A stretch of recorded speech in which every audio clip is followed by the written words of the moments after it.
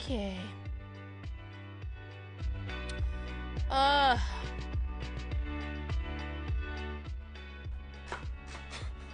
Jesus. Christ. God. How am I feeling? All right. You guys want to hear something gross? So, this morning when I woke up, I was like, the left side of my throat was in so much pain. Like I couldn't swallow, but it was specifically on the left side of my throat. And so I looked in the mirror and I have a giant canker sore. Right, like on the back of my throat here. And that is what is causing me so much pain. Yeah. Yeah, if you've ever had a canker sore, you know how painful they are. Now imagine one on the back of your throat. I've never had one there before. Ugh.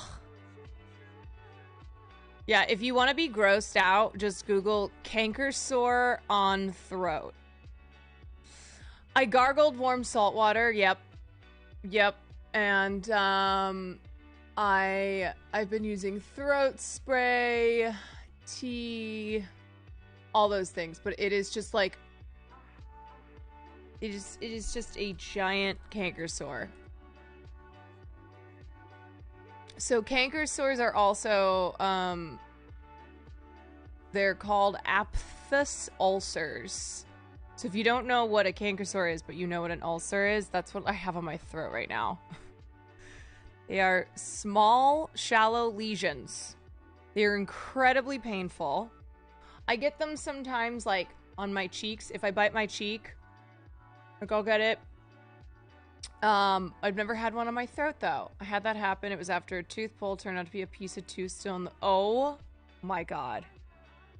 That sounds so painful.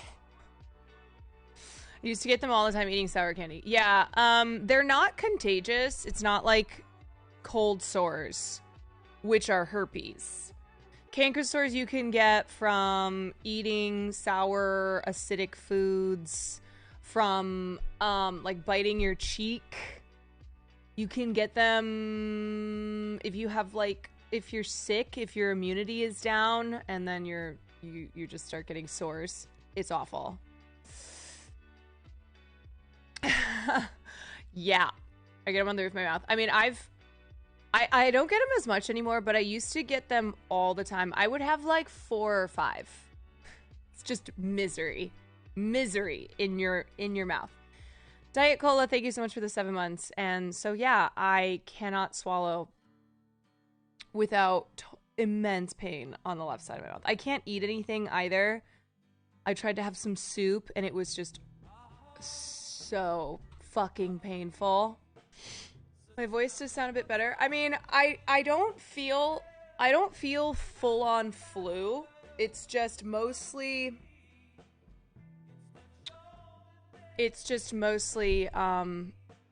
my throat hurts like a bitch. They're awful. Awful. Yeah. Ugh. You pretty much just have to wait for them to heal, too.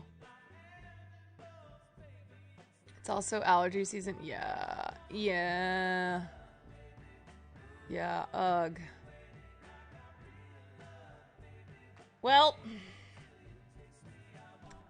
nothing I can do about it. Just try not to make it worse. Baking soda helps me. Can you do that?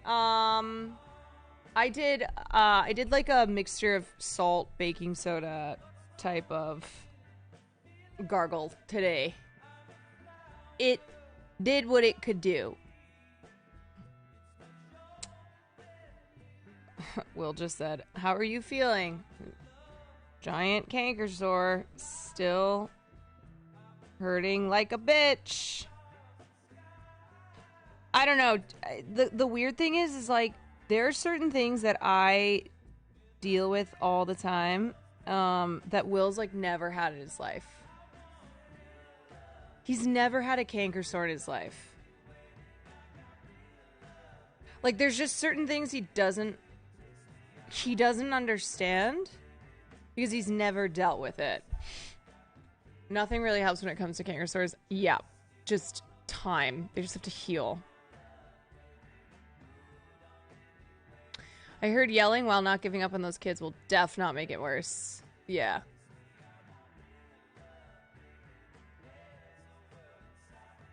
Have you ever had a sty? Yeah. Mm-hmm. I have. Oh, boy. Just need it to heal. Hold on 1 second. I'll be right back.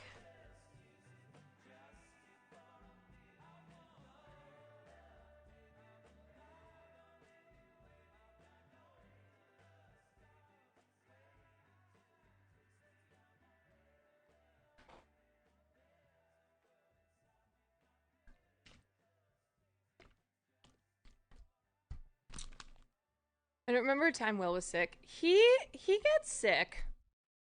He does. He just doesn't get sick in the way that I do. He definitely has a stronger immune system than I do. He also has the Will Neff School of Medicine. So a lot of times when I think... Okay, a lot of times when he's sick, I don't think he's actually sick. I think he's run down and exhausted.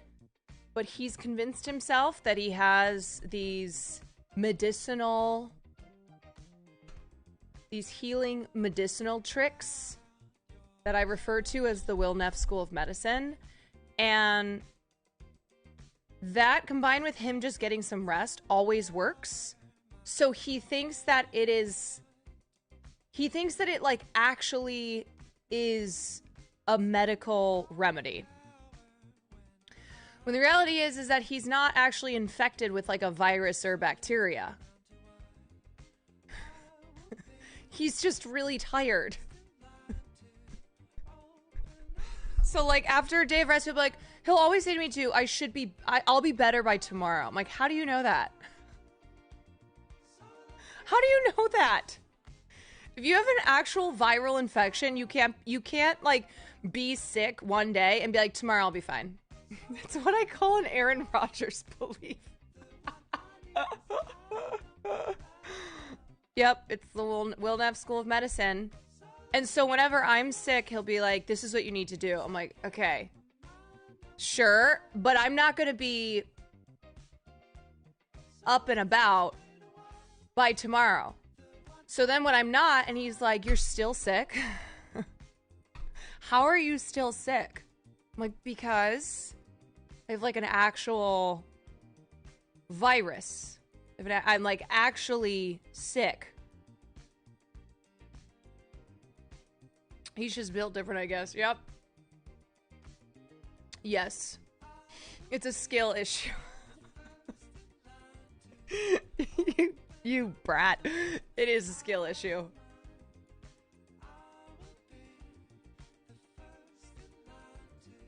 Anyway. Me when I'm sick. You don't look good.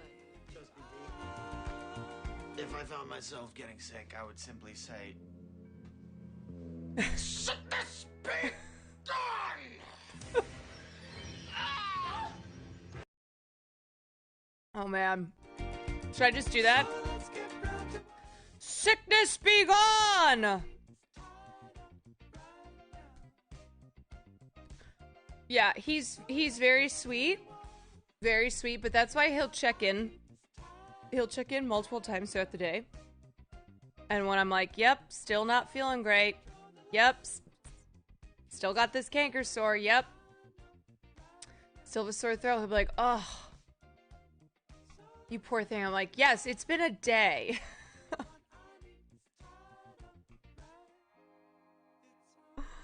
Oh, man.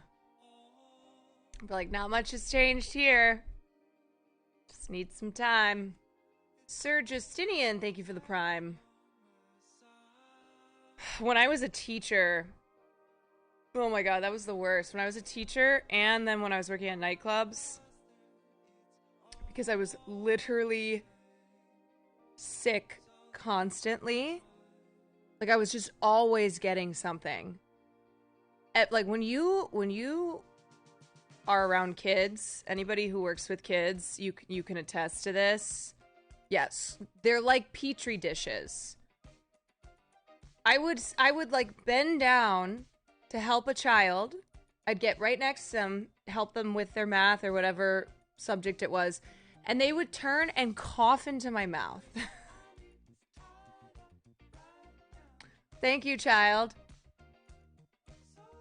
Thank you so much for coughing right into my mouth. Yeah. So that was fun. That was just like constantly what I was dealing with. You just got this email today? Wait, really? How to get rid of canker sores, home treatment, and prevention tip. They go away on their own after a few days. Yeah, unless you like keep agitating them. It's not possible to prevent them from forming. However, home treatments can help relieve pain while a sore heals. Yep, I have done all of these. Every single one. Ads are getting so advanced these days. Yeah, they're like, oh, someone say canker sore?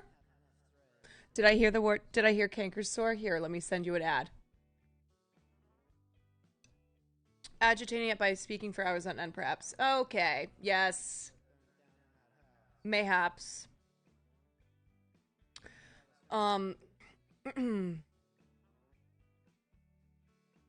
What? Well,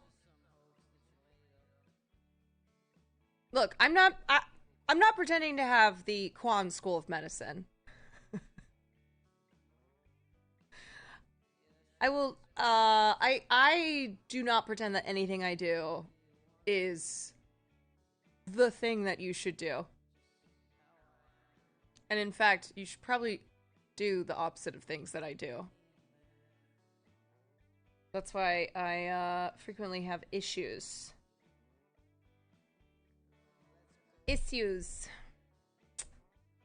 I'm just happy it isn't me. No offense, I just really don't like canker sores. No offense taken. They suck ass. They really are such a nightmare to deal with. Anyway, how are you guys doing? How's everyone?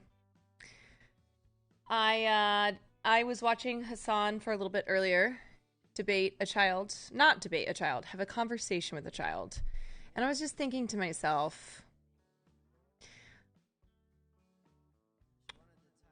is there going to be any good that comes from this? I don't know. I mean, I think the only thing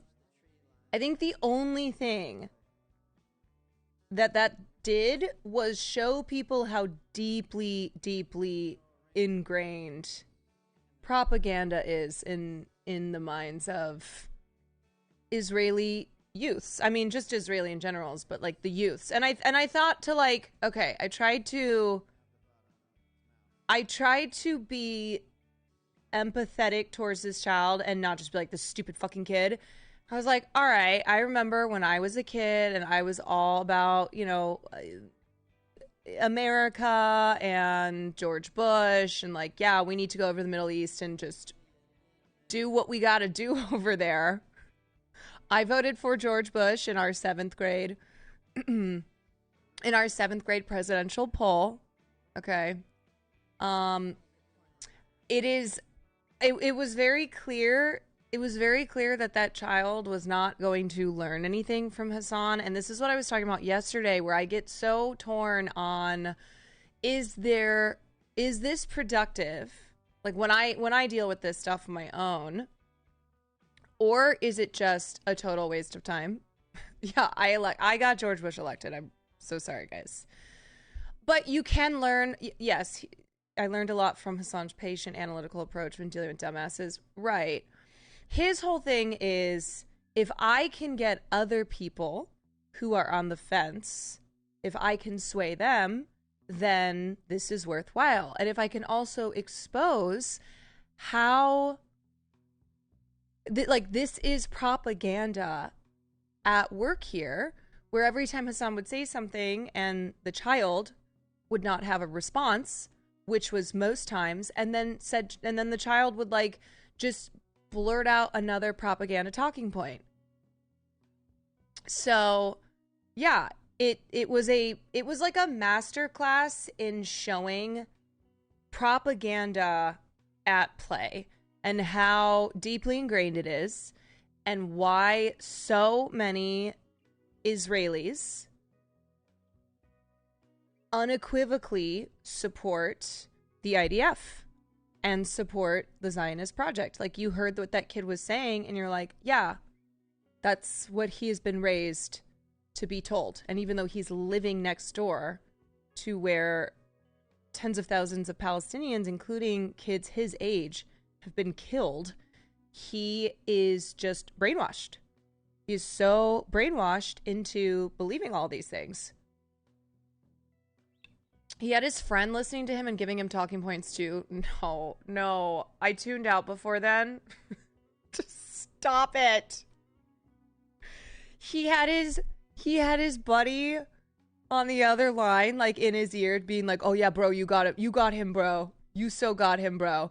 Because it wasn't a debate. That's the thing. If you ever guest star chatter to have a conversation with them, I'll never do that.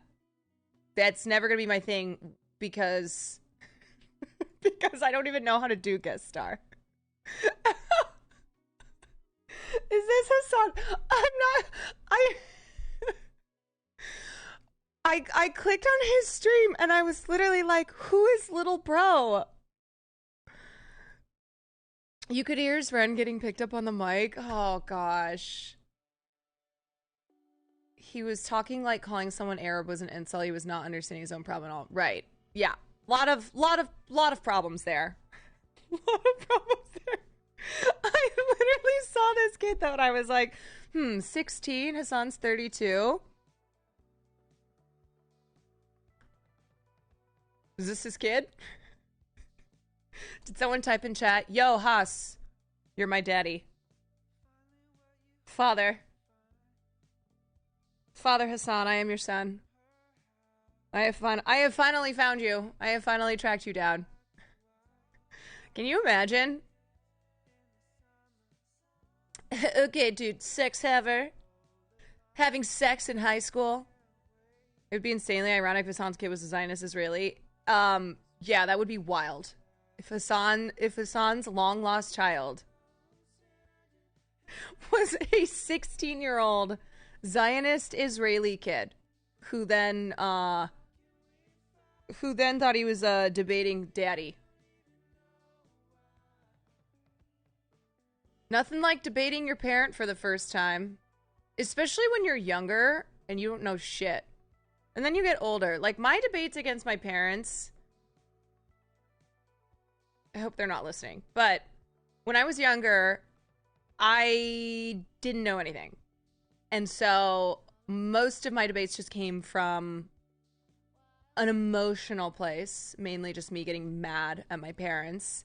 But then as I got older, I was able to be much more logical, and I realized that I actually knew a lot more than my parents did. So in essence, then it was never ever a debate, because then my parents would get emotional. So it was like they were me when I was younger. Can you imagine being on a live stream with 20,000 viewers as a 16-year-old looking back in 10 years? No. However, here's the difference.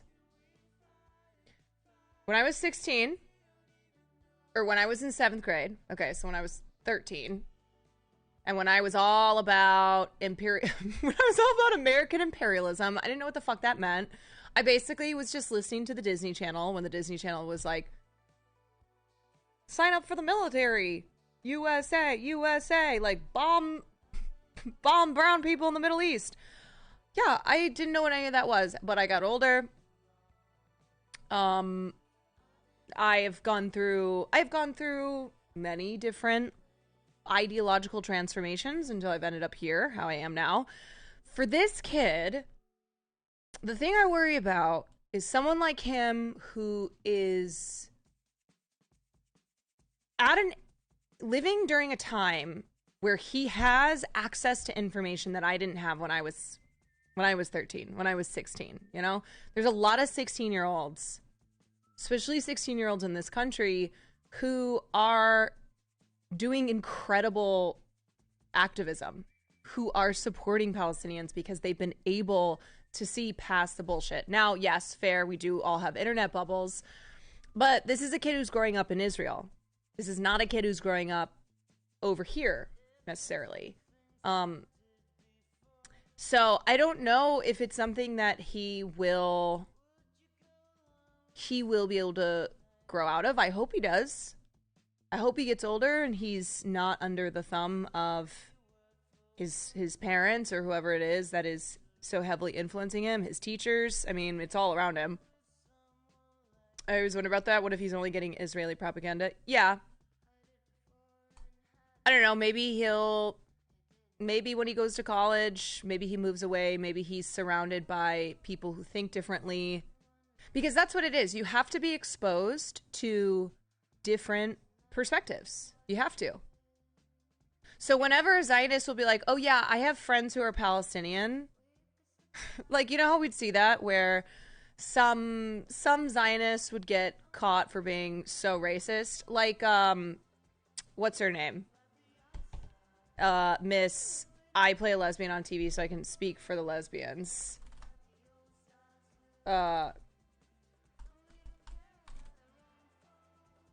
Juliana Margulies. Yeah.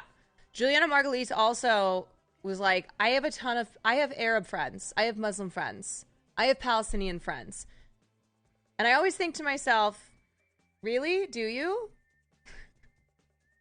Because if you do, then either they don't care about anything that's going on, and so they're not providing an alternate perspective than yours, or you don't.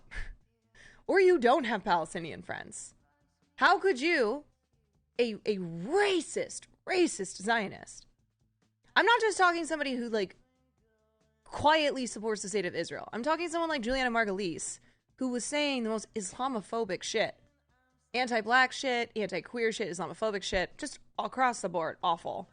So for her to be like, I have Palestinian friends as a cover, it's the same as like, I have black friends, someone who's being anti-black, I have black friends. It's like, well, I actually don't believe you. I don't believe that you truly have black friends, like friends who you actually like listen to, who you take their perspectives and their experiences into account, who are not just superficial friends. Oh, Deanie, thank you so much for the gifted sub, and Red Beans and Rice, thank you for the 5 months. I have bald friends. I have bald friends. I'm a streamer. Or like when men say they yeah. When men are like, I have a mom. I'm not misogynist. I have a sister. Oh, awesome. I'm so glad for you. Having a friend doesn't mean her take isn't despicable. Right. So the thing is that when you surround yourself with diversity, you have to actually surround yourself with diversity of thought. Not just, oh, I have a black friend and an Asian friend and a queer friend. If there's not diversity of thought there, if like your black friend isn't speaking from the perspective of a black person who is talks about like the systems in this country, like law enforcement and the justice system that are detrimental to black lives. And it's not just like a black person who has bought into white supremacy, right? Like that doesn't count. collecting minority groups like they're Pokemon. Yeah, like if your black friend is Candace Owens, that doesn't count. If your Asian friend is like an Andy Ngo, no. If your queer friend is Milo Yiannopoulos, no. That's not good.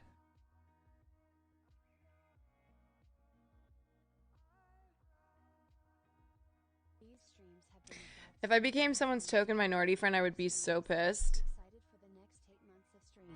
I have had that experience of being many people's token minority friend. It sucks. But there are some friends of mine who realize, like, yo, once they like learn the word token and came to the understanding that that's the role that I played, and that they needed to make more friends who were not just white, because like I don't count. I can't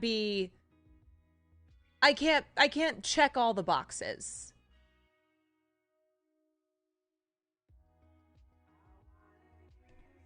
I want to be a token white friend. I'm like, you know what? I'm also half white. I'm half white. Okay, so the fact that I'm half Asian and I'm your only minority friend, plus your only friend who's a progressive, I can't be it all. How do you find out you're a token friend? Were they just bigots around you? Okay, here's how I find that out. One, when I was in college, I was referred to as the Asian friend. That's how you know you're the minority friend. Because if there were other Asians in our friend group, I wouldn't have been the Asian friend. Two, I have kept tabs on my friends' friend groups after college, and it's always like one of these when I see that they left college and the friend group that they made after college is all white people who seem to be of the same school of thinking. Like, there's no diversity there whatsoever. And I'm like, it's not as if you never left this area. If you're going to other cities, okay? If you're going to places where I know there's more than just white centrists, you should probably try to branch out. If two friends in the group of the same name and your race becomes the way they distinguish you.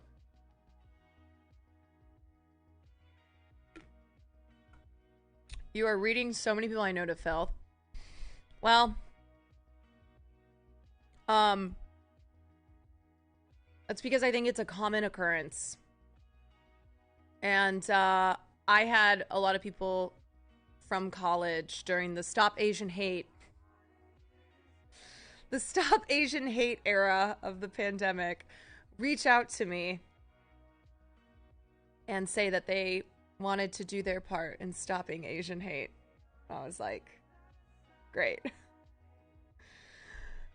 Anyway,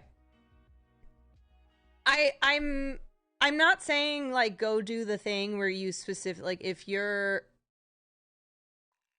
white, please don't go do the thing where you're like, okay, I'm gonna go seek out a black person just to be friends with them. It's like not good. That's not what I mean for you to do. I don't mean for you to like make it all get out here. But I think people get really comfortable being around people who look like them and think like them. And so it's always just it's like challenging yourself to go outside that. You know? So don't make it a goal to be like, the first black person I see, I'm going to become their best friend, because they don't want that. However, it's good to always be pushing yourself to be open-minded and look around and go, are all my friends the exact same? And if they are, maybe reevaluate.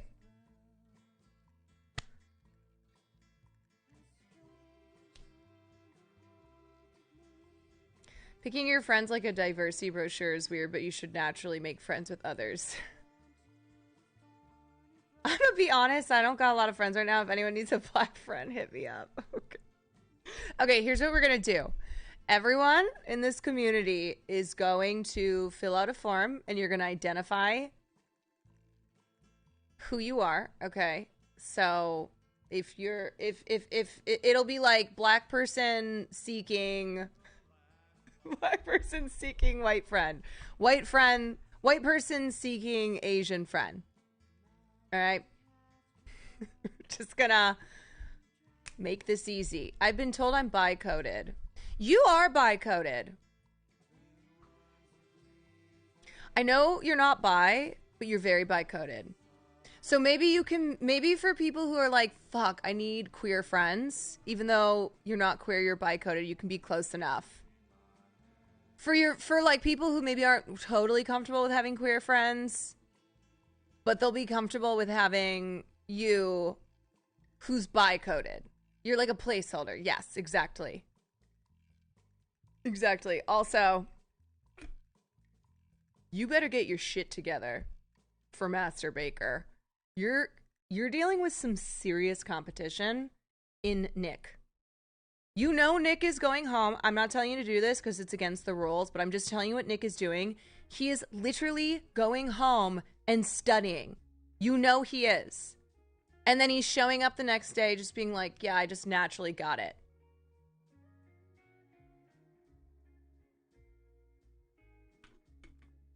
I can insult his hair and he'll crumble.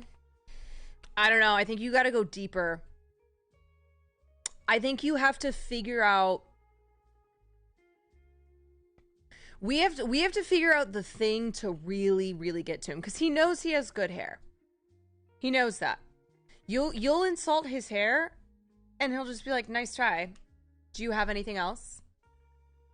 Tanya Harding him. I wonder if he has allergies. Does anybody listen to The Yard? Like, does anyone know if perhaps Nick has said anything on The Yard? Insult the way he walks. I think the way that you walk is so stupid. Wow, that's actually specifically mean. Brainiac5 Twitch, thank you for the 8 months. We only listen to the yarn here. Good answer. I'll tell me it looks weird. That's what Cutie said to Stans and it worked. Yeah, but Stans is he's a more sensitive boy. Stans is softer, you know. Nick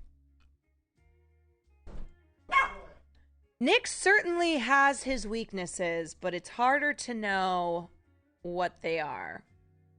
He is ginger. Maybe I should ask my resident ginger for some advice on how to get to him.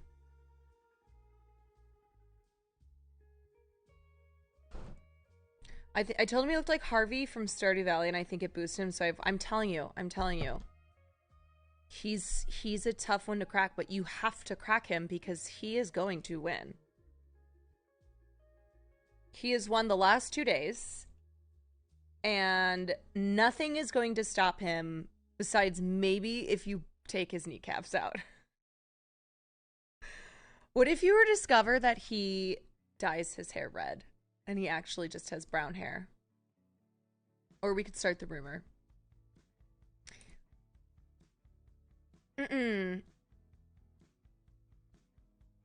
You can just rig the vote against him in a couple days, right? Yeah, I am not saying that I'm going to be biased here, but when I judge Master Baker on Saturday, I'm going to do everything in my power that Nick Falco does not win the round again.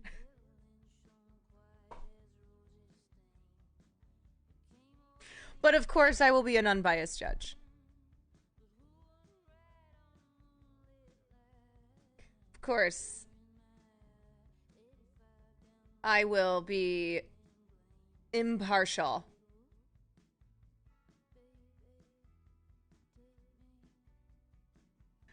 BB No Money was helping everyone today. He was too nice. Oh, I'm not gonna be nice. I'm gonna be like,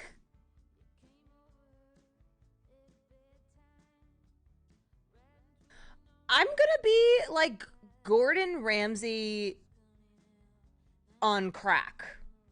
Yeah. I think that's what I'm going for. On the yard, they say he's like effortlessly cool. So if you can break that, you can break him. Like say, oh, all the yard members have their thing except Nick. Just be cutthroat. Look, I like to keep things close, okay? I don't like it when one person is too good.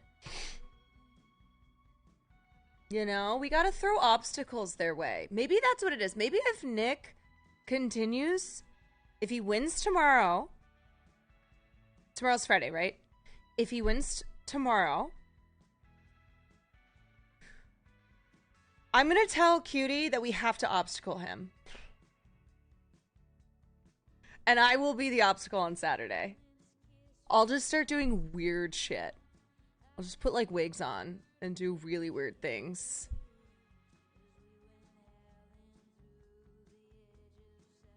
A handicap, yes, exactly.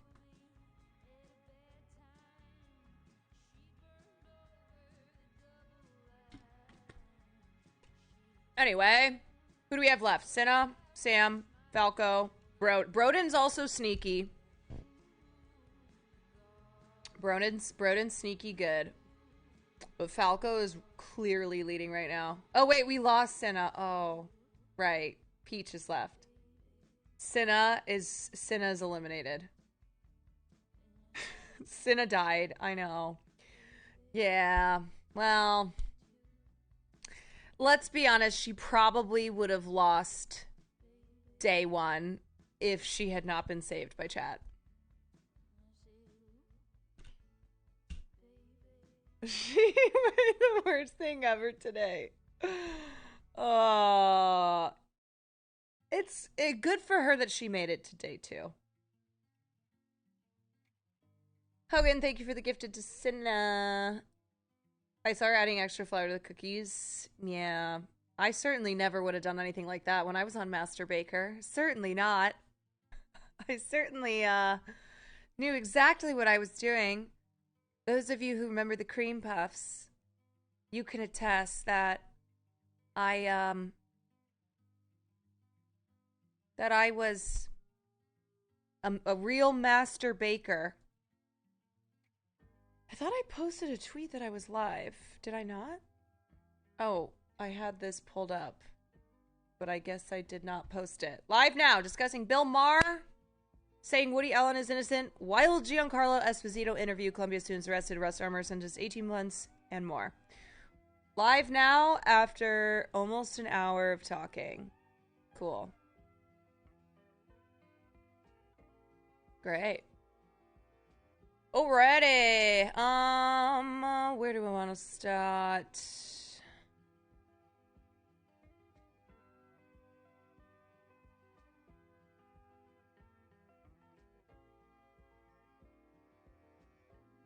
Okay, let's start with the Columbia news. See what's going on over there.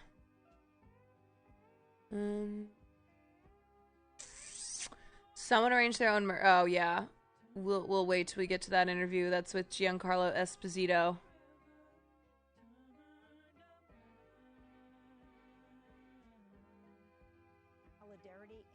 Okay.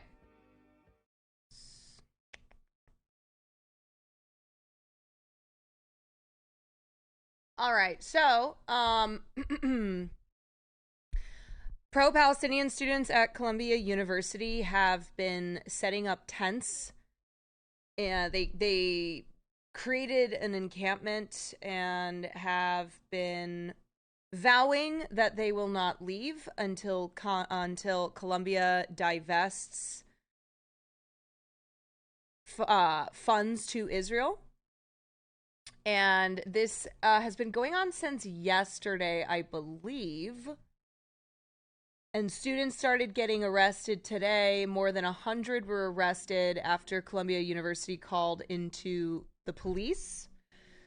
And so the NYPD and Columbia students have been clashing, and I believe Ilhan Omar's daughter was one of those students who was arrested.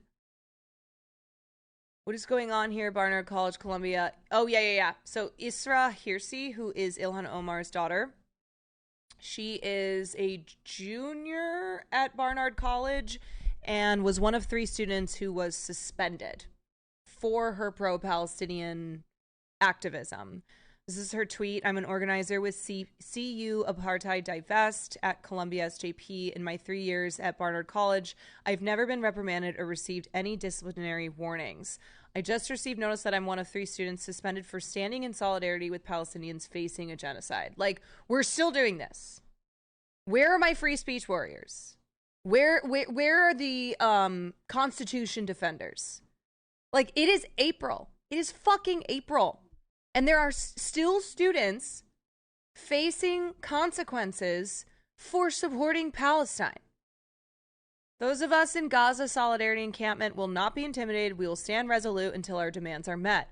Our demands include divestment from companies complicit in genocide, transparency of Columbia's investments, and full amnesty for all students facing repression. By the way, guys, I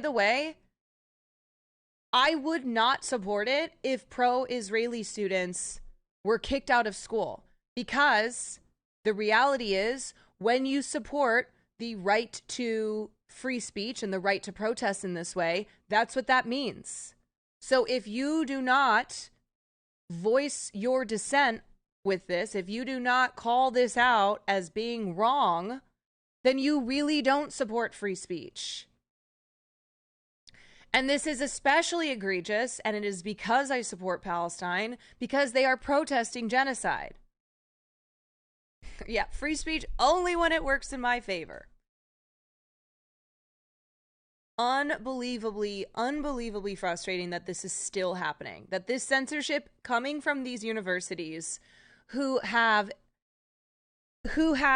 by and large punished pro-Palestinian students, and yet the narrative still in the media, as it has been for fucking months, is that anti-Semitism is running rampant on college campuses.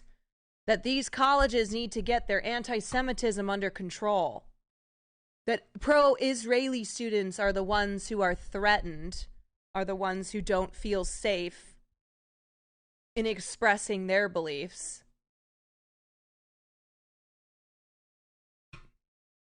I heavily support the freedom to protest. It's so sacred. Yes, it is. And so where's Barry Weiss? Where's, where are all these... Where are all these constitutional defenders? Where's what's his name? Brett Stevens, who I cannot fucking stand. But when it comes to somebody who never shuts the fuck up about censorship, freedom of speech, constitutional rights, Brett Stevens of the New York Times. Hello, where's your think piece? What merits asymmetric crackdowns on Palestinian human rights protests? Yeah. Good question. Early Wednesday morning, with dozens of tents occupying the south lawn of the campus outside the main library. As we broadcast, students have been threatened with suspension and discipline action, but are still refusing to leave until their demands are met. They spoke about... So these are the demands: 1, financial divestment; 2, academic boycott; 3, stop the displacement; 4, no policing on campus; 5, end the silence. About what they're calling for. Down with occupation. Down with occupation. Up with liberation. Up with liberation. My name is Miriam Alwan. I'm sorry, I just have to go back to this sign. Zionists get no bitches. I mean, we know. We read that report from I can't remember what it was in, but it was Zionists talking about how hard it's been out here on dating apps. They're like, even when I match with just Jewish people, I'm finding that a lot of these Jewish people also don't support Israel? Like, what's going on here? No way. No way. You mean you're having a hard time meeting cool people who don't support an apartheid state? My name is Miriam Alwan, and I'm with Columbia SJP, Students for Justice in Palestine, and we are here today to demand that Columbia divest immediately from all states in Israeli apartheid. Over 33,000 Palestinians have been killed, and as we speak, our president is testifying in front of the House in a game of political theater that is conflating anti-Zionism with anti-Semitism. We want to focus the attention on what's going on in Gaza and tell Columbia that we are not going anywhere no matter how much government suppression we face. We will keep fighting until they divest. They have been completely repressive. I mean, we faced police brutality. We have faced countless policy changes. I mean, my group, along with Jewish Voice for Peace, was suspended in the fall semester completely illegitimately. I filed a lawsuit to counter that action. Yeah. And it seems like the repression is only getting worse and worse and worse. But the more they repress us, the more we rise up, and that's why we've escalated. That's also why we've escalated here today. Not only are they not listening to us when we peacefully protest, when we attempt to just pass referendums for student voices to even be heard. They don't even want to listen to the students. They don't want to know what the students think. And so we're here to tell them that we will take up space and presence on this campus, and they're not going to be able to erase our support for Palestine. Since October, the very first protest that we've had, the university has begun closing the gates. Columbia actually normally in recent history did not close its gates to the public. However, the minute we started having protests for Palestine, they began doing so. They began calling the police department in full force onto our campus without consulting the university senate, bypassing its own procedures and policies to do so. At this point, no action that the university could take would surprise me. They have completely, violated all mechanisms of shared governance and their own policies and procedures, and they don't care. We're apprehensive, but we know that anything that Columbia or our government or the police try to do to us is nothing compared to what is going on in Gaza right now, the starvation that they are facing, and our money is funding this. We are not neutral. Our institution is not neutral, and our country is not neutral, and that is why we are here today. What do we want? Justice! When do we want it? Now! If Rafa doesn't get it, shut it down! My name is Soph. I am with Jewish Voice for Peace at Columbia, and I am here today because I will not stand by while thousands and thousands of people are dying because of our tax dollars in this country, as Columbia's money is going towards a genocide. The money that should be funding our education is going to the bombs that are dropping on Gaza right now. Columbia is a majority share. It has massive amounts of shares in various organizations like Lockheed Martin that are supplying Israel with bombs right now, and we will no longer be complicit. In a campus like this that is filled with repression, that is every day we wake up and the administration tries to silence us more and more, we are here to say the more you try to silence us, the louder we will be. We will not be complicit. We will stand in solidarity because we know that we keep us safe, and there is no liberation except for collective liberation. Yeah, it is a really, really optically a bad look that these private universities that champion academic freedom, that in the past have had questionable speakers. Like if you look at USC, which we'll get to when we talk about the valedictorian who is no longer allowed to speak, they've had people like Milo Yiannopoulos speak before. So it's something where the more that they double and triple down on suppressing pro-Palestinian students, the worse that it looks for them, and the more that the students are going to push back and do things like this, where now they are camping out on Columbia's lawn to protest their involvement in supporting the genocide. And they have the right to do this because the tuition students pay directly to support the genocide without their consent. Right, just like, more broadly, how our taxpayers, or our tax-paying dollars, are supporting the genocide as well. And so that was the point she was making. It's like our tax dollars plus our tuition dollars. So like as a student here, we are doubly supporting something that we don't believe in. The obvious and main demand is divestment from apartheid. Columbia is not even fiscally transparent. Unlike many universities, they do not even publish the companies that they are invested in. And through our research, we are highly aware of a multitude of companies that they are investing in, as I mentioned, that are funding genocide and apartheid. We're calling for an academic boycott of Israel, which includes the Tel Aviv Global Center that Columbia is trying to build. We're calling for an end to student repression, student disciplinary action. We want to take back our campus because this should be a place for us. We're here to teach the world, to teach everyone around us the things that Columbia refuses to teach us and the things that Columbia refuses to do on its own campus. Oftentimes the speakers are brought in by student groups. It was true. It doesn't matter. Like, my point is that these schools didn't block when people like Milo Yiannopoulos or, you know, just there's been a bevy of really dangerous right-wing commentators who have ties to Nazi ideology or, you know, white supremacist ideology, who have been allowed to speak at these schools, but because of academic freedom, because of freedom of speech, you know, the schools have not stepped in and they've allowed them to be there, and yet they're stepping in now. As that one student was saying, they bypassed the student organization and went straight to the police to remove these protesters. They didn't even stop Rittenhouse. A guy I'm not convinced could beat a CAPTCHA. Yes, like why the fuck does everything aside with what Kyle Rittenhouse has done, that young man is a dunce. He is very stupid. He doesn't deserve to be speaking to any group of college students.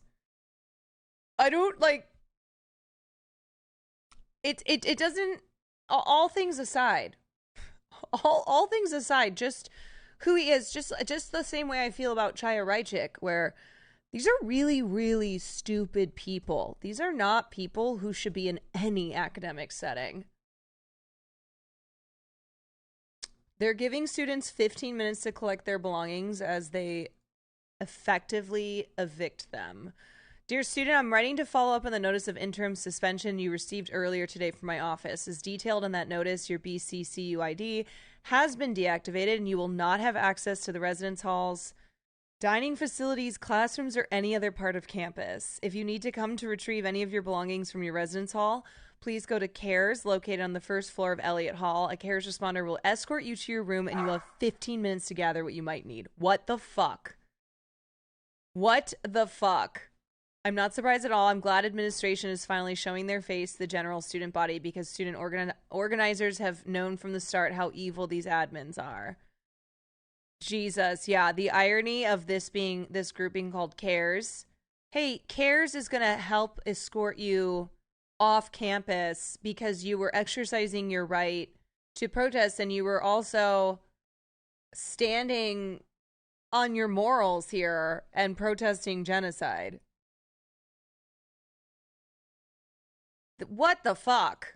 And frankly, every time we move, every time there's an action, every time there's a rally, Columbia just hits back stronger and stronger. And what that says to me is that they're scared of us. Yes. They know that the youth on this campus, as they have because just like the presidents of Harvard and Penn, you know, the ones who were in that Senate hearing or that Congress hearing had to deal with, they are terrified of their investors. They are terrified of the wealthy Zionist donors who are coming down on their asses. And so that is why they are going against the fundamental principles of that these universities were built on, of academic freedom, of the right to, the right to protest and the right to free speech. And they are violating those students' rights because they don't want to risk their own cushy positions. Yeah, they don't give a shit about the kids being bombed over in Gaza. They're not going to stand up for the kids at Columbia University. Historically, are the voice of reason, are the voice of truth, and Columbia loves to talk about 68, they love to talk about 85, and they neglect to mention that just in those times, as they are now, the administration disciplines students, they harass students, they did nothing to protect the students who were protesting. Columbia has a long legacy of student activism, of student protest, and just as long a history of student repression and student discipline. There are dozens upon dozens of us that stand and say, not in our name. We refuse to be complicit in genocide. We refuse to believe that Israel is... And I'm sorry, like, I just will never get over the irony of these administrators taking this action under the guise of anti-Semitism when so many of these protesters are Jewish. Obviously, I don't want to erase the work of and the activism of non-Jewish protesters, but it's like, oh man, we are at a fucking point now where you have in many cases you have non-Jewish people telling Jewish people that they're anti-Semitic, and Jewish people who are against Zionism being punished for those beliefs. Like, that's insane. It's so crazy to me. Like, it's crazy to me to think that if the if I were protesting China, if I were protesting the Chinese government, to have, like, I'm just trying to find something equivalent, to have someone who's not Chinese telling me that I'm racist, that I'm like anti-Chinese, which wouldn't happen because here in America, being anti-China is the popular stance to have. So it's not a perfect example, but that's what's going on here, where Jewish students who are anti-Zionists are being told that they are anti-Jewish, that they are against themselves. It's madness. There's some suspicion that Israel's suspension was what? Oh. Seen anti-Muslim protests on campus. Yeah, I mean, let's be real. If there is one congresswoman who... I mean, yes, Rashida Tlaib got censured, but the one who I would say is frequently has the mob after her, it's Ilhan Omar. I have seen, we have had pro-Israeli demonstrations on campus. No. But just not a protest that was not, against Muslims. No, I have Have you not seen one against Arabs? No, I have not. Have you seen one against Palestinians? So No, this I was have not. yesterday. Have you seen against one against Jewish people?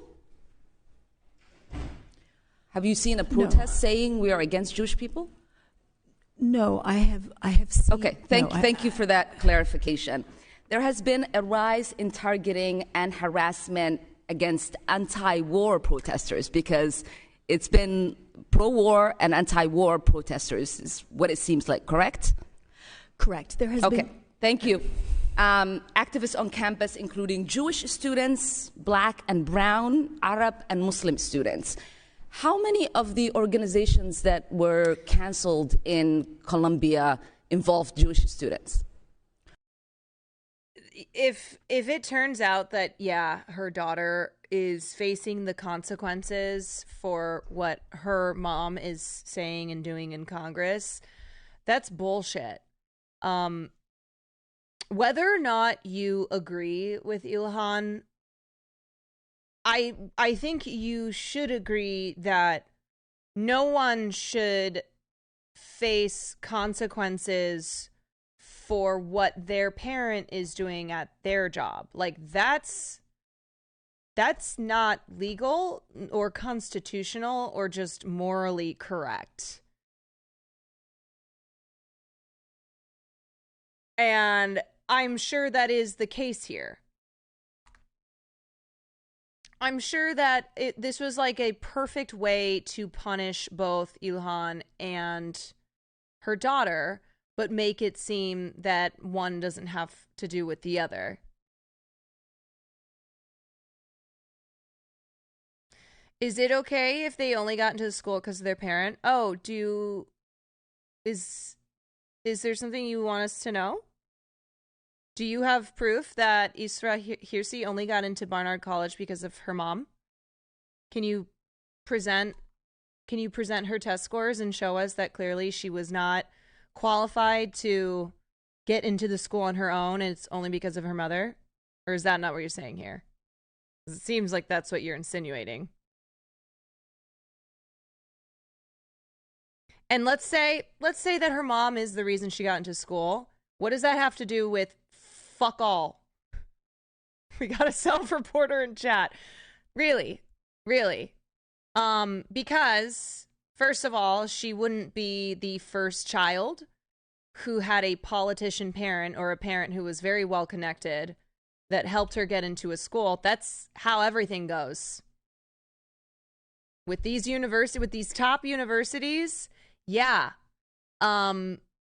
Lots of kids have help getting into these schools because of their parents. Still doesn't mean, if that is the case here, that whatever her mother is doing at her job should have any effect on the daughter. That, like, the daughter should have to face repercussions, which I also disagree with. Like, I am on the side here of Palestine, so I don't agree that she should even face repercussions, neither mother nor daughter. But regardless, daughter should not have to have anything to do with what her mom is doing in Congress. I'm still waiting. Do you have anything yet? Anything else? No? Did you just disappear? Okay. All right. Well. Anyway.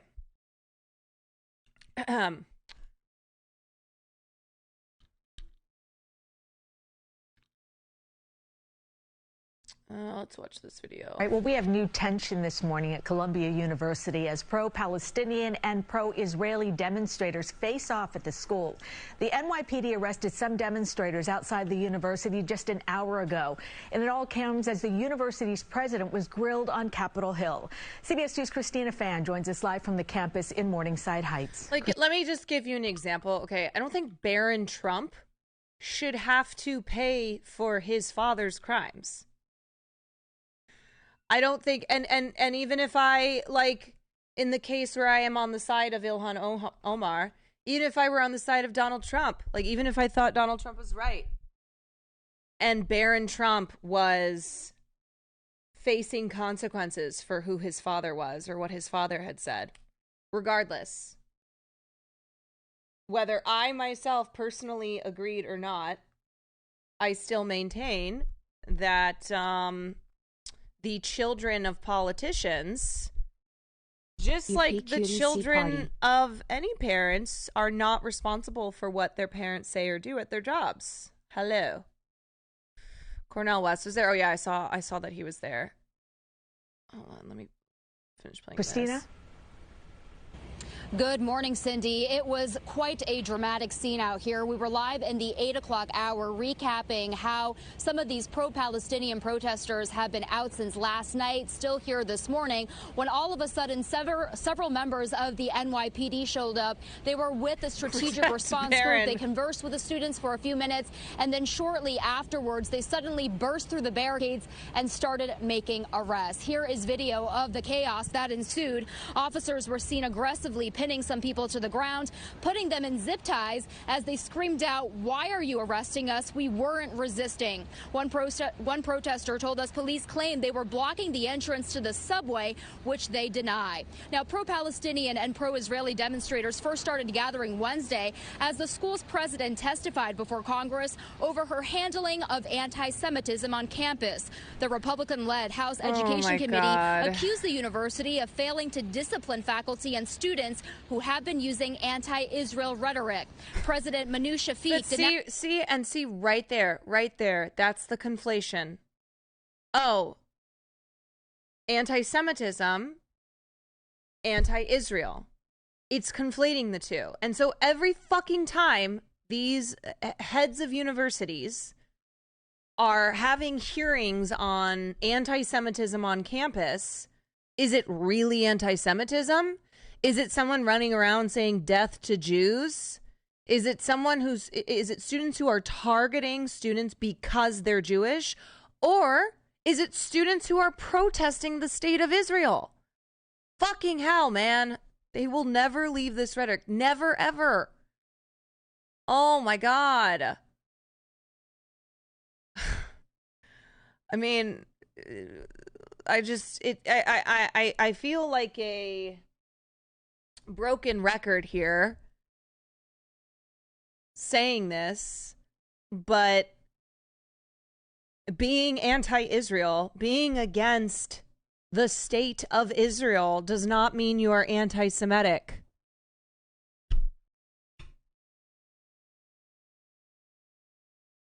Never anti-Muslim, though. Never. No, there's never problems with Islamophobia. No. Not even when Muslim people in this country have been stabbed and murdered in the last 7 months, when students who were wearing keffiyehs were shot in Vermont. No. No, it's never, there's never any anti-Arab, anti-Muslim Islamophobia issues that need to be discussed here.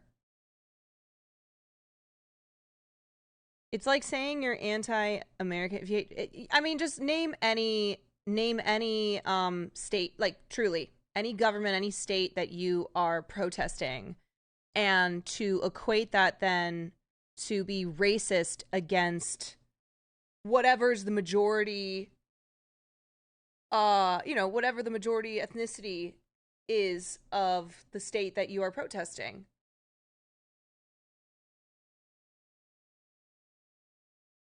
Announced anti-Semitism at the hearing, but back here on campus, students on both sides were unhappy with her response. Columbia has shown over and over again that they don't care about student rights, they don't care about student voices, they don't care about student safety. I'm scared to wear a Jewish star here. I've gotten very nasty anti-Semitic comments at me, and tell me what. I want to know what they are, though. When Jewish students like this are like, "Oh, I've gotten so much anti-Semitism," is someone saying to you like, "Fuck you, Jew"? Is someone saying like legitimately anti-Semitic words? I want to know what they're saying, really. Or is someone saying protesting the state of Israel? Kim, let me know. I just don't understand how this is accepted.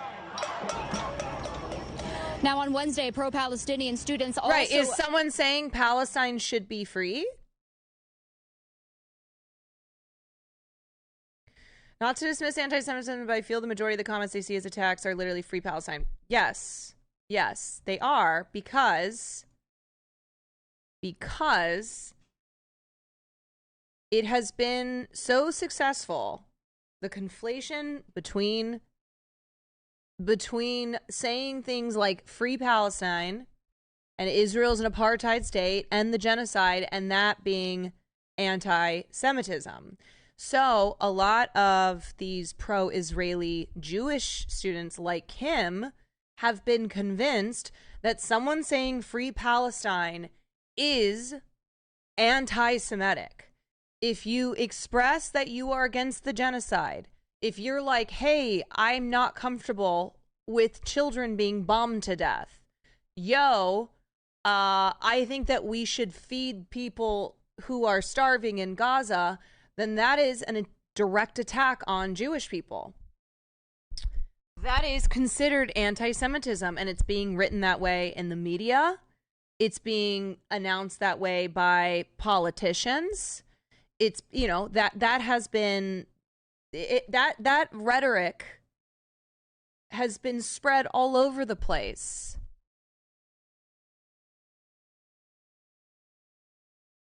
A lot of places have adopted the IHRA definition of anti-Semitism, which mentions Israel like 9 times in a few paragraphs. Yeah, I mean, look at this. This was in The Intercept a couple days ago, where even we already knew this. We already knew this, but this just confirms it, that the leaked New York Times Gaza memo tells journalists to avoid words like genocide, ethnic cleansing, and occupied territory. Which, like, yeah, duh, already knew that. The memo instructs reporters not to use the word Palestine except in very rare cases, and to steer clear of the term refugee camps to describe areas of Gaza historically settled by displaced Palestinians expelled from other parts of Palestine during previous Israeli-Arab wars. Hey, you know a camp where a group of refugees live because by definition they are no longer able to be in their homes where they came from? Let's not call them refugee camps. Let's figure out another word for it. The areas are recognized by United Nations as refugee camps and house hundreds of thousands of registered refugees. The memo, written by Time Standards editor Susan Westling, international editor Philip Pan, and their deputies, offers guidance about some terms and other issues we have grappled with since the start of the conflict in October. Okay, so this relates to all the bullshit anti-Semitism claims, because it's like it's all about language, and either we're just not using these terms at all because we don't want readers, we don't want people to know what's going on over there. If we say the word genocide in a place like the New York Times, the New York Times readers are going to start thinking that this is a genocide happening over in Gaza. If you refer to them as refugees, if you use the term occupied territory, it's going to look bad for Israel. So, on the one hand, when these terms are used, we call them, oh, this is anti-Semitism, but also avoid using these terms because we don't want people thinking that that is what's going on here. Genocide is a slur, right? Yes, exactly. While the document is presented as an outline for maintaining objective journalistic principles and reporting on the Gaza war, several Times staffers told The Intercept that some of its contents show evidence of the paper's deference to Israeli narratives. Pretends to be shocked. I think it's the kind of thing that looks professional and logical if you have no knowledge of the historical context of the Palestinian-Israeli conflict. But if you do know, it will be clear how apologetic it is to Israel. Yeah, the guidance, which collected and expanded on past style directives about the Israeli-Palestinian conflict, has been regularly updated over the ensuing months. It presents an internal window into the thinking of Times international editors as they have faced upheaval within the newsroom surrounding the paper's Gaza war coverage. Issuing guidance like this to ensure accuracy, consistency, and nuance in how we cover the news is standard practice, said Charlie Statlander, a Times spokesperson. Across all our reporting, including complex events like this, we take care to ensure language choices are sensitive, current, and clear to audiences. But the thing is, when it comes to violence that Israelis have faced, when it comes to October 7th, there's no watching the language here.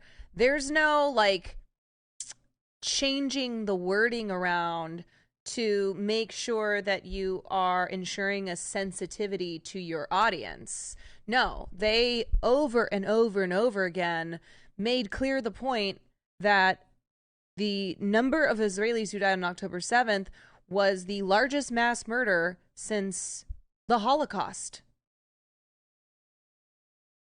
Genocide is only okay to say if it's being done to Israel. Right. And then not to mention all of the all of the lies that the New York Times has printed as fact that then they've had to go back and be like, oops. All of the stories, like the 40 beheaded babies that outlets like the New York Times ran as total fact when their sources were when their sources were Israeli propagandists, and then later we're like, oh yeah, wait a second. Yeah, and the 800 titties. The 800 chopped off titties. Yeah. So interesting what the New York Times considers to need to err on the side of caution. Issue over style guidance have been among a bevy of internal rifts at the Times over its Gaza coverage. In January, The Intercept reported on disputes in the Times newsroom over issues with an investigative story on systemic sexual violence on October 7th. The leak gave rise to a highly unusual internal probe. The company faced harsh criticism for allegedly targeting Times workers of Middle East and North African descent, which Times brass denied. On Monday, executive editor Joe Kahn told staff that the leak investigation had been concluded unsuccessfully. Okay, what was I looking at when I got went over to that?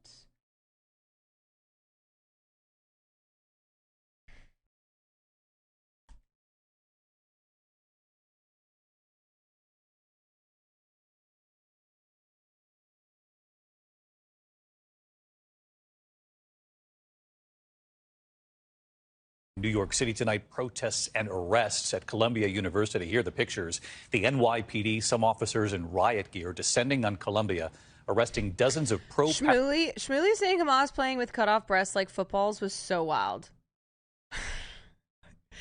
It is so outlandish. It makes you laugh. It makes you laugh at the idea of 800 cut-off breasts being thrown around like footballs, when also there was very limited time for Hamas to get in and out and do what they needed to do.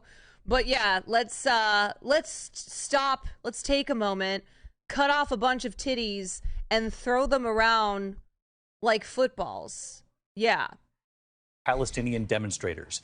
It comes after the university president was called before Congress to address accusations of anti-Semitism on campus. It's something out of Comedy ABC's Gore. Stephanie Ramos I know. tonight at Columbia.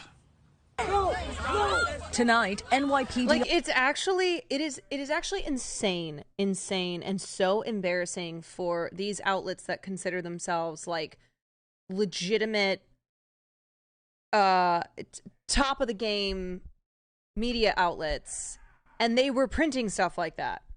They were printing stuff like that as fact. Oh, source, trust me, bro, or source. A guy from Israel told me so. Oh my God. I mean, really, and if you think about it, if you just use common sense for a second, okay? Use common sense for a second. Hamas didn't even know how successful their prison breakout was going to be. So, like, already they're going into this going, here's the plan. The plan is to take these hostages, if we can get to them, so that then we can negotiate, all right? But if I'm in that situation, I'm thinking to myself, there's going to be hardly any time to accomplish this if we manage to break out of here, because we're going up against Israel. We're going up against the most powerful military in the Middle East, the state that is backed up by the most powerful military in the world. And so the idea that I break out and then I decide with my precious time to cut off hundreds of titties and throw them around like footballs, but then, oh, wait, gotta stay on track, still manage to get all the hostages I need to get. What are we doing here? And then printing that as fact. Can't resist them titties. No independent verification. Yeah. And then me, a journalist, being like, so you're telling me that 800 titties were cut off and thrown like footballs? Great. I'm not going to independently verify that absolutely insane claim whatsoever. I'm going to write that down and print it in the New York fucking Times. The officers descending on Columbia University, arresting dozens of pro-Palestinian protesters. And I'm not getting into it. But in case there's anyone lurking in here, which I really don't know how there would be at this point, and you're like, what about all the beheaded babies? Isn't that? Please just know that all of those wild stories that were released around October 7th and was atrocity propaganda as a way to like justify blowing the arms and legs off a baby in Gaza and doing that 1,000 times over. Please know that has all been debunked. It has literally been debunked by Israel, like the IDF themselves. This isn't me sitting at my computer here saying I debunked it myself. This is not sources that you might, if you are pro-Israel, might consider to be biased. Just Google like 40 beheaded babies and debunked, and you will see endless sources, including the IDF themselves.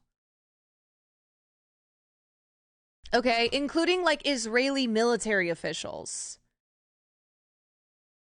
So I'm not gonna sit here and hold anyone's hand and walk them through all that, but I do think it's important, if you haven't been keeping up in the last few months when a lot of that has been officially debunked, it's important for you, or if you have family members who are still like 40 beheaded babies, please send them that, like, the IDF's own report of how that is not actually what happened. It does sound like an episode from South Park. That's how outlandish it is. I know.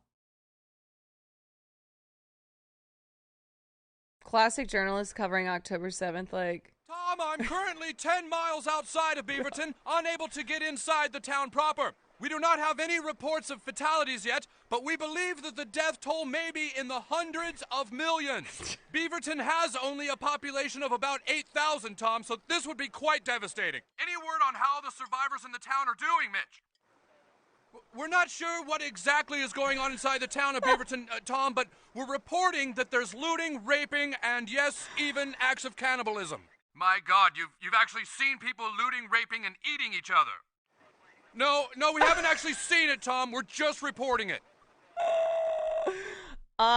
Yep, that's literally what was going on.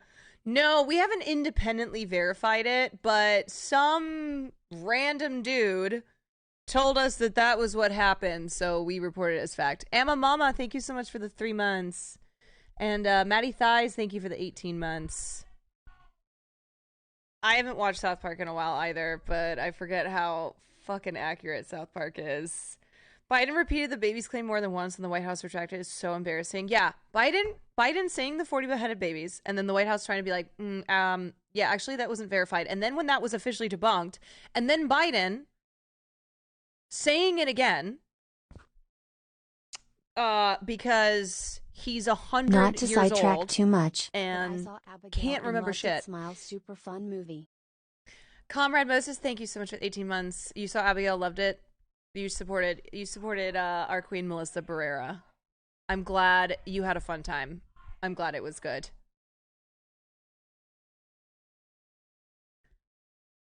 I have a stupid question. Every year I host a silly and kitsch Eurovision party. I've also had Eurovision parties in the past. It's a whole thing, but loved by my friends this year. I feel really uneasy to do it. Do I boycott or take this occasion to highlight the ceasefire? I don't think you need to boycott your own Eurovision party. I think there's plenty of people who are still watching Eurovision. I'll probably still watch Eurovision. There have been a lot of events that I have watched in order to provide commentary here that I think is necessary and is more important than like just boycotting something.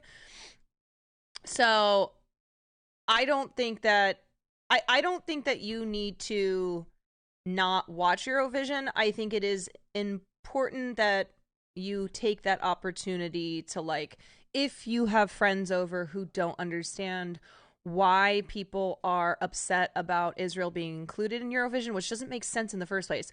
Are you guys the Middle East or not? Anyway, I always say with boycotts, unless it's something that is sanctioned and is official, you don't need to do an individual boycott because it's not going to have an effect. You know what I mean?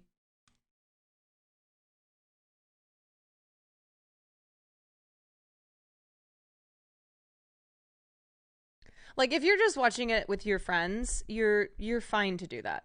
Yeah, for real. Are you Middle Eastern or European? Please pick. Please.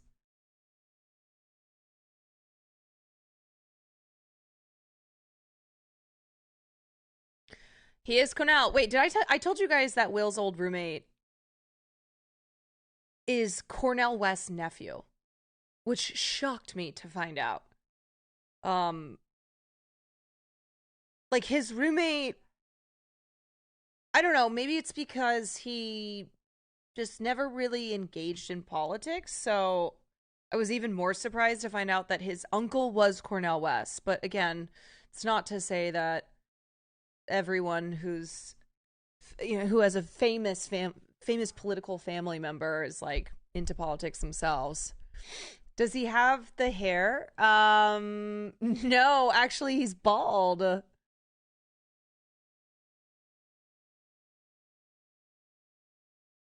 Another one, he's not no, this is his roommate who I don't think I'm not going to say discovered Channel Trace, but I think managed him really early on in his career before he blew up.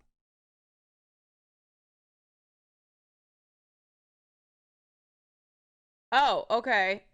The Palestinian Campaign for the Academic and Cultural Boycott of Israel, a founding member of the BDS movement, calls for the boycott of Eurovision 2024.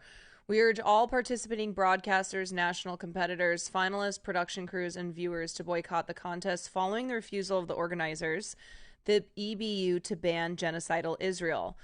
Palestinians call on supporters to launch creative strategic initiatives that can pressure broadcasters to withdraw and appeal to all participants to refuse to be complicit in the EBU's whitewash of apartheid, Israel's genocide against 2.3 million.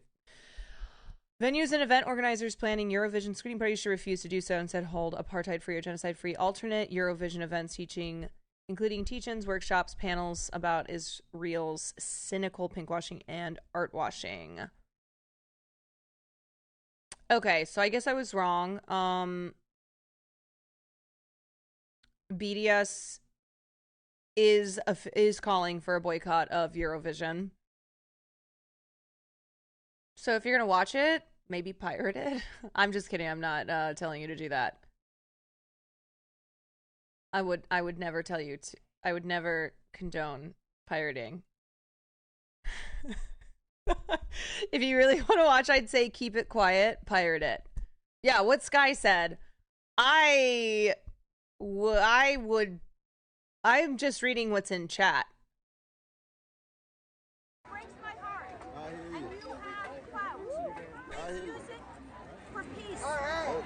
And justice.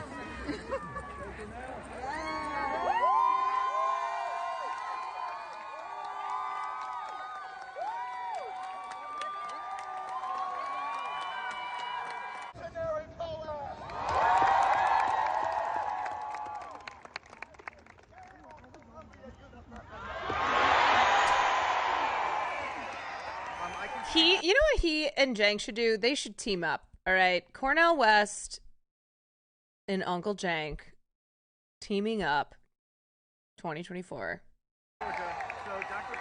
Taking on Joe Brandon. Okay.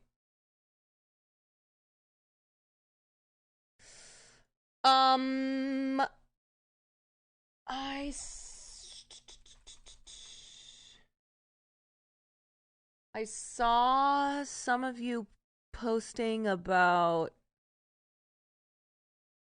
Israel retaliating at Iran, which really was Iran retaliating at Israel. So this is Israel retaliating after Iran retaliated against Israel.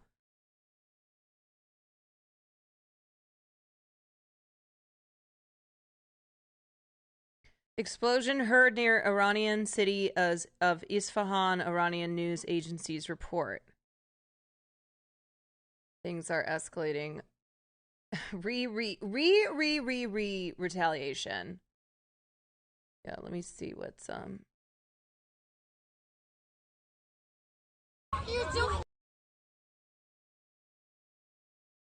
Yemen possibly have revolutions in order to become local allies of Iran. So between those two things, between Iran funding the quote-unquote resistance access, just a heads up, I'm not going to cover this for too much longer, of the Palestinians, and also carrying out all of the funding and supporting and arming all of these militias. I just know that some region, of you were trying to bring this Iran to my and Israel attention. Are two trades that are always heading towards collision. Up until this week, that collision has always been for proxies. It's always been Israel versus Hezbollah, which is an Iranian affiliate. Israel versus Hamas, which is funded by Iran. Martha, what are you hearing? It is a single senior U.S. official who said that it had started, that Israel had retaliated and hit one site in Iran. There are reports this evening that other places, Iraq and Syria, have been hit. This U.S. senior official said they simply cannot confirm that. There were reports yesterday that Israel would hold off on these strikes until after Passover. Good evening, I'm Juju Chang. But today we started getting indications that it could come much quicker than that. This senior official also said the Israelis have been quite secretive about this, so there's very little information we have at this point about the strike that the U.S. senior official said that Israel had made inside Iran. Well, Martha Raddatz, thank you for that update. Of course, we will return to our regular reporting. This has been a special report. Stay tuned, of course, for the latest updates. And we return you now to your regular program. The way I truly think the best way to explain this is Israel is a bratty child who has a very, very powerful daddy. And that daddy is the United States of America. And so Israel will bomb multiple countries, including ones that already have very fragile relationships with the U.S., like Iran, because they have the United States. They're like Malfoy. Stop it. No, I'm not a Harry Potter adult. I don't even know who Malfoy is. But we already have seen what the U.S.'s response was to Israel when Iran sent drones and missiles over, even though 99% of them were destroyed. But when Iran hit back at Israel after Israel had bombed the Iranian consulate, the U.S. came out in support of Israel. Of course. It's Daddy USA supporting their very unpredictable, dangerous child. It's really important for us to find out what happened, and I'm sure that's exactly what the U.S. government is doing to try to gather this information and be prepared potentially for a counterattack, which could have been already prepared by Iran, knowing this was likely coming. How concerned are you about the potential for a full-scale regional conflict? I think everybody should be concerned about a full-scale regional conflict right now. This was substantial, the attack by Iran on Israel. That's why they felt like they had to respond. But the biggest concern, I think, with all countries involved, including countries in the region, was this could escalate. And it could escalate to a point where it's just nonstop. There is no calculated return. It is just a exchange of fire from Iran to Israel, Israel to Iran, which, of course, would be devastating to the region. For our viewers at home, how concerned, people are thinking, oh, this is half a world away, but what could the impacts be here in the United States and beyond? So, yes, it is half a world away, but the world itself is much closer than it's ever been. especially when it comes to the economy. And I'm not an economic analyst, but you don't have to be to realize just how big of an impact this could have on world oil prices, for example, which is the underlying cost of everything that's transferred around the world. So this could be very substantial for the world community, and that's why there's so much attention to this right now. All right, Nick Mulroy, our thanks to you. I want to bring in Matt Gutman, who is on the ground for us in Tel Aviv. Matt, just give us a sense of what you're hearing, what you're seeing.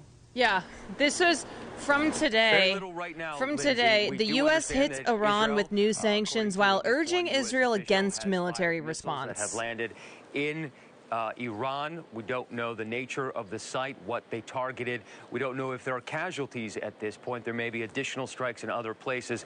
We don't have that yet confirmed. Of course, this is in retaliation to that massive missile salvo from over the weekend, which officials here and in the U.S. are calling the largest ballistic missile salvo in warfare ever.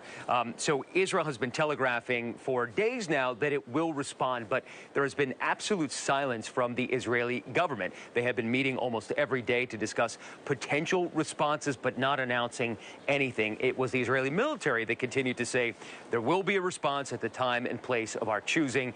It came now, and this is close to the Passover holiday. We understand that there might have been an effort to try to avert some sort of rise in tensions, which have already been pretty high before the holidays. Apparently that is not an issue, and they went ahead with this strike anyhow. Unclear how Iran is going to respond at this point, but they So the White House's statement today said that they were imposing new sanctions and export controls on Iran. The sanctions are targeting leaders and entities connected to the Islamic Revolutionary Guard Corps, Iran's defense ministry, and the Iranian government's missile and drone program. So tension is going to be very, very high here once people wake up. It's still before 5 o'clock in the morning, Lindsay. And we do know that just today, Tehran warned that it had the ability to strike Israeli nuclear sites if Israel threatened to do the same in Iran. I know you said that things have been quiet as far as officials there, Israeli officials, but what are you hearing from residents there on the ground? Were they opposed to any kind of retaliation against Iran? I think many Israelis had supported some sort of retaliation, but there's also a growing consensus in Israel that what happened last Saturday was unique. This international coalition led by the U.S. that helped defend Israel against those incoming missiles from Iran.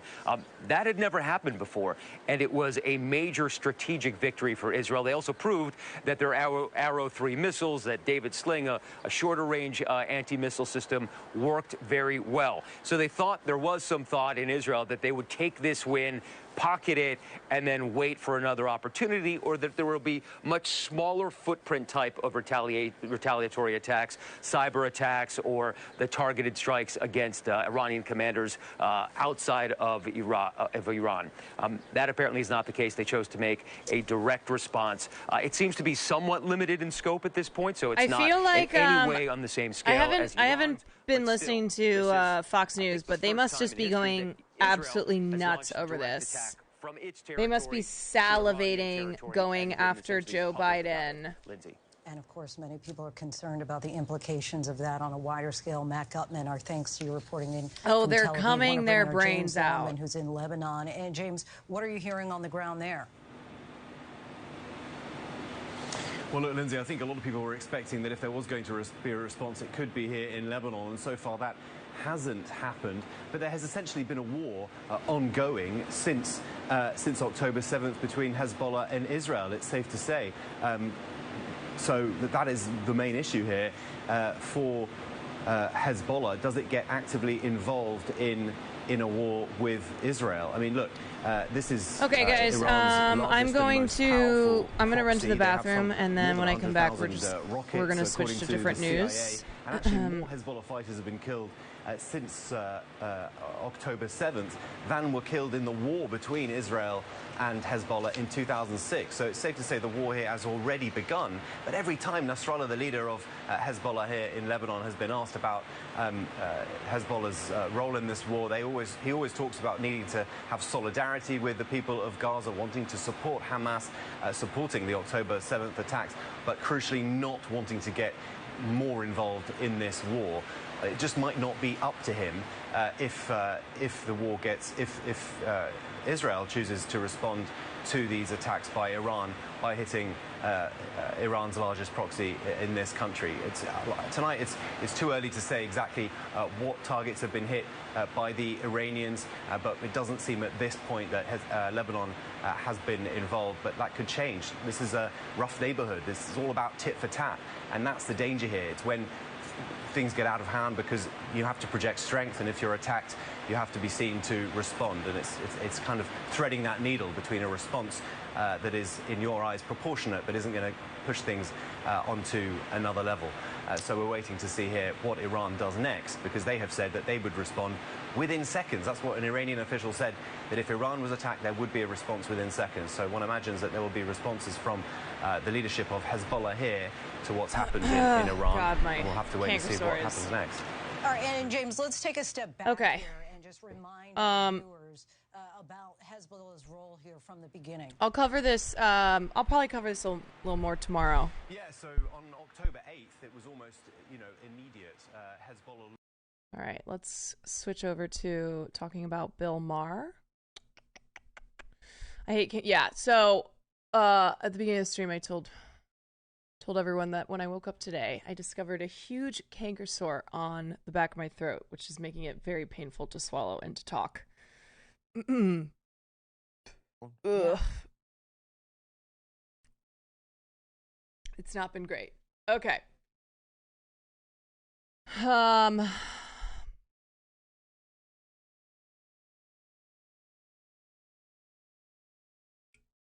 Is it from Coachella? I think so. Yeah. Yep.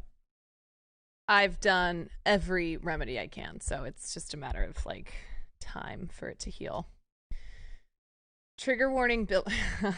Trigger warning, Bill Maher. Yeah. No, but trigger warning that we're going to get into some of the Woody Allen stuff. So, I think this is the part where he starts talking about it. It's ridiculous. Okay. This is Bill Maher's podcast, Club Random. He had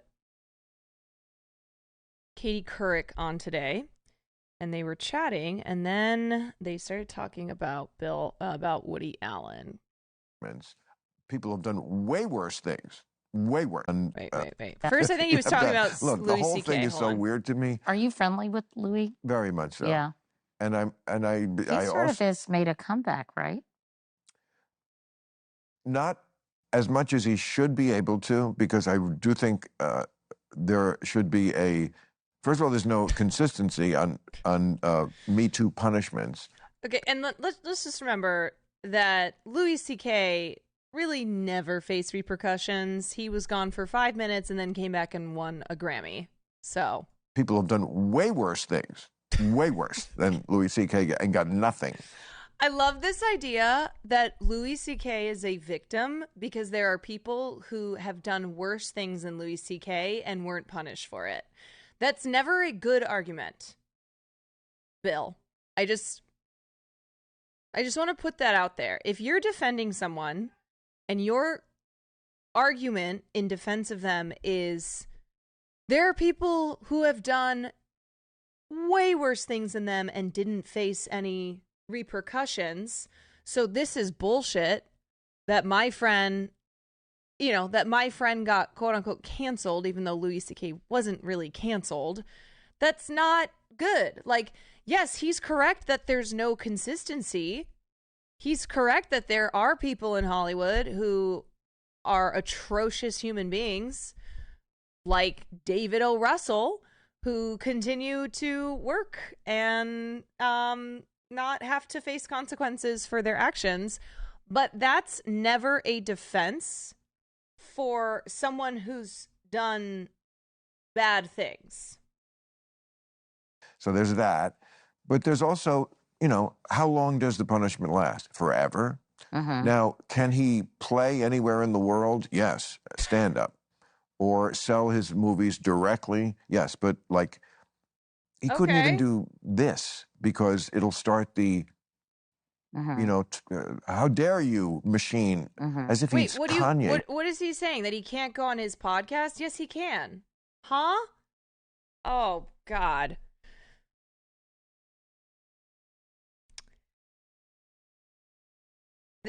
I haven't heard him make a single good argument at all in regards to why Louis C.K. is a victim here. With the Jews or something. It's ridiculous. The people making the rules about it are fucking teenagers. Jews, you know, how dare you, machine, as if he's Kanye with the Jews or something.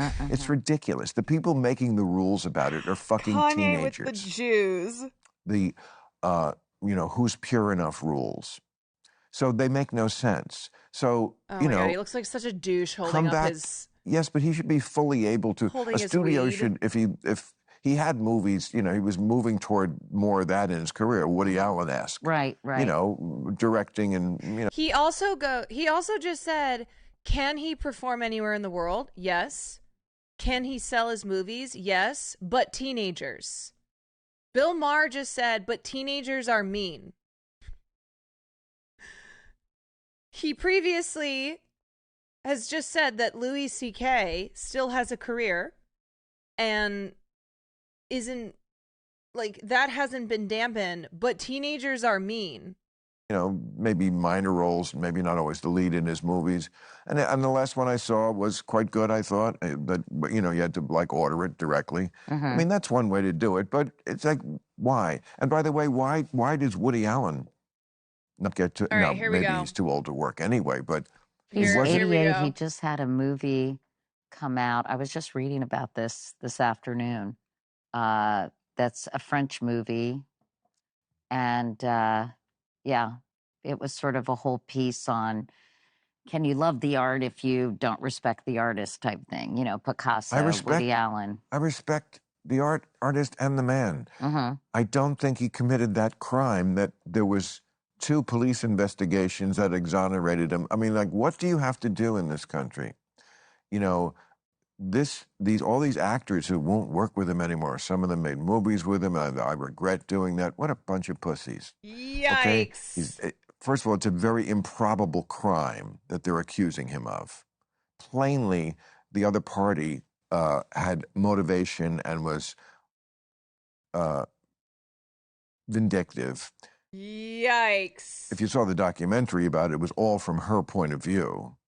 So first of all, I just flat out believe him. I believe a 57-year-old man didn't suddenly become a child molester in the middle of a divorce proceeding. Oh my God. This is some of the worst Bill Maher. Yikes.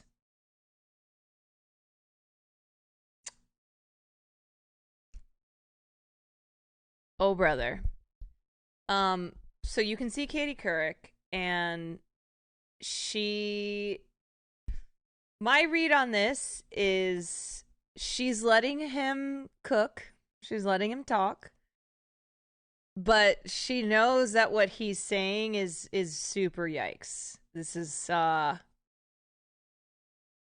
the territory that he has just gotten them into is not one that Katie Couric wants to be in, and I'll keep playing because she does very lightly push back on him, and his whole his belief here, what he's stating as fact, where he's like, this is improbable.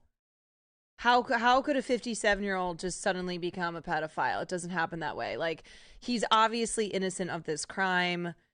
Mia Farrow was vindictive, and that's why this all happened this way. So just wait.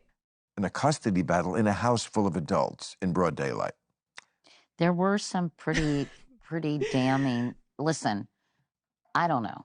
We don't know. I don't either. I don't know. I definitely don't know. But there was some pretty... Okay, you're saying you don't know Bill Maher, but you just said things that made it seem as if you are very sure that Woody Allen is not a predator. Sketchy and damning things in that documentary that were separate from just Mia Farrow and Ronan Farrow and the Dylan I saw making the case. And that was just, that certainly raised some, I think, legitimate questions. He had a relationship with a high school student. Do you remember? I mean, did you watch the documentary? Yes, I don't remember that. Okay. Okay. So when Katie first starts to point out that there were things in the documentary that were very damning, that speak to Woody Allen being a predator outside of just testimony from Mia and from Dylan, and Bill's like, yeah, I didn't see any of that. And then when she's like, okay, well, there's the part in there, and if you didn't see the documentary, you don't remember, Christine Engelhart is the woman who she's referring to. And in the documentary, Christine Engelhart alleges that when she was 16 years old, she was in a relationship with Woody Allen, who was 40-something at the time. And this was before Soon-Yi Previn, which we will get to in a moment. So the fact that, like, Bill looks so foolish here because he goes, well, I didn't see any of that. Like, I didn't see any other, I didn't see anything else damning outside of their testimony, which is obviously biased, but then says he doesn't remember this part. High school student, and there was a woman. High school student? Yeah. When he was old? Yeah. Bill, I don't think you watched this documentary. Or if you did, you only watched, like, you only remembered the parts that were Mia Farrow and Dylan Farrow talking about Woody Allen's abuse. He literally just goes, wait, high school student? Wait, when he was old? Yes, Bill. Yes. Because your friend Woody Allen, whose hill you are dying on right now, is a predator. And there are instances outside of Dylan Farrow where he demonstrated that he is a predator. So for this to be news to you, buddy, well, maybe you should learn about these things before you sit here on your podcast holding your blunt so resoundedly saying that anybody who won't work with Woody Allen is a pussy. Not Soon-Yi. No. Way before that. Okay, so right here. Not Soon-Yi. No. Right here, he still doesn't know what she's talking about because he's like, wait, are you talking about Soon-Yi? Which, Bill, isn't that interesting? Isn't that interesting that you're defending Woody Allen on the grounds of he didn't abuse Dylan Farrow, but you mentioned Soon-Yi? Now, chat, for those of you who need a reminder, Soon-Yi Previn, who is Woody Allen's wife, once upon a time was Mia Farrow's adopted daughter. She first met Woody Allen when she was 10 years old. Woody and Mia did not adopt Soon-Yi together, but Woody was in Soon-Yi's life, starting from when she was 10 years old. And Mia Farrow alleges that Woody Allen groomed Soon-Yi when she was in high school, and then they started having an affair when Mia and Woody were still together, starting when Woody claims they didn't have sex until Soon-Yi was 21. Woody Allen at the time was 56 years old. He was a father figure. Soon-Yi and Woody have tried to claim that Woody was not a father figure, but she was 10 years old when he came into her life.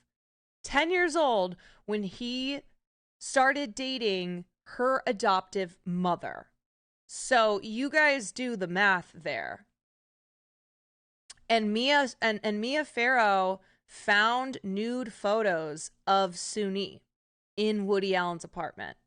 Yes. From when Soon-Yi was a teenager. So Woody Allen was he was in his 40s. Let's see. So he was 56 when he started supposedly having a sexual relationship with Soon-Yi when she was 21. So he would have been, 45 then when he first met her, when she was 10 years old. Yeah.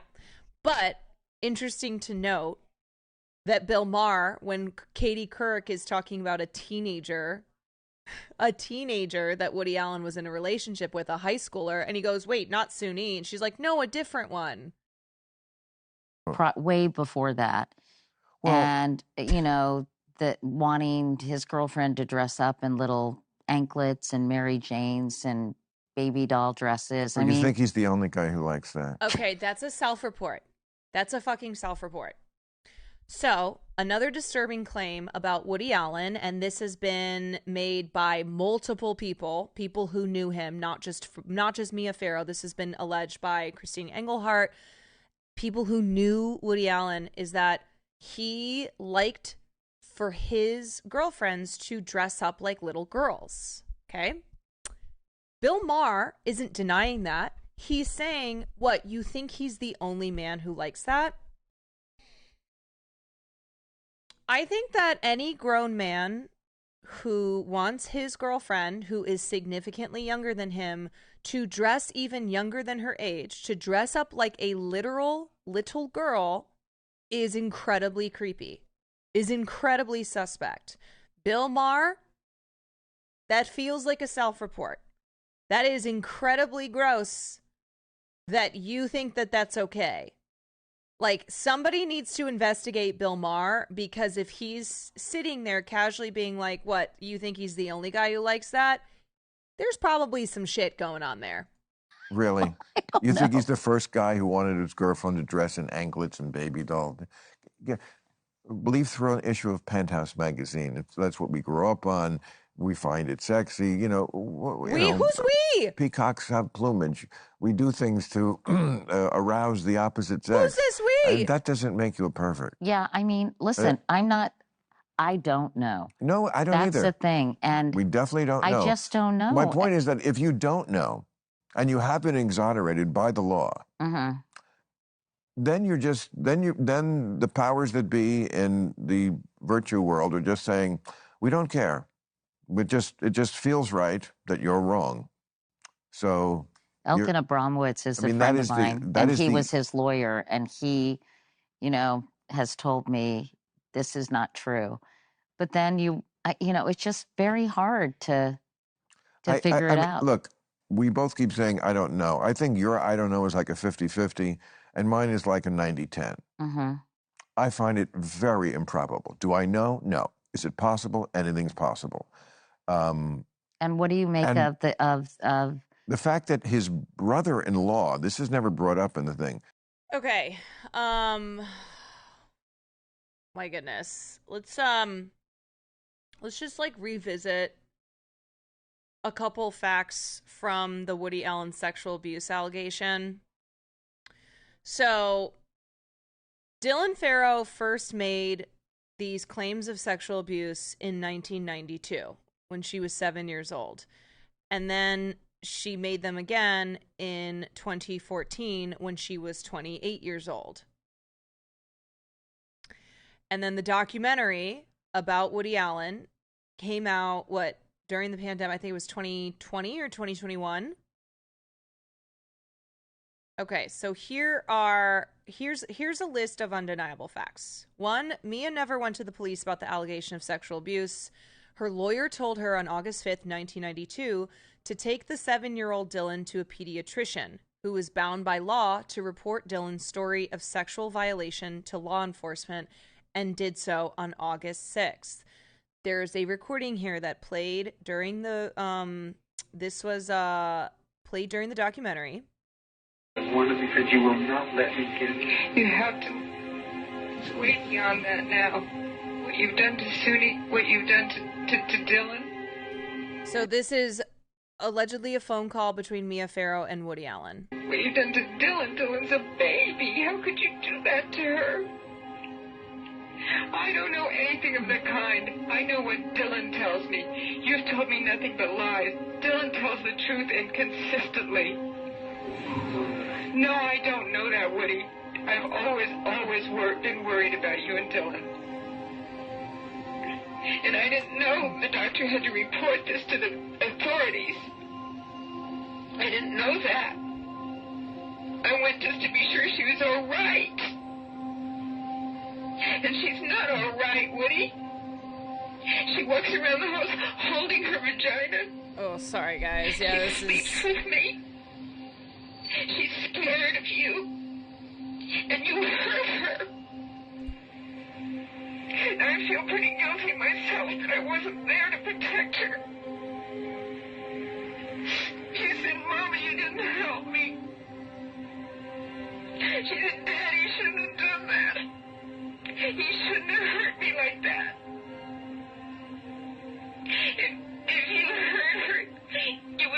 deep inside, you would just want to be dead. Because I don't know how you can live with what you did.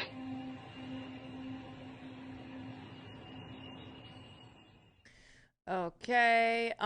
So yes, when Mia Farrow took Dylan to a pediatrician, Dylan reported how she'd been sexually violated, and the pediatrician reported it to law enforcement on October 6th. Number 2, Woody Allen had been in therapy for alleged inappropriate behavior towards Dylan with a child psychologist before the abuse allegation was presented to the authorities or made public. Mia Farrow had instructed her babysitters that Allen was never to be left alone with Dylan. And again, if you watch the documentary or if you've read anything about the Woody Allen sexual abuse case, like, this is coming from multiple sources who attested to this type of behavior, like that this is what was going on here, where they were told by Mia that Dylan and Woody could never be left alone together, and that he already was in therapy for his inappropriate behavior. Allen refused to take a polygraph administered by the Connecticut State Police. Instead, he took one from someone hired by his legal team. The Connecticut State Police refused to accept the test as evidence. The state attorney, Frank Mako, says that Mia was never asked to take a lie detector test during the investigation. Allen subsequently lost 4 exhaustive court battles, a lawsuit, a disciplinary charge against the prosecutors, and 2 appeals, and had to pay more than $1 million in Mia Farrow's legal fees. Judge Elliot Wilk, the presiding judge in Allen's custody suit against Farrow, concluded that there is, quote, no credible evidence to support Mr. Allen's contention that Miss Farrow coached Dylan or that Miss Farrow acted upon a desire for revenge against him for seducing Soon Yi. So Woody Allen and his team put forward the argument that after Mia Farrow discovered his affair with her daughter Soon Yi, she coached Dylan into claiming that Woody Allen had sexually abused her, because the timeline is that the affair with Soon Yi is discovered, and then Dylan tells the pediatrician that she has been sexually violated by Woody Allen. And then the pediatrician reports that to the police. So the judge in the custody suit concluded that there was no evidence supporting that this was vindictive on Mia Farrow's part, which is what Bill Maher is claiming in the interview with Katie Couric, or in the podcast with Katie Couric, where he's saying clearly one party was vindictive here. Woody Allen is innocent.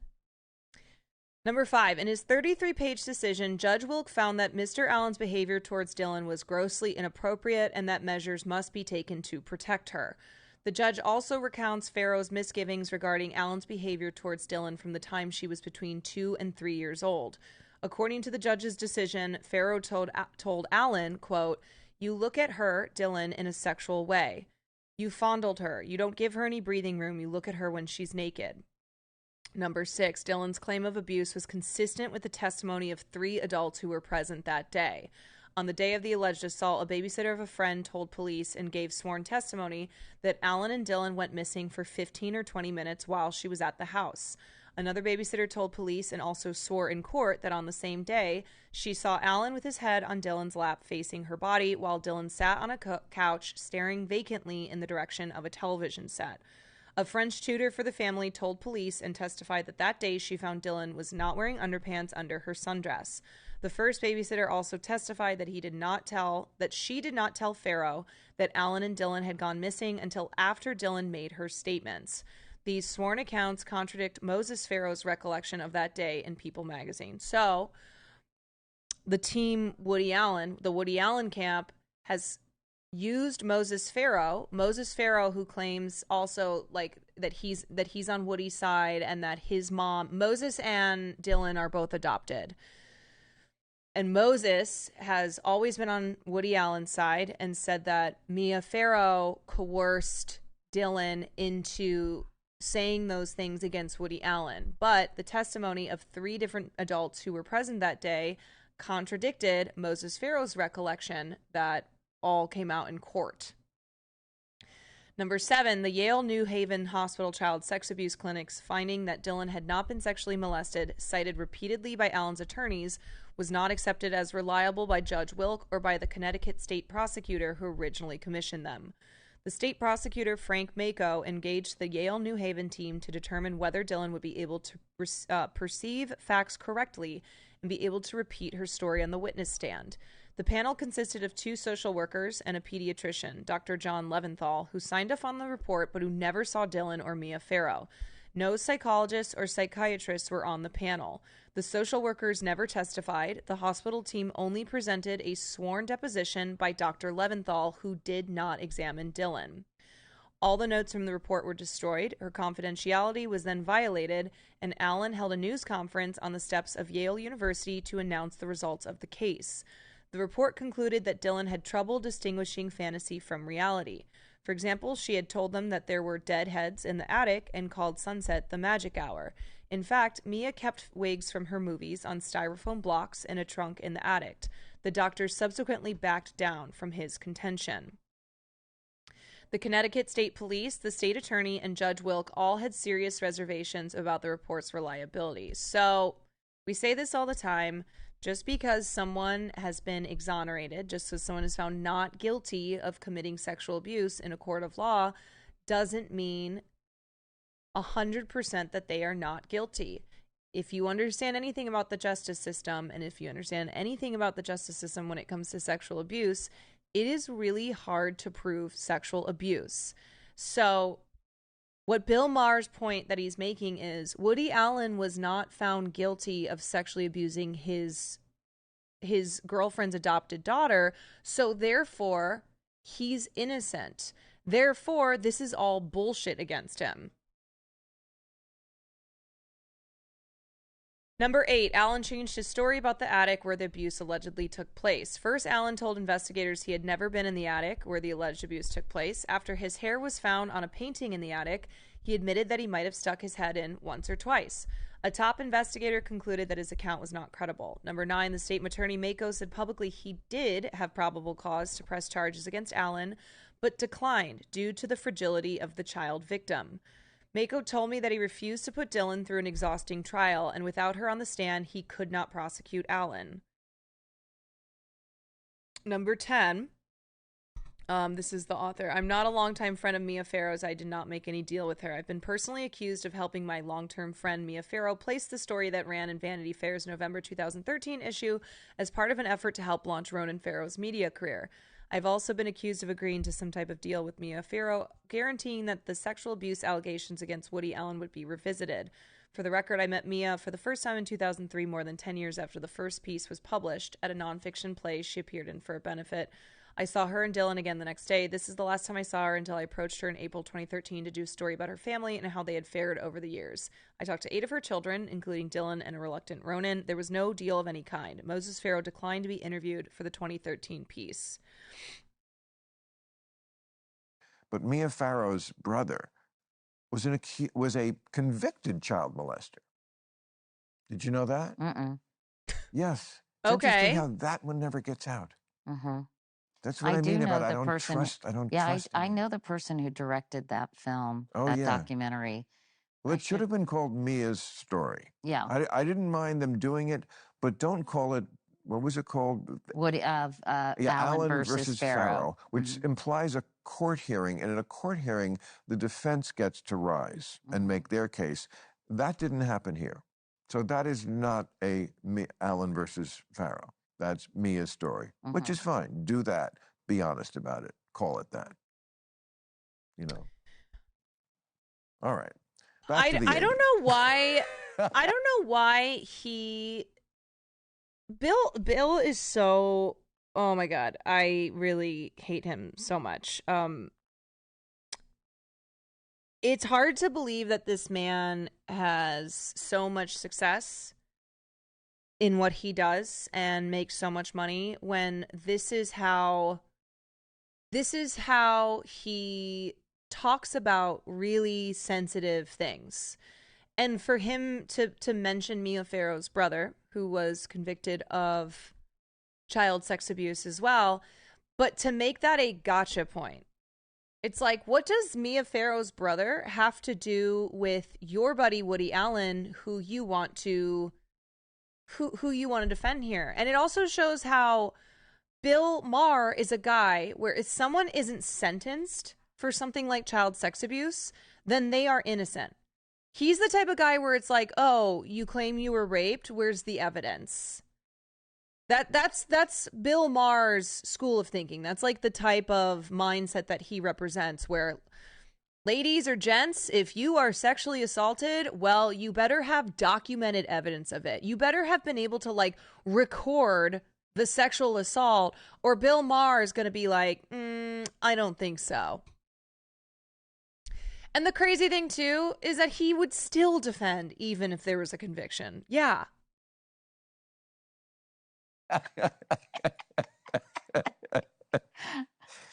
He's the type of guy who thinks that men are the real victims here. Really. He's like, men like me and all my buddies are the ones who are being victimized here, and I have to stand up and say something. And it's amazing the examples that he gives where it's like, okay, you do understand though that Woody Allen is still working. Woody had a movie premiere at the Venice Film Festival last year. He was one of the honored guests. Like, what are you talking about, you doofus? Do you ever think we'd still be... How old are you? 68. Ah, finally, someone older than I am. I always say that. I'm 67. I know. Crazy. I also don't love how Katie Couric, who has made a career for herself as a journalist, as somebody who, you know, pushes back to get to the truth, she just kind of kowtows to him. She's like, yeah, I mean, I don't know. We don't know. There was stuff in that documentary, but like, we don't know. And I don't know. I know the person who made that documentary. Like, she just doesn't ever go full in on Bill. She just lets him say this shit. And Katie, to me, seems like she's of an era where she would also roll her eyes at all the sexual assault Me Too stuff and be like, yeah, I mean, look, when I was in my 20s, somebody grabbing your ass, that's just how it went. Nowadays, though, everything's a big fucking deal. Someone looks at you the wrong way, that's sexual harassment. She just is not as blunt and as much of an as much of an asshole about it as someone like Bill Maher is. But I still, like, I don't know. I've heard a lot of women Katie's age talk about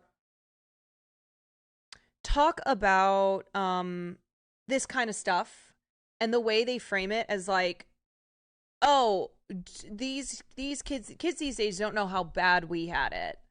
Oh, you guys think that that's assault? You're claiming being a victim over that. Let me tell you what it was like in the 80s, okay? She did work with Matt Lauer, that is true. Right? Crazy. But I remember my mother's telling me, she must have been in her 70s at the time, and she said, yeah, I loved my 50s and 60s the best. And I thought, what? And now I kind of get it. Yeah. You know, because you're just not dumb Uh-huh. like you were. See, women mature so much faster. Dumb. You're so dumb, you Bill don't really Maher. have that issue You're as dumb. much. But men, it takes forever. Really, really takes a much longer period of time, I think, generally. I think it takes a long time for women to feel truly confident, though. Confident, yes. You know, and... Okay, anyway, I want to stick on this. I want to stick on the Woody Allen thing, and only on CBS this morning. I've got this interview with Dylan, and then I've got this Ronan Farrow piece from 2016, because I think it's important. I think the point that's really important to push back on that Bill Maher said here in this podcast is him saying a 57-year-old man didn't suddenly become a child molester. All right. Because what he's doing is he is ignoring all the other instances of Woody Allen demonstrating that he is a predator.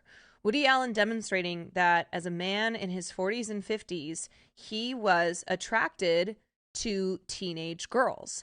So this idea that it would be suddenly a huge shift, it would come out of left field for Woody Allen to have sexually abused his girlfriend's adopted daughter, who was a child, doesn't seem that out of left field for me. If you like, because I know these other instances of Woody being predatory. But if you're Bill Maher, who's like, well, I didn't hear about that, I didn't know about that, then sure, it's going to seem like, oh, so what? Woody just suddenly woke up one day and decided he liked little girls? And the other thing is, well, that's just what you know of, though. Have you been there for every step of Woody Allen's life? To you, it seems like, oh, it came out of nowhere. But clearly, you don't even know the instances that are documented.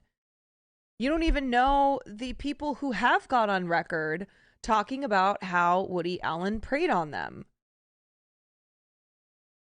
And let's not forget, like, yes, Lush Puppies, I just saw you brought this up. You guys, I loved this movie when I was younger, and as I got older, and this was also just as I kind of had a reckoning with a lot of Woody Allen's work, but as I got older, and then all the Woody Allen stuff came out, and a lot of people were looking back on his work, this is a movie about a 40-something-year-old, a middle-aged, twice divorced man who starts dating a high schooler. And it is total male fantasy. Mariel Hemingway, who plays 17-year-old Tracy in the film, is totally a fantasy. And you, like, so I understand this is fiction. This is a movie. But you just have to, like, put this all together. It's so on the fucking nose. Yeah, he cast himself in the lead. And he starts dating this high schooler who he knows is wrong for him because his wife leaves him for a woman. And so he's having a midlife crisis. But yes, this is an example of fiction. But you look at Woody's real life, and he actually dated a girl who was in high school, Christine Engelhart, not to mention his relationship with Suni Previn, and then the allegations by Dylan Farrow. LOL, like OJ writing a book called If I Did It. Mm-hmm. Exactly.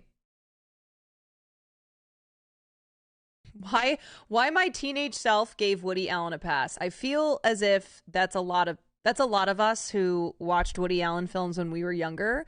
I remember watching Manhattan and when I was a teenager being like, ooh. But it's otherwise, like, there were so many things about the film that I thought were great, and then I don't know, when you get older and things are just kind of recontextualized, you look through a different lens. Society changes.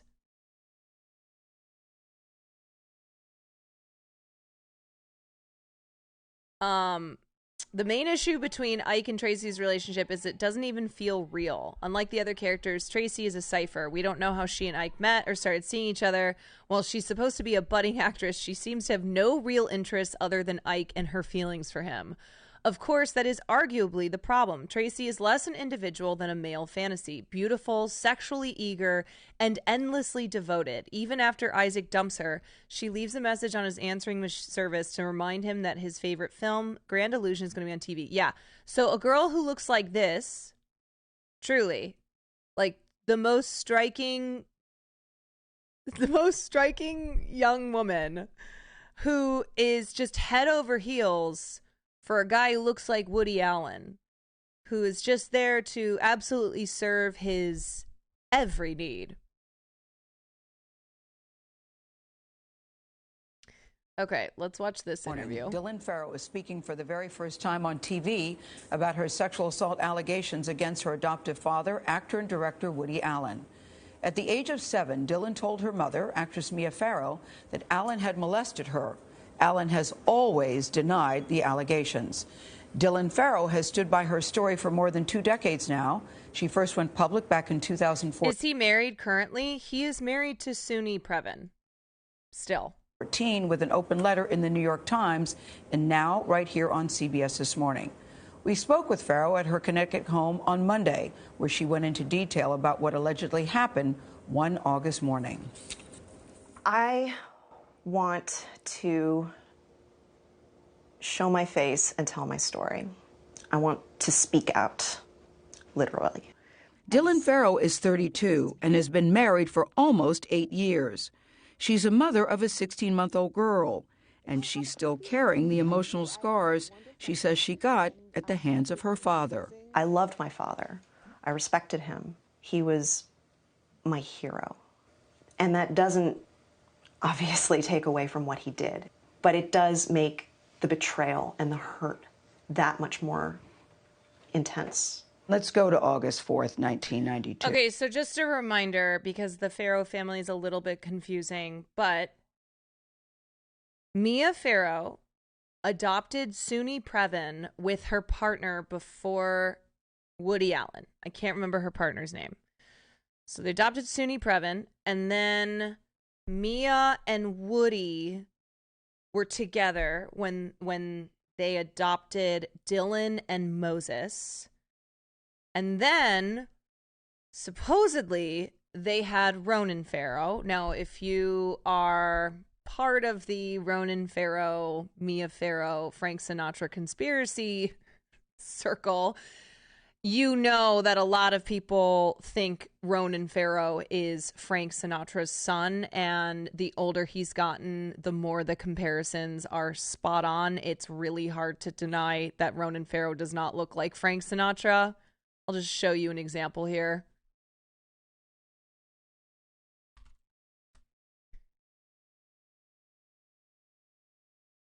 Yeah, I mean that looks like Frankie's son.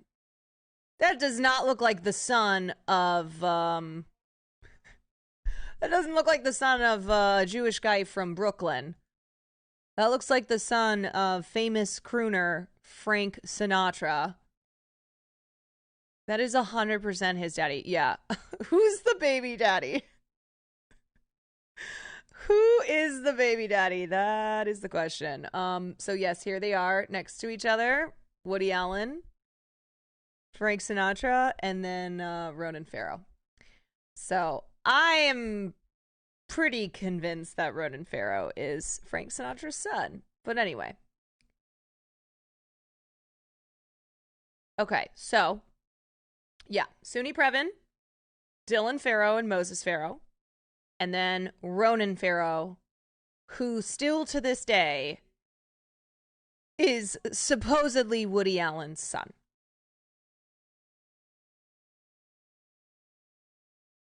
Okay.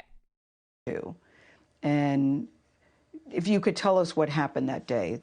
I was taken to a small attic crawl space in my mother's country house. Do any of the kids still ride for their dad? Moses does.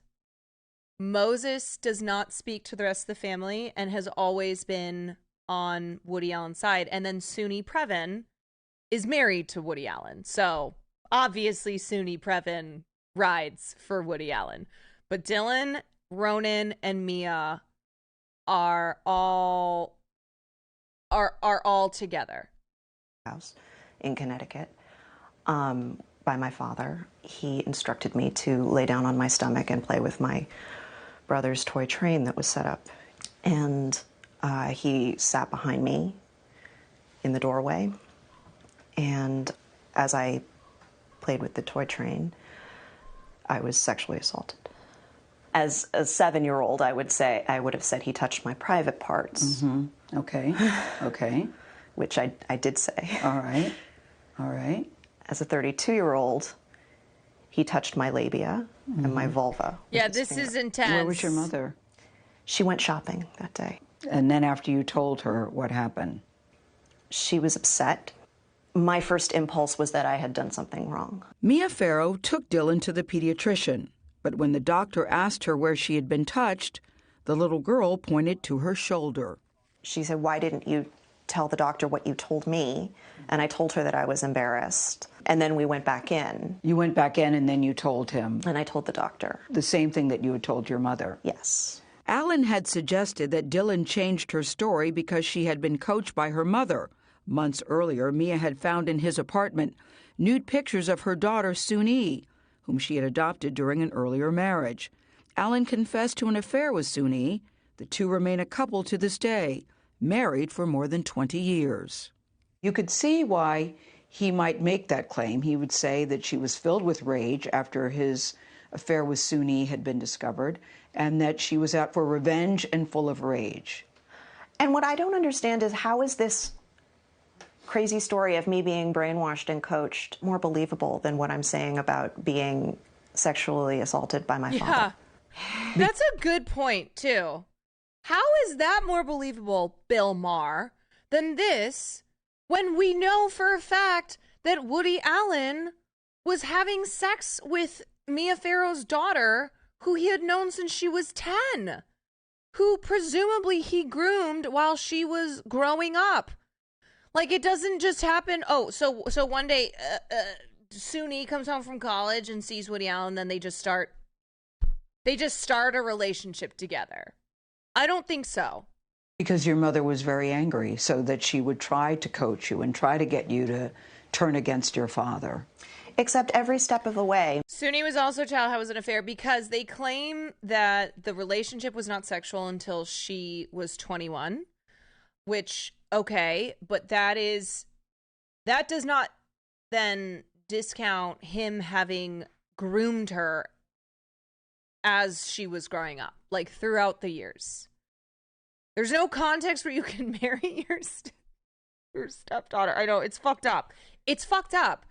It's insane to defend Woody on the grounds of Dylan Farrow's obviously lying when Woody Allen married his daughter, started having an affair with her when he was still with her mother. That's the other thing. This wasn't like, oh, Mia and Woody broke up. Years later, he bumps into Suni. It's still fucking weird, but okay. No, he was with Mia still. They were all still a family. My mother has only encouraged me to tell the truth. She's never coached me. I wanted to play a clip from 60 Minutes, an interview that he did at the time, where he was asked about that incident. Are you okay with looking at it? Yes, Woody likes to claim he's not her stepfather, despite by all technicalities he is. At the height of a very bitter, acrimonious custody fight, drive up to Connecticut, where nobody likes me in the house. I'm with a house full of enemies. I mean, Mia was so enraged at me, and she had gotten all the kids to be angry at me, that I'm going to drive up there and suddenly, on visitation, pick this moment in my life to become a child molester. It's just incredible. If I wanted to be a child molester, I had many opportunities in the past. I could have quietly made a custody settlement with Mia in some way and done it in the future. I mean, you know, it's so insane. What do you say to that? I'm really sorry. Don't apologize. Bro, that is so wild. That's like Bill Maher saying, what, you think he's the only guy who wants his girlfriends to dress up in little girl clothes? Like, come on, that's normal. Come on. That is a fucking insane thing to say. Don't apologize. I thought I could handle it. Are you crying because of what he said? If I wanted to be a child molester, I had all these opportunities to. He's lying, and he's been lying for so long. Gail, put the iPad away. It is difficult for me to see him and to hear his voice. I'm sorry. Allen had adopted Dylan and her 13-year-old brother Moses the previous December. The couple also had a younger son, Ronan. But as Mia Farrow's boyfriend, Allen had been a part of Dylan's life since she was a baby. Dylan says that the incident in the attic wasn't the only time his behavior had been inappropriate. What would he do? He would follow me around. He was always touching me, cuddling me, and if I ever said, like I want to go off by myself, he wouldn't let me. Some could say that's a very doting and loving father. Except he wasn't this way with Ronan. What else would he do? He often asked me to get into bed with him when he had only his underwear on, and sometimes when only I had my underwear on. Woody Allen was never charged with a crime in this case. Both New York State child welfare investigators and a report by the Yale New Haven Hospital found that the abuse did not happen. The Connecticut state prosecutor on the case, Frank Mako, questioned the Yale New Haven. Does he have any daughters with Suni? I want to say yes. I know they have children. Let's see. They share 2 adopted daughters. So, lot of adopted kids in this family, and I guess Suni and Woody have 2 adopted daughters, Beshet and Manzi. Here's a picture. I feel like I'm gonna armchair psychologist here for a second. I'm just gonna armchair psychologist. I wanna be very clear that I do not have professional license. It seems to me that maybe Woody Allen doesn't look at children who are adopted in the same way that he would if they were blood related. So that, like, to him, the fact that he's not blood related to his children, any of them, and that includes Ronan Farrow, means it doesn't count. Do you know what I mean by that? It's fair game. Yeah. So I'm not alleging anything when it comes to his daughters. I'm just noticing a pattern here where there's a lot of adopted kids in this family, and that 2 of his adopted daughters, even though he claims that he's not Suni's adopted father, he has allegations with one and then literally married the other. So that's just what I'm going to say there.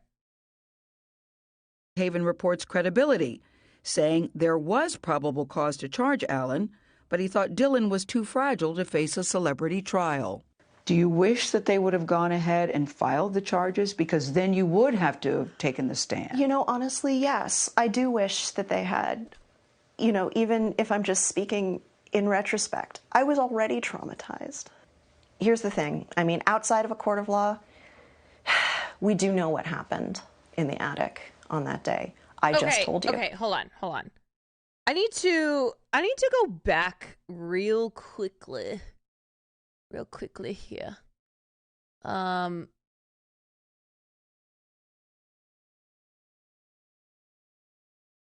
Okay. Wasn't the only time his behavior had been inappropriate.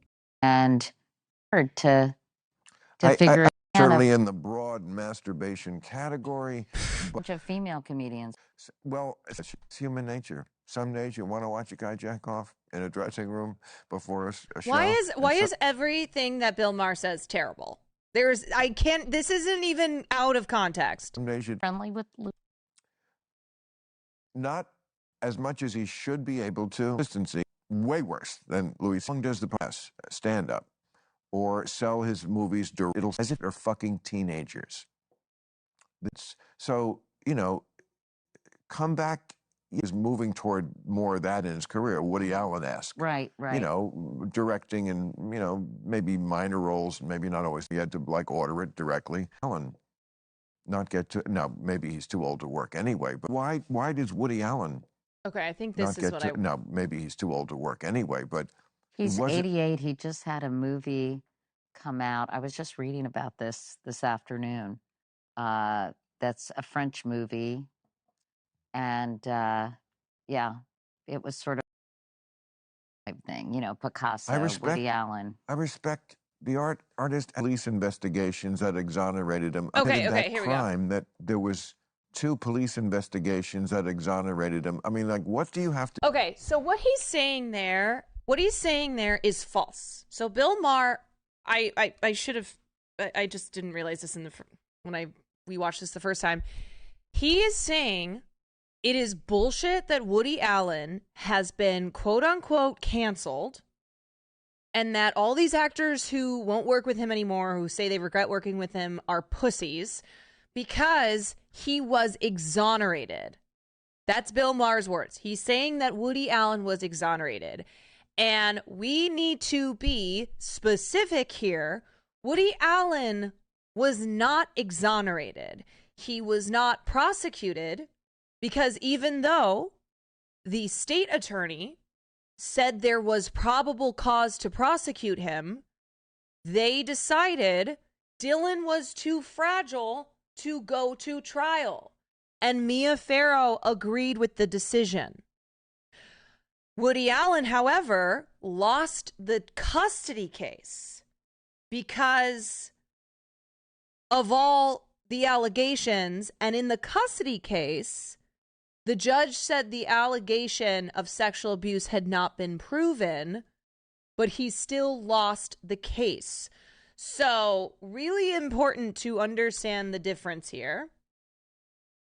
This was not exoneration, the way that Bill Maher is putting it. This was not Woody Allen went through the legal system and was so innocent, so he was exonerated, and it's ridiculous that anybody is still saying he's a predator, that anyone is still saying he's an abuser. So if you drop the charges, can you bring up those same charges later on? Yeah, so double jeopardy is only if you go to trial and like the trial is concluded. So you can't be tried if you're found innocent, then you can't be tried again for the same crime. In this case, it would be like a statute of limitations type thing. But anyway, Allen has also pushed this narrative. Yes, Woody Allen defenders, and there are so many in the comments here. So many in the comments here. Way too many. But Woody Allen defenders, which include Bill Maher, push this narrative that Woody Allen is innocent because he was exonerated. And that's not quite the truth here. Woody Allen was never prosecuted, even though there was probable cause according to the state's attorney. So that's what... Even if I'm just wish that they would have gone ahead and filed the charges, because then you would have to have taken the stand. You know, honestly, yes. I do wish that they had, even if I'm just speaking in retrospect, I was already traumatized. Here's the thing. I mean, outside of a court of law, we do know what happened in the attic on that day. I just told you.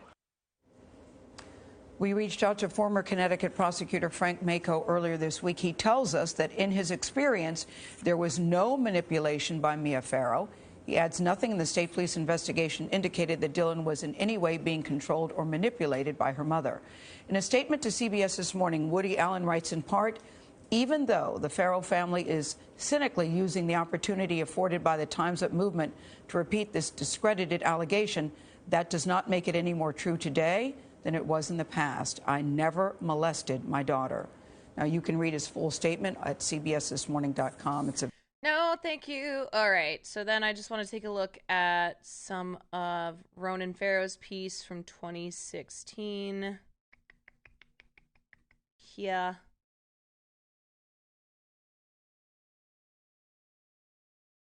When my sister first decided to speak out, she had gone to multiple newspapers. Most wouldn't touch her story. An editor at the LA Times sought to publish her letter with an accompanying, deeply fact-checked timeline events, but his bosses killed it before it ran. The editor called me distraught since I'd written for them in the past. There were too many relationships at stake. It was too hot for them. He fought hard for it. When the New York Times ultimately ran my sister's story in 2014, it gave her 936 words online, embedded in an article with careful caveats. Nicholas Kristof, the Pulitzer Prize-winning reporter and advocate for victims of sexual abuse, put it on his blog. Soon afterward, the Times gave her alleged attacker twice the space and prime position in the print edition with no caveats or surrounding context. It was a stark reminder of how differently our press treats vulnerable accusers and powerful men who stand accused. So this idea that like Dylan Farrow just easily was able to go about making her accusations against Woody Allen was not true. That's never the case. It's never the case that it is easy for a woman to make accusations of abuse against a powerful man.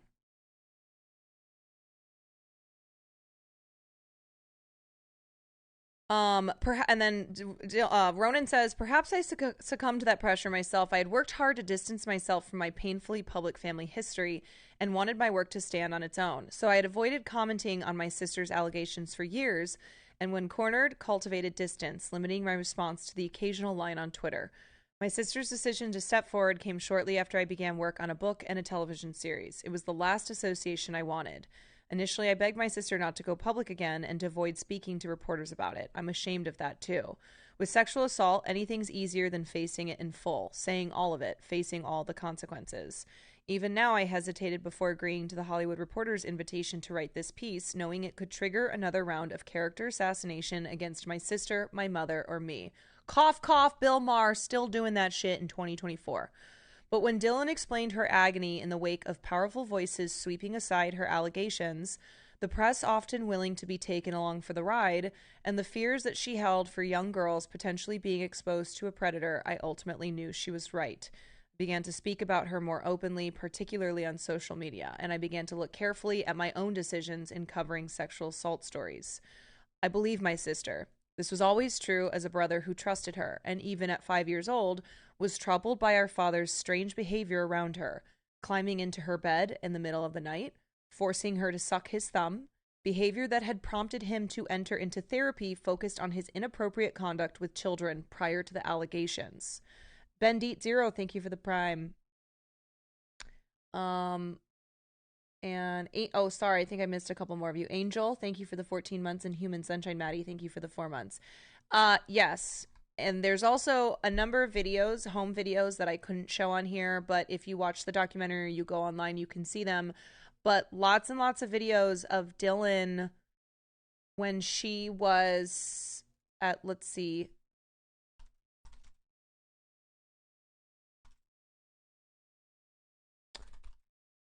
I want to say, she was like 7. Yeah. I think it was 7 when she alleged abuse. But there's a lot of videos of her in a diaper, like just in a diaper, and she's too old to just be in a diaper, like that kind of thing. And she's like with Woody. And I don't want this to be a thing where it's like, oh, a parent can't be naked with their child. But I don't know if she was 7 in the diaper, but in the videos, like, they're really uncomfortable to look at. And there's a lot of people who just allege that Woody had an inappropriate relationship with Dylan. It was one that was not comfortable. Like, he would get into bed with her in the middle of the night. He would have her suck his thumb. He would have her dress in certain ways. I think there's a line for parents being naked around their infant children. Yes, and also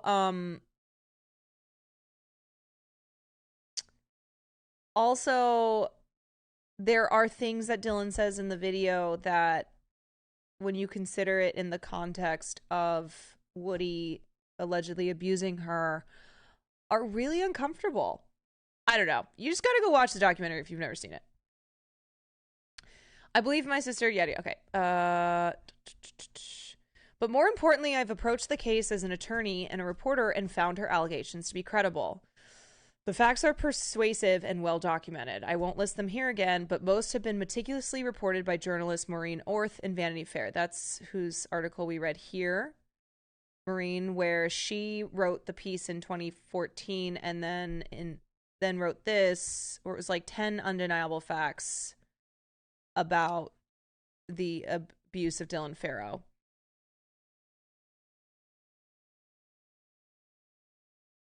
The only final legal disposition is a custody ruling that found Woody Allen's behavior grossly inappropriate and stressed that measures must be taken to protect Dylan.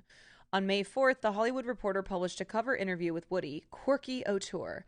To me, it's a sterling example of how not to talk about sexual assault.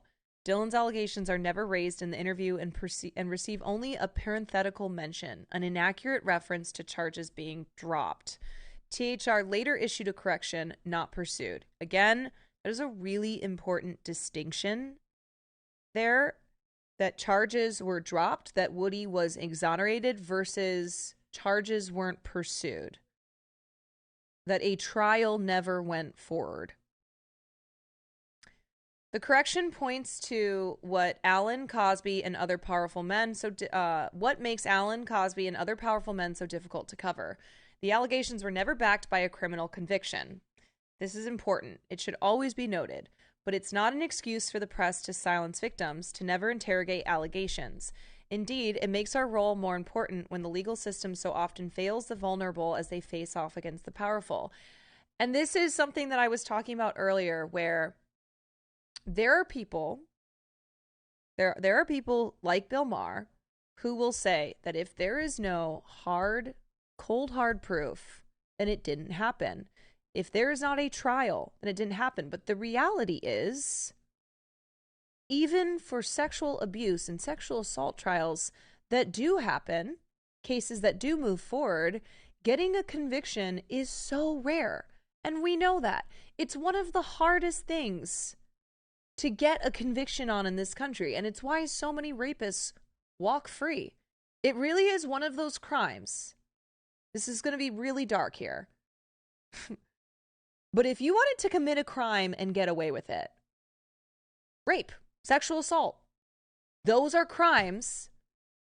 That is an area of crime that it is really hard to get charges, and have a trial, and B, get a conviction. And that goes for the whole world. Yes.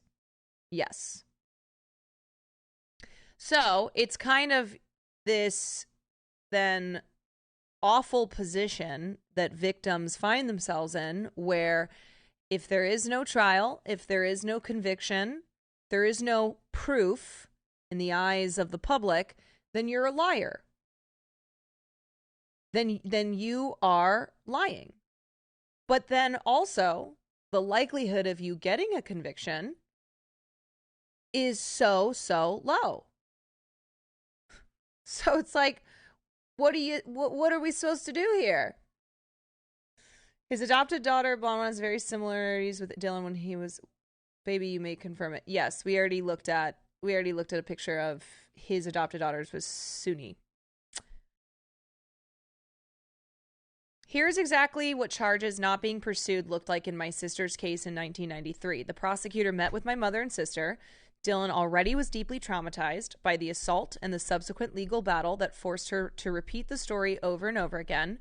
And she did tell her story repeatedly, without inconsistency, despite the emotional toll it took on her. The longer that battle, the more grotesque the media circus surrounding my family grew. My mother and the prosecutor decided not to subject my sister to more years of mayhem. In a rare step, the prosecutor announced publicly that he had probable cause to prosecute Allen and attributed the decision not to do so to the fragility of the child victim. My mother still feels it was the only choice she could make to protect her daughter. But it is ironic. My mother's decision to place Dylan's well-being above all else became a means for Woody Allen to smear them both.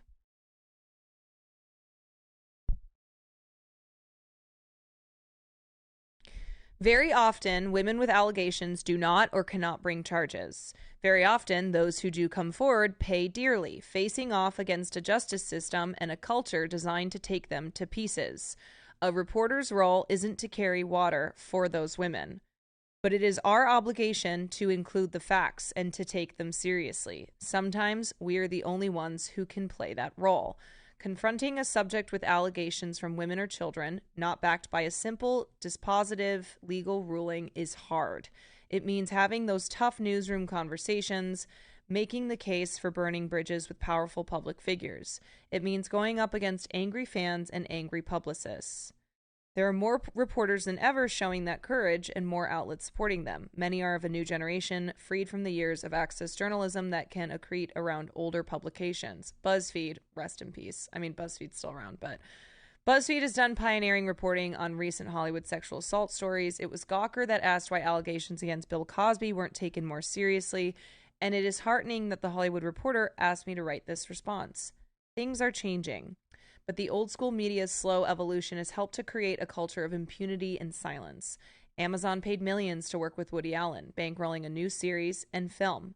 Actors, including some I admire greatly, continue to line up to star in his movies. It's not personal, one once told me, but it hurts my sister every time one of her heroes like Louis C.K. or a star her age like Miley Cyrus works with Woody Allen. Little did we know Louis C.K. This is 2014, just a couple years later. Personal is exactly what it is for my sister and for women everywhere with allegations of sexual assault that have never been vindicated by a conviction.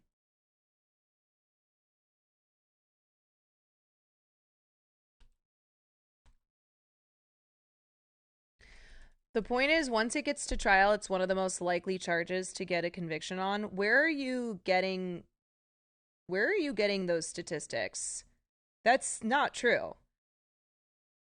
And the reason that's not true is because it's very difficult to get concrete evidence to get a conviction in a sexual assault case.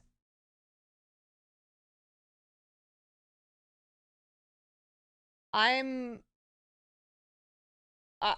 don't know where you're I don't know where you're getting that from. Famously, rape victims are denied, just like statistically. By famously, I mean it's one of those. It's one of those things that I feel like most people know.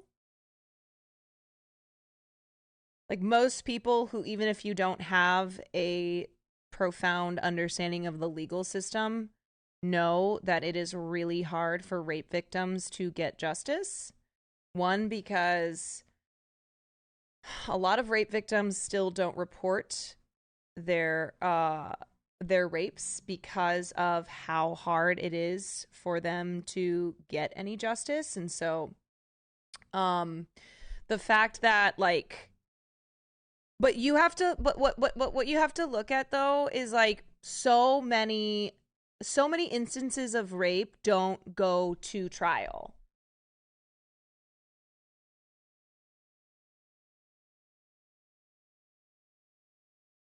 So maybe I should have clarified with that. Let me be very clear. Most victims of rape will never go to trial. And so if I don't know what I agree. I was just wondering because you said something, it's famously hard to get a conviction. Right, but that's why. But because of that, and because of all these other factors of like just what happens to victims of rape when they come forward, it is hard to get a conviction. And so it's like, that's why a lot of victims don't come forward. Okay, I think we're on the same page here.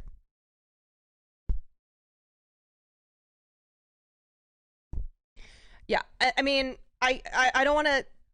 We can get into all the technicalities here and look at numbers of like when a conviction happens, how little jail time perpetrators of sexual assault actually get, how there's way more instances of rape and sexual assault that will never see the light of day. for X number of reasons. I mean, like, I'm looking at this right now. Okay. Virtually all rape victims are denied justice. Here's the roadmap to failure. Since this was from, let me see, I think this is from 2023. Since 2016 to 2017, the number of rapes reported increased by 67% from 42,000 to 70,000. In 2021 to 2022, only 3.2% of those were prosecuted. For those prosecuted, the conviction rate in 2022 was 62%. No statistics can provide a complete, perfect picture. The total reports include historical allegations, which are usually harder to prove. But the broad indication is that during 2021 to 2022, of the 70,000 rapes reported to police, only 1,378 led to a conviction. That's a conviction rate of less than 2%. However those outcomes are viewed, whether in light of short-term targets or recent trends, a 2% conviction rate is an absurd, abject failure. Of course not. Okay, so basically, what maybe what I was missing in what I was saying was talking about rapes that are reported that are then prosecuted. So of all the rapes that are reported, less than 2% lead to a conviction, and that's because a lot of rapes are not prosecuted.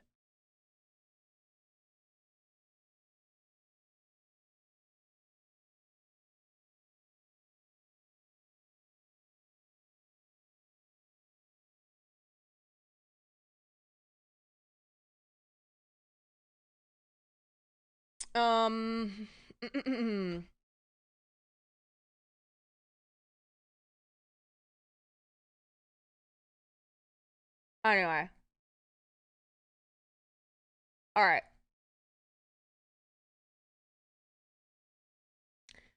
That's all I got on this.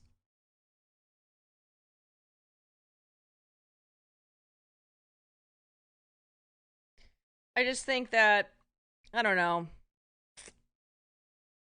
I feel like there's been a backlash. There's been a backlash to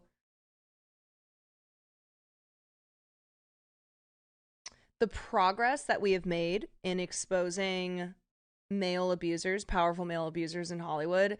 So now you have guys like Bill Maher, who, as I described him earlier, I think he strikes me as a guy who believes that men are victims here, believes that like he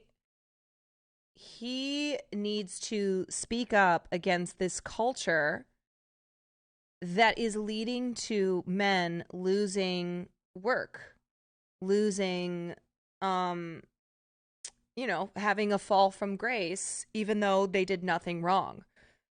Bill Maher wants to be a victim so goddamn bad. And so him talking about Woody Allen in 2024, but in a way where it's like Woody Allen is so obviously innocent.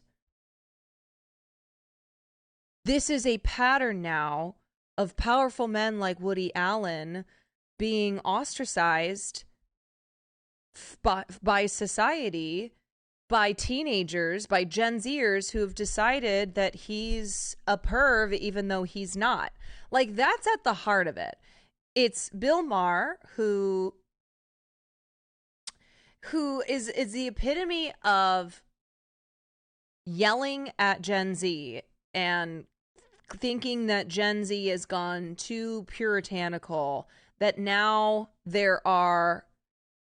it's a detriment to society, and now it is causing problems for any powerful man because he can just be accused and have millions of teenagers in Gen Z take that at face value and then lose everything that he's worked for.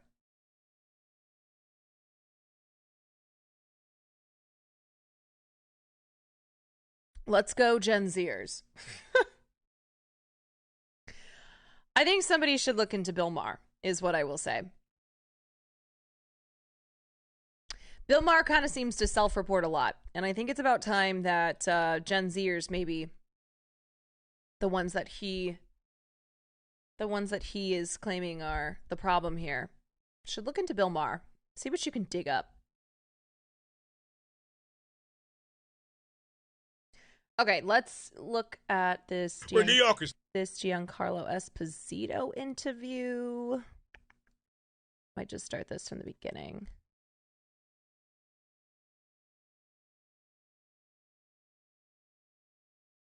So I was thinking he's so invested. Yeah, well, the likelihood that Bill Maher is a creep is very high.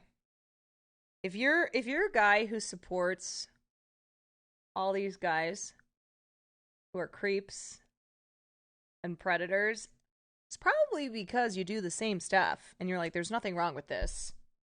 I'm the same way. All right, I gotta pee again. I'll be right back.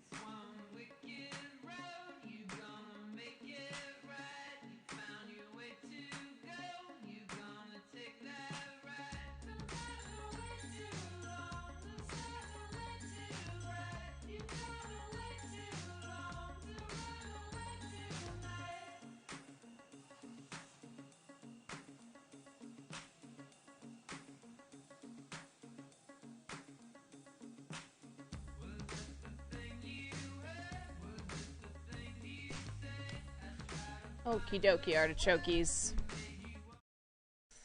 Israel attacked Iran. Yes, I'm aware. We covered it a little bit earlier, but I'll probably look at it tomorrow as well.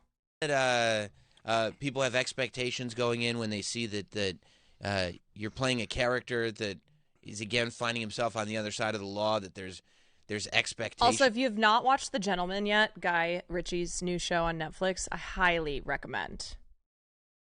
Highly recommend checking that show out. That people now have for absolutely. Once you play a quintessential bad guy who becomes iconic, then people want or expect that. And I like to switch it up with every role I play, so I look to find nuance and in a new character. And this particular one is one that is written in a way and conceived in a way, as I'm an executive producer and the co-idealist behind this project, was to make him an everyman. I became interested in the plight of the everyman, and when I say that, I mean working class person who is not a hero, who is not a star, who during the pandemic was crushed.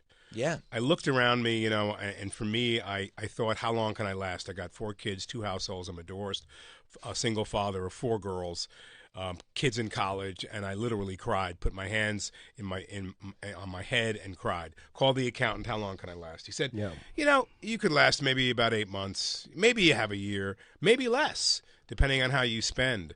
And then I pulled myself up by my bootstraps and said, what do you do? I thought of Thomas Edison. I thought of Tesla. What did they do when they went bankrupt? Yeah. I've been bankrupt before. Didn't want to go back there. So I said, I can't live in fear. And it all came to me. You build. You build. You plan for the future. You plan for when it's over. Just like the actors and writers strike. What was I doing during that time? Hunkering down, working on this project, so that when it ended, I could sell it and then I could start making it. What do you think about when you play the everyman? Just that's start really building things, interesting. guys. Like, you don't notice how good somebody is at it until you are pointed out that they're doing it. Like, I think Martin Sheen plays an amazing everyman, just like a regular person who can steal a scene because he's just so good.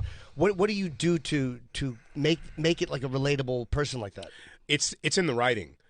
This particular guy, as I was in this position maybe in 2008 and 9, I had a family living in Connecticut beyond my means. The bank was foreclosing on my house. My marriage was in a shambles. I was working hard, very, very hard, so I felt like I could have been a bricklayer or I could have been a dishwasher, which I've done before.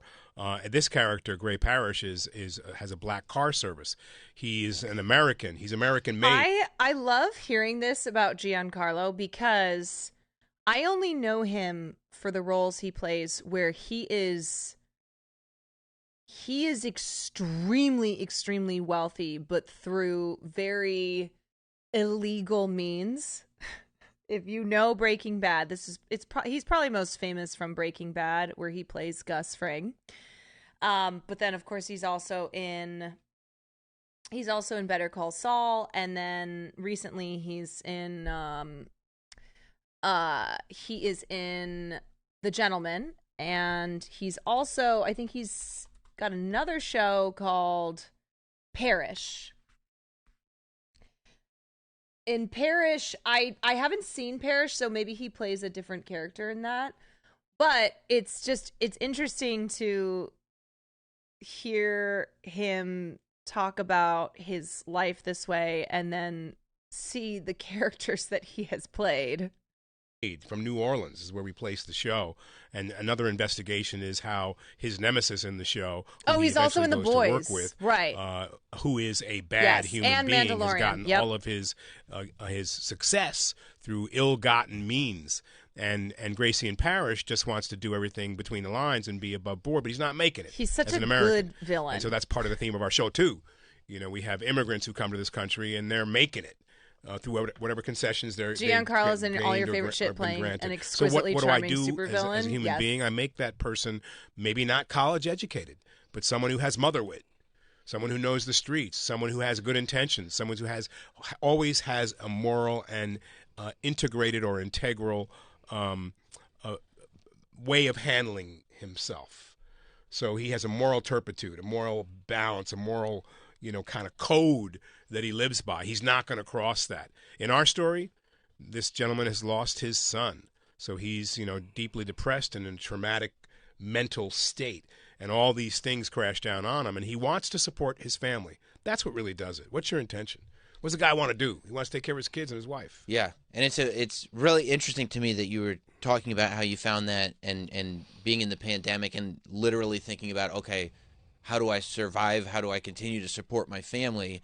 Because a minute ago, even you described Gus Fring as iconic. And I think that people, when they start thinking about actors who have played iconic characters, you just go, well, yeah, they're set for life then. You know what I mean? Like he did Gus Fring? You kidding me? He's good forever. And you're sitting there saying, like, just years later, calling the accountant's going maybe 8 months.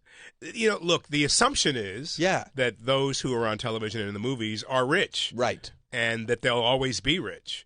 And I think that assumption plays into my visionary focus to straighten out my stinking thinking is to attract that I always will be rich. Doesn't mean I have it all now in the pot, but it does mean that there'll always be work that will fulfill the need that I have.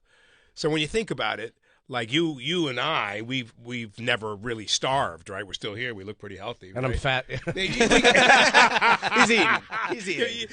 You got something to live off of. You know what I mean? I mean, that's doing fine. And I'm fat. You know that in the old days, if you were heavy, rotund, or plump, that was a sign of affluence. Right. Yeah. I mean, truly. Right. So, it's a funny thing that I thought of because I said 8 months is more than the regular guy. Right. And that, to me, was a blessing. Yes. And when I looked at it as a blessing, Yes, I said, he so was. He was in Do the Right You Thing. got 8 months to figure it out. You got 8 months to do whatever you need to do. And I worked on starting a podcast, which is going to get underway soon, on a graphic novel called The Venetian, which just got picked up by Simon & Schuster. So we're writing that in tandem with a script to make a movie at the same time, same platform. Two bangs for your buck. And I worked to create Parish. So when things are going well and everything and money's coming in, because that's the life of an actor, right? Like sometimes things are going well, sometimes things slow down. How do you stop yourself from thinking this is life now? Because when you have that money coming in, you go, oh, this is who I am, this is how I'm living, and this is how it's going to be, and then reality can hit you hard. It's interesting for me. I have to keep track of reality. It's just like, I go on the street and I can't walk a half a block without 10 selfies and people knowing who I am. And that can puff you up in your brain. But you know who you really are. Yeah. So you can't live in the illusion of who you really are. Like, I'm a worker bee. That's who I am. You know, my father was a working class Italian stagehand. You know, he worked with his hands. I have a lot of that mentality as well. My kids look at me and say, you gave me the work I'm ethic. waiting for this But one it's part. in the mind. Like, if I walk around and think it's just easy, That's I know crazy. that what I do today determines I think my it's in like 5 minutes. I tell people that when I go to colleges and universities, I lecture, I do speaking engagements, because this acting thing, you know, it's a boon, it's good, but there's an other part of me that I want to share that can also bring in some remuneration. But primarily I want to share that. But I realize I've created an engine that can withstand the storm. Like, there may be another strike. I see strike for an actor. You know, so I can't live as a legend in my own mind. Hey, look, I am. I'd love to be. But it's a joke. It's a play of consciousness. Right? I mean, for me, I get it. I get how people see me. But if I see myself the way they see me all the time, then I'm not living with my feet on the ground. It's very evolved. Well, yes, it is. And the good thing is the strike didn't affect me very much. I don't get a lot of acting work. So they said there was a strike. I'm like, when? They're like, it happened already. I'm like, oh. I've loved you since, I think 88 was School Days. And you did a lot of stuff with Spike Lee. And I always thought he was such an underrated. We were talking skip about ahead a little bit. All that we can coach. And college, he's already doing. So when people don't agree with that or don't want to fund that, he just goes somewhere else and finds the funding somewhere else. That's a confident human being. He's not afraid. There's never been any fear about Spike, which is something that I've really learned from. And it's not a posturing, or it's something that's inside of him. It's just something he knows. And I think it's that self-validation that we all can learn from. That's a hard one, to be self-validated, to ask for what you want and do it the way you want to do it. Yeah, because if it doesn't work out, then you have no one to blame but yourself. Right. Well, we're in a culture today, I think, where people don't want to take responsibility. Like, you know, like, I made a mistake. That's a hard thing to say. Like, we're supposed to do it all right and know everything because we have the phone, we can look up Google and all this. But, you know, sometimes we just don't get it right. And it's that beauty of that imperfection that makes us human. But you sound like me when I get caught cheating. Me too. Get out. It was over. Wait, no, honey. No, it's done. No, honey, I really, no. It's over. It's my low self-esteem. I'm afraid no one will ever offer again. That's right. This is the human essence. When you went broke, what like, because I remember 2008 All right, was a here tough it time is. and it was terrifying. When you had that happen and there was depression, what was the first thing that made you think, okay, there's a way out? Like, what was the first? Was it a project you landed, or what made you think, like, hey, there's a way to The first thing that get out? had me think there was a way out was my wife's father, God rest his soul, Pops McManigal, was in insurance. And so I asked her, I started poking around, how much I'm insured for. And then she told me. And my way out in my brain was, I said, hey, you know, do you get life insurance? To, you know, if someone commits suicide, do they get the bread? And my wife said, well, that's kind of tricky. And I went, well, yeah, and she had no idea why I was asking her this stuff. Yeah. And then I thought, you know, I just started scheming. If I got somebody to knock me off, death through misadventure, they would get the insurance. I had 4 kids. I wanted them to have a life. Holy Like, it was a shit. hard moment in time. I literally thought of self-annihilation so that they could survive. That's how low I was. So that was the first inkling that there was a way out, but I wouldn't be here to be available to it or be a part of it or be there for my kids.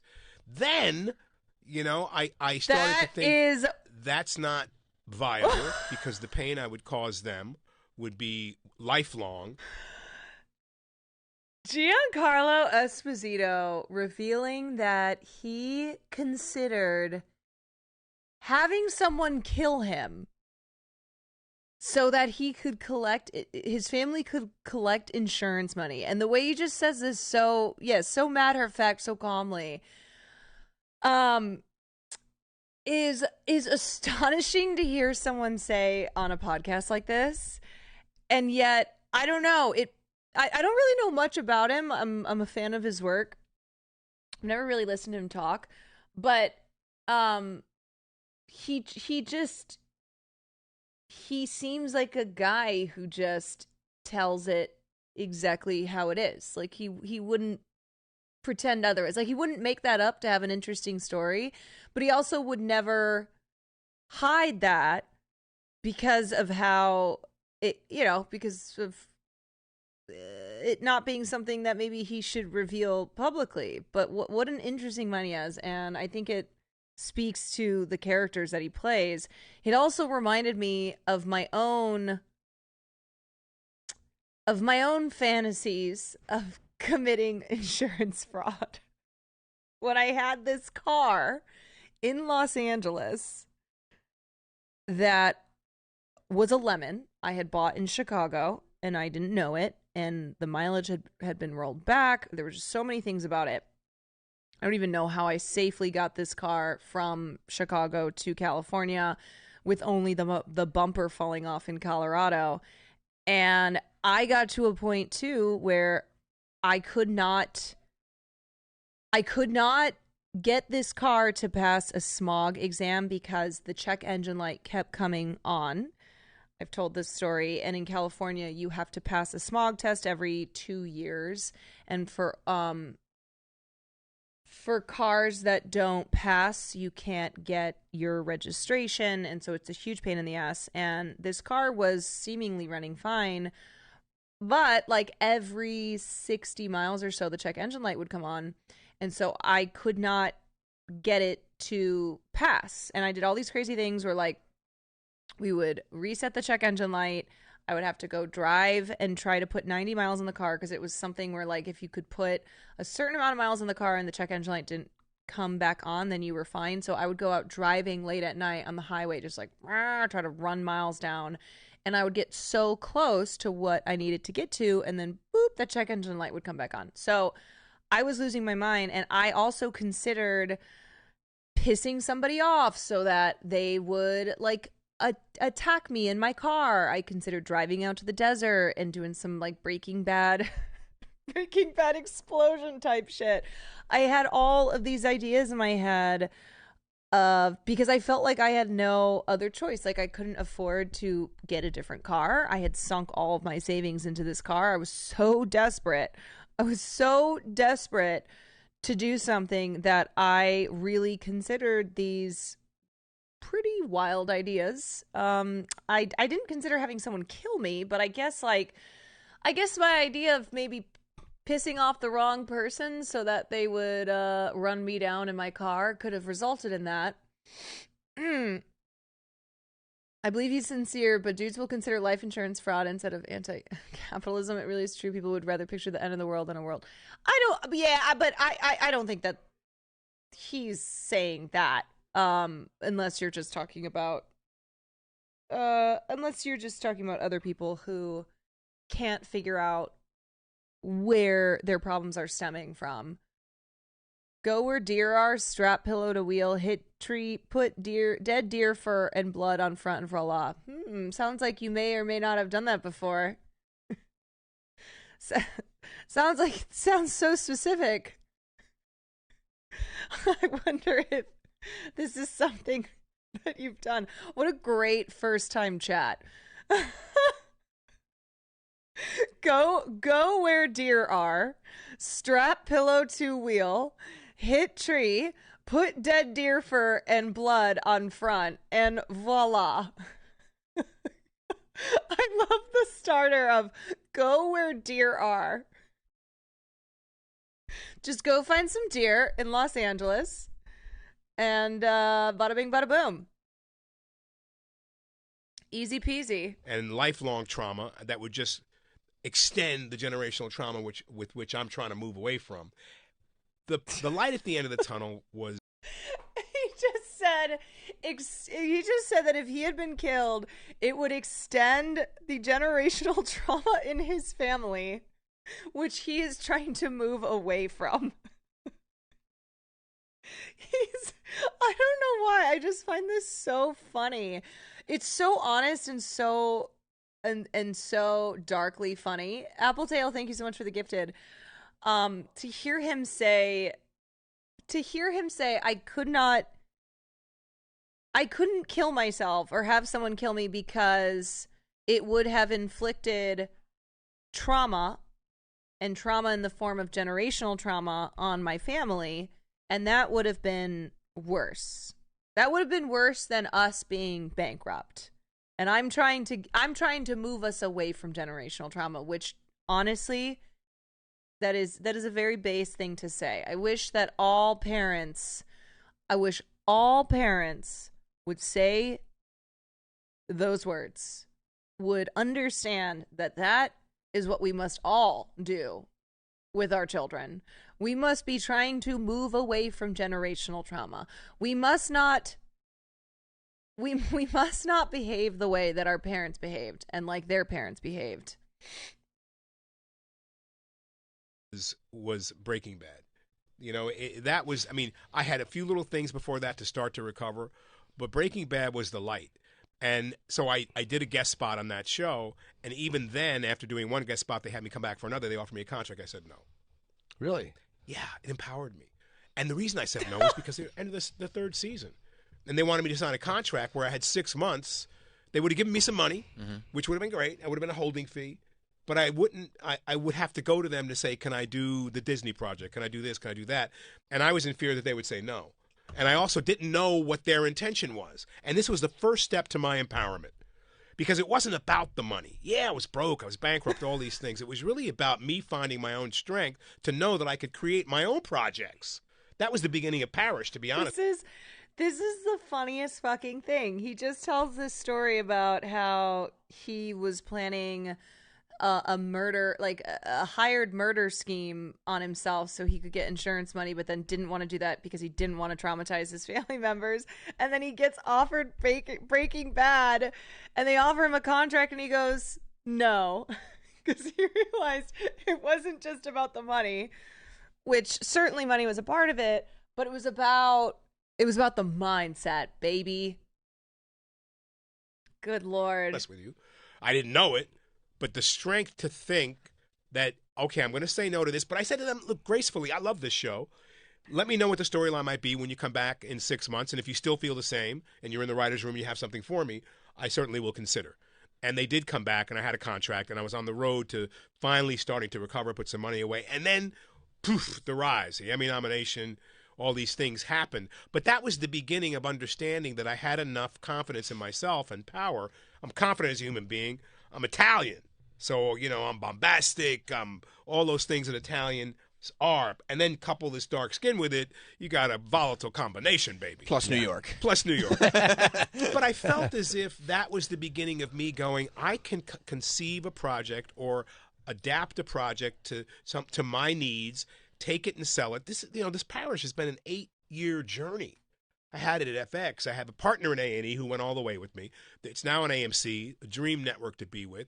But we had gone to them earlier many years ago, and Thumbnail Sketch wasn't really their cup of tea. And here we are, 8 years later, they got in the trenches with me, and we made this piece. But it taught me, here's my line in Parish, I'm tired of being a passenger in my own life. Take the wheel. I took the wheel. Here we are. This Jesus, show is take fantastic. the wheel. I can't wait for you guys to see it. I mean, it's not only amazing, though, that you were able... Yeah, that's kind of baller. That he didn't just take the first contract that was offered to him, even though it was for an incredible show, Breaking Bad, because of his own personal reasons, where he needed to feel empowered. He needed to feel like it was the beginning of his road back to confidence, which I don't know. I mean, it is a personal thing with him, because I'm sure a lot of us would be like, wait, a contract with Breaking Bad? Sign me up. But I think about this where there are going to be times in our lives, and I've already experienced that, where you feel like, oh, I should just take this money. Like, I need money. I should just take this money. But he's right where he's like, money isn't everything. And obviously he's saying that from when he was in a place in his life where he very desperately needed money. And I'm sure if his family knew what was going on, would have been like, what the fuck? Why aren't you taking that contract? But I think it's something where when you realize that money isn't everything, and that you shouldn't just always take a deal or take a job or, you know, put money first, then it will benefit you in the long run. I remember when a friend of mine was offered a job. She was a journalist for The Guardian, wasn't making very much money, but she loved writing for The Guardian. She got offered a job writing for Bloomberg. And this was during, oh gosh, this would have been like, Trump was president at the time. And the job was like double the salary, which would have enabled her to, like, just would have just changed a lot of things in her life. But she also, realized that she was going to have to sell a lot, and mostly that being her soul, if she was going to then switch and write for Bloomberg, because of what the constrictions would have been on her versus what they were at The Guardian, in the field of journalism that she worked in. And so she turned the money down. And I had told her, I was like, I understand if you take this, that is a ton of money that they're offering you. That is life-changing money. And what she had said was the same thing. She's like, this is life-changing money. So I said, look, it's up to you. I don't think this is something that I will personally judge you for going to write for Bloomberg, and take this salary that they offered you, but it's ultimately a personal decision. And she decided not to do it.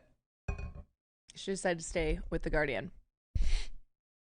And his money isn't everything, isn't ooh, he's measuring what matters to him and why. Right. Able to Oopsies. create this show out of that. But the fact that you said no to the contract, and instead of them going like, okay, well, then we're going to move in a different direction, whatever, they come back to you, and the response is this iconic character arc that is like beyond, I think, anything you could have conceived. Absolutely. Is amazing. And it's like, oh, sometimes when you say no, the right thing happens. There's a reason I said no. I hadn't talked to Vince Gilligan enough. Mm-hmm. I wanted to know what they wanted because I didn't want to be a stereotype. Breaking Bad wouldn't have been the same without Gustavo Fring, but Gustavo Fring wouldn't have been the same if I played him like a copy of Tony Soprano. Right. You know what I'm saying? Yes. I played this guy. I talked to Vince, and I said, I don't want to play a stereotype. I want this guy to be a real human being with dark and light.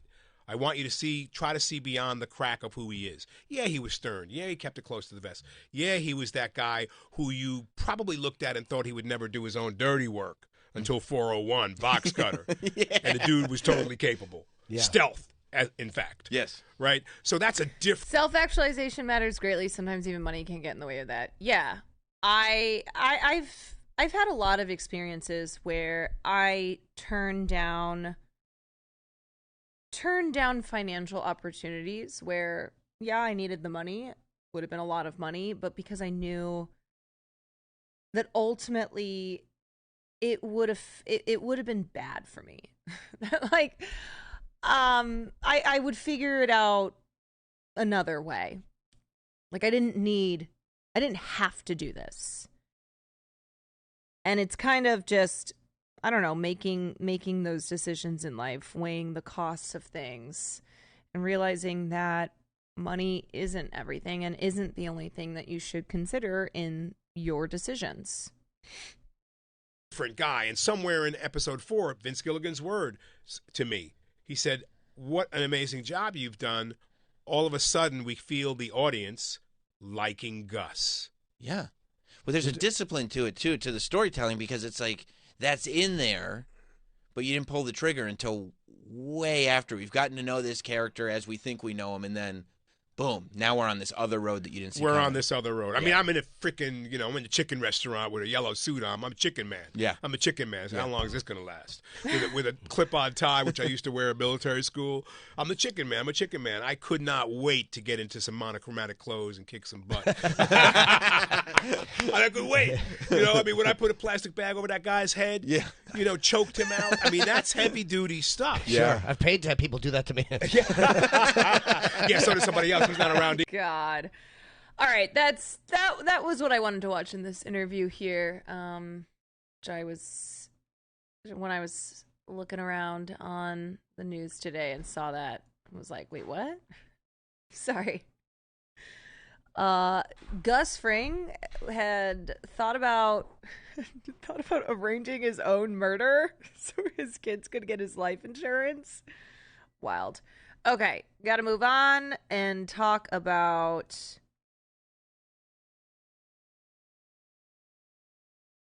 Hannah Gutierrez Reed, who was sentenced to the maximum amount of time in prison for her manslaughter conviction in the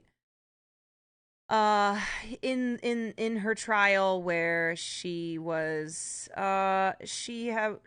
charged with manslaughter and negligence in the death of Helena Hutchins, who was the cinematographer on the set of Rust. Hannah Gutierrez and Alec Baldwin. His trial begins. Should be soon. I actually thought it was supposed to be last week, but I guess not. When is Alec Baldwin? What does that smell? It smells like farts. Is that some... Will must have made food. It smells really bad. Ugh.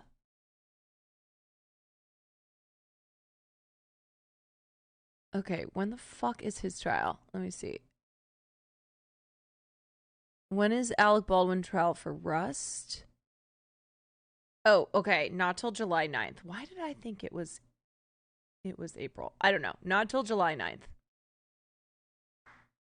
was the armorer on the set of the movie Rust in New Mexico. She was in charge of checking the bullets, checking the weapons. She was working as an assistant props master with Sarah Zachary. That did not go well, as we heard at trial. She called Sarah Zachary a "see you next Tuesday" on multiple occasions, which came out in court. After about a 10-day trial, she was convicted of involuntary manslaughter. She was not convicted of tampering with evidence. It was a stupid charge from the beginning.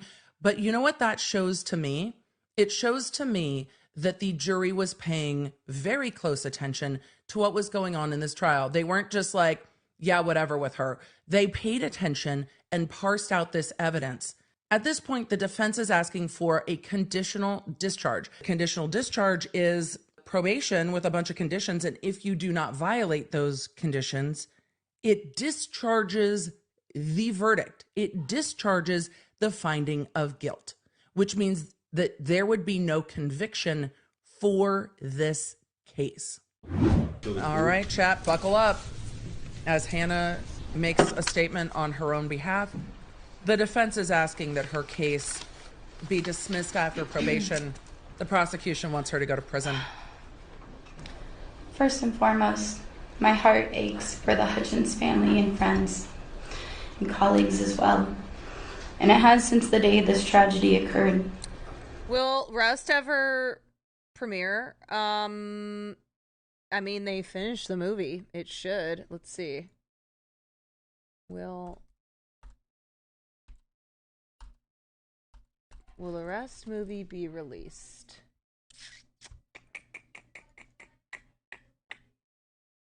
It says likely to come out sometime in 2024 or later. I don't think that there's an exact time on that. Helena has been and always will be an inspiration to... Okay, hold on. Something is making a noise. Is that the smelly food?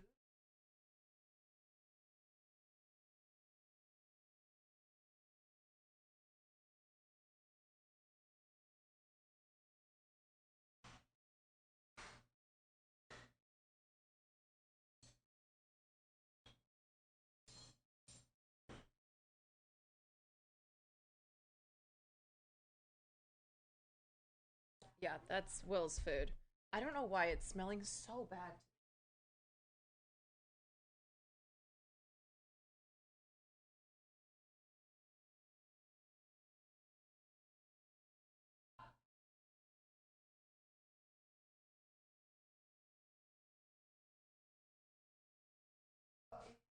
I don't know why that smell. The kitchen smelled weird. I started to smell something strange. I'm dying? You eating chicken? Yeah, I don't know. To me, I understand she was taken too soon, and I pray that you all find peace. I am beyond grateful that Joel survived that terrible day. My heart goes out to the film industry for the devastating pain that this tragedy caused and the old wounds that have been reopened. I am saddened by the way the media sensationalized our traumatic tragedy and portrayed me as a complete monster, which has actually been the total opposite of what's been in my heart. Okay. I don't think that happened. I gotta be honest. I don't think the media, by and large, villainized Hannah Gutierrez and portrayed her as a monster. I think,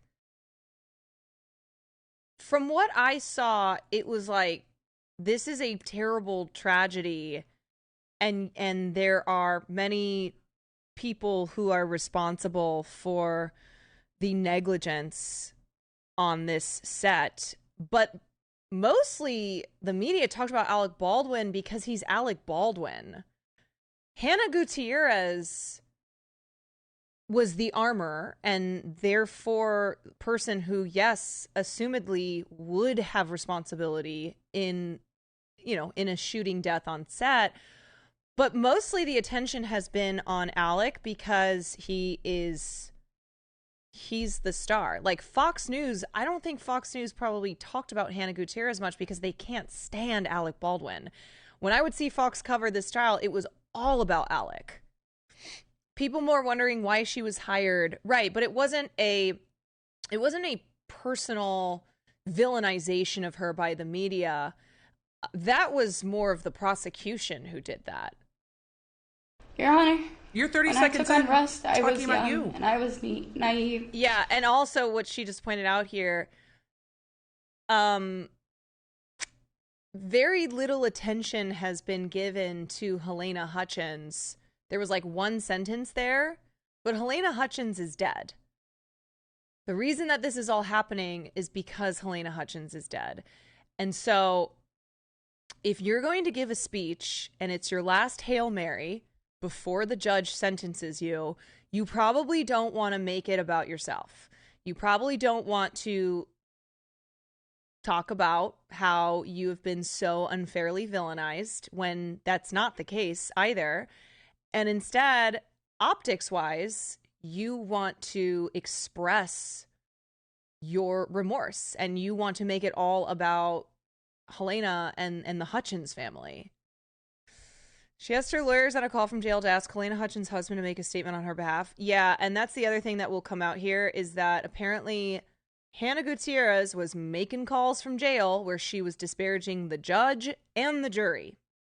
I don't know who the fuck was advising her or who wasn't advising her, but what you do not want to do when you are sitting in jail awaiting your sentencing is talk shit on the judge and the jury.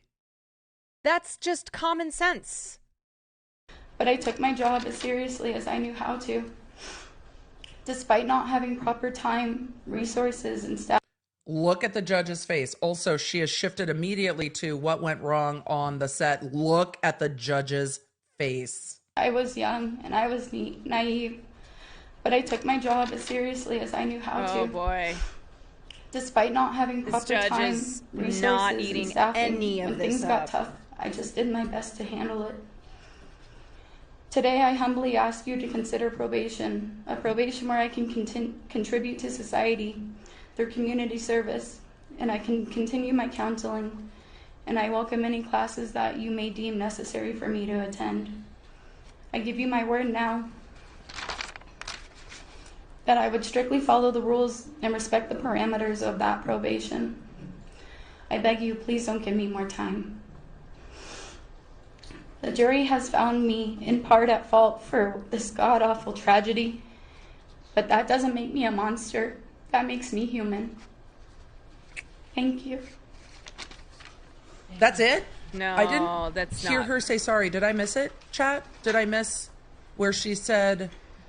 Yeah, see, if I'm the judge, what I take away from that is that she still hasn't taken responsibility. That she still is like, this was not my fault. And the thing is, it wasn't just her fault, but it was her fault. She was the professional on set whose job it is to ensure safety with guns. Yes, she was inexperienced. Yes, the Rust producers cut corners. Yes, there was so much that went wrong, but at the end of the day, it was still her job. She has to take responsibility for that. I mean, I've been saying this throughout the trial that it's a horrific tragedy, and Hannah is not the only one who's culpable, but she took this job. This was her first official solo armorer job outside of working with her stepfather. If this is something where she didn't feel ready for it, shouldn't have taken the job. I mean, I don't know. I don't know what else to say there other than she bears responsibility because it was her job. And even though it's one of those things where I feel badly how much the producers failed her and how she was woefully unprepared to do this, it was still her job. She has been she's been found guilty. So what you have to do is express remorse. You take responsibility, you express remorse, and you pray for leniency. Anything like sorry, or I should have checked the weapons more, or I regret that day every day of my life. The judge quoting her jail calls is not good for Hannah. Have her concerns changed? No. Here's what she says.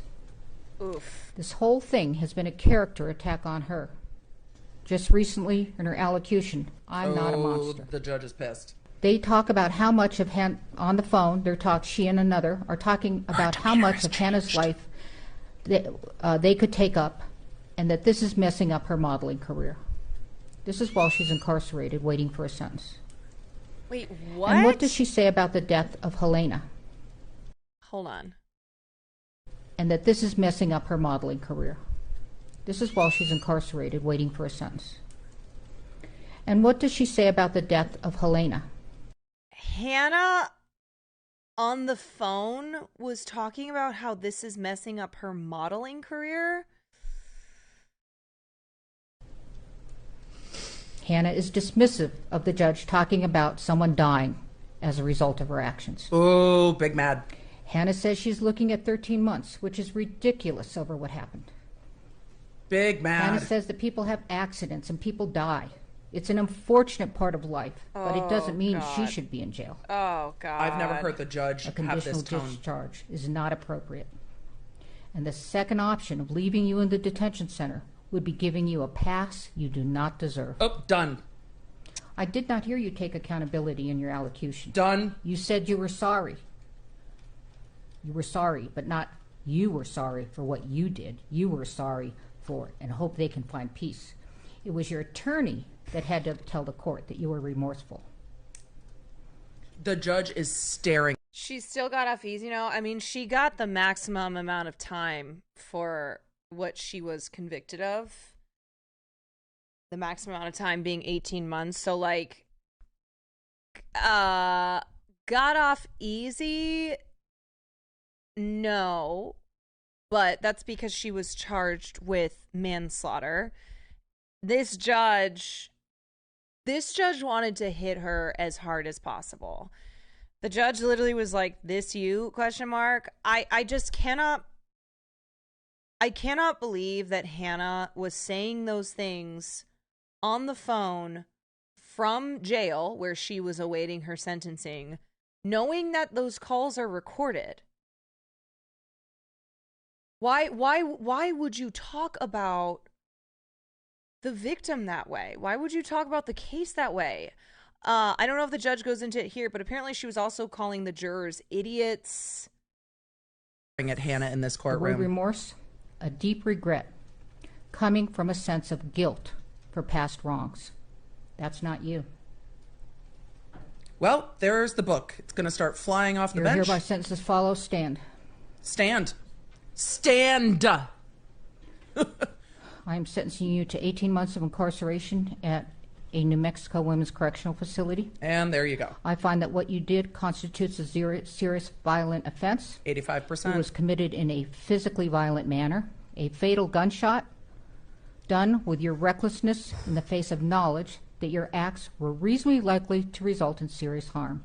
If you also see the way that she acted in interviews immediately after it happened, and then when she was taken to the police station, I want to go easy and be like, okay, what had happened was really shocking. Maybe she was in shock, but it's the same attitude that she seems to have displayed throughout the trial, and here now at the end when she's last effort appealing for mercy, where it doesn't seem as if she actually did think she was responsible, and it doesn't seem as if she actually was really remorseful for what happened.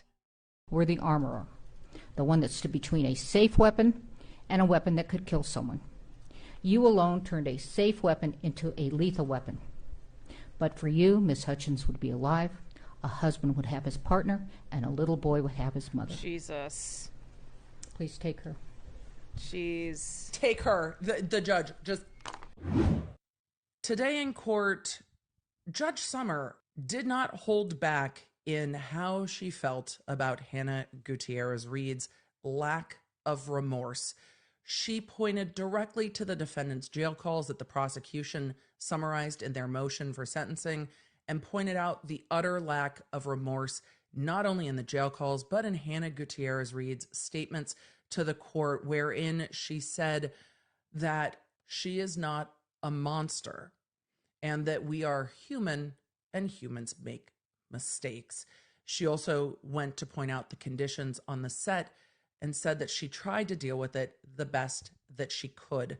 The judge had absolutely no patience for it, pointed out the fact that Hannah was sorry in her jail calls for only herself, her lack of modeling career, and continued to show no remorse for what happened, and then sentenced her to the maximum potential Also, I'm so confused about this modeling career. I'm not trying to be a bitch here. Was that a thing beforehand? Like, I don't remember reading anything.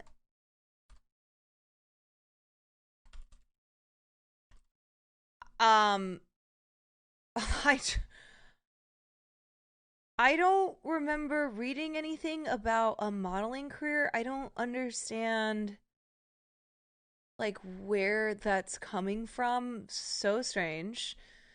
Rust armor Hannah Gutierrez Reed blasted the jurors who convicted her of manslaughter charges and recorded jail phone conversations as idiots and assholes. Complained that they only took 2 hours to deliberate.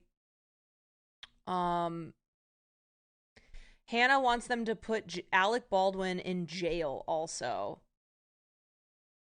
Yikes. Gutierrez Reed requested her legal team ask Hutchins' widower and son to speak on her behalf at the sentencing. She also complained about how the shooting has negatively affected her life and modeling career while never expressing genuine remorse at any time, the filing states. The filing also notes that Gutierrez Reed has another felony charge pending for allegedly hiding a firearm from security at a New Mexico bar and sneaking it into the venue.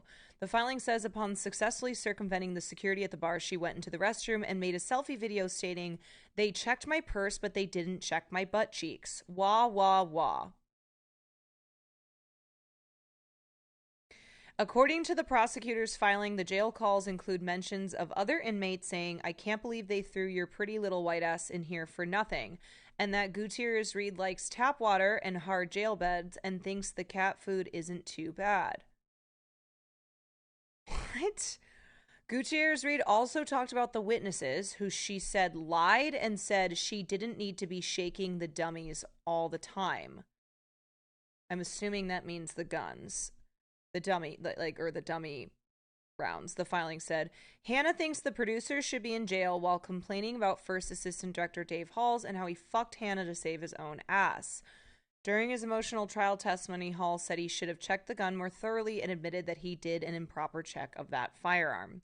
Halls, who also served as the film safety coordinator, pleaded no contest. I mean, I also think he got off way too easy. But Hannah, dude, you were the armorer. Baldwin's defense team has asked the judge to dismiss his charges. Okay. Of 18 months in state prison and designated the conviction as a serious and violent felony, which not only bumps her time to 85% time, but also changes. I'm going to quote another one of Hassan's doctrines. Alec Baldwin is criminally negligent here because he should have immediately picked up on Hannah's fucked vibes. Yeah, I mean,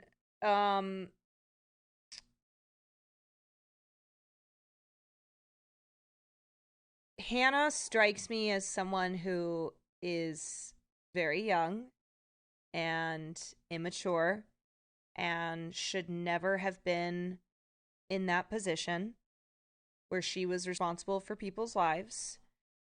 And it seems as if she still has not come to terms with the fact that that was her responsibility. And she is a girl who came into this because of her stepfather. She didn't necessarily she didn't find her own way into this career field. It was her stepfather, who was a longtime professional who had worked on movie sets for a long time, who brought her around when she was a kid, and then she started working with him, and then, met people, and then got this job on Rust. And the problem is that normally I'd be like, she's young and she's learning, and I don't want to go so hard on her because blah, blah, blah, blah, blah. But a woman died in this situation. This is not like, oh, some kid fucked up and let's maybe cut her a break because she's she's young. This is something where a woman was killed, and so for the person whose job it was to ensure that that didn't happen, to repeatedly demonstrate that they really kind of lack empathy and lack remorse. The video of Hannah when she's sitting in the police car after Helena was killed is like really bizarre to watch. It's a person who seems to just be woefully inept and deeply unempathetic towards the fact that a woman had died. Yeah, like she seems to really disregard that someone had died. It's like, well, it's not my fault. Like, it happens. I mean, the fact that on these calls from jails, she says people die. People die all the time. Girlfriend, what? People do not die all the time on movie sets. People die all the time in war. This is a movie set. You are explicitly in a position where you are supposed to ensure that people don't die. It shouldn't be just like, oh yeah, people die. That's what happens. The designation of her felony conviction. This isn't the first third of Babylon. It will have on her future as it goes to employment, possession of weapons, etc. So Hannah Gutierrez will be transported from county jail or local custody to state prison in New Mexico. She did indicate in her jail calls that she wasn't inclined to show up to testify at Baldwin's trial, but also said she wanted to see Alec Baldwin in prison. So I guess the question for Baldwin's trial is, are we going to see Hannah Gutierrez testify from prison at his trial? We could, which would be interesting to see. The victim impact statements were heartfelt stories of the light that the victim, in this case, Helena Hutchins, brought to not just the world, but to her friends, her family, and the film industry, of her dedication to optimistically making things beautiful, to finding the shot that would make the movie memorable, that she had no lack of support and love and effervescence for those around her, and that she truly loved what she did and making beautiful things. They were very impactful statements. They were just heart-wrenching because in criminal prosecutions, the defendant's rights take precedence. Those constitutionally protected rights come first. And in all of it, the victims and their stories can get lost. And that is never felt more starkly than when you hear the impact statements from those who have been substantially impacted by the loss of life. And that includes statements from Helena's mother, her sister, her father. We did not see statements read into the record from Helena's husband or son, but we heard from her best friends, her coworkers, and Joel Souza.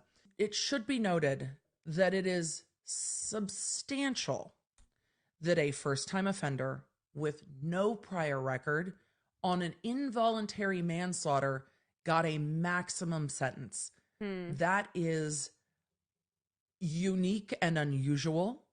I would not say it's unheard of because it happens, but it is that judge hated her ass and unusual. Most people do not get a maximum sentence with no prior record, particularly on an involuntary manslaughter, where the entire contemplation of the crime is that it was an accident, but the recklessness or negligence led to that accident was severe enough that there should be criminal charges. Not every jurisdiction even has an involuntary manslaughter cause of action. Some countries don't have involuntary manslaughter because the belief in writing those laws is that sometimes an accident, though reckless, is truly an accident, and that those are matters for civil courts, not for criminal courts. So it will be interesting to see how people view this sentence. It is difficult to look at Dave Halls, who was the safety coordinator on set, who got 6 months of unsupervised probation for taking a deal early. Though in taking that deal, he did have to express remorse.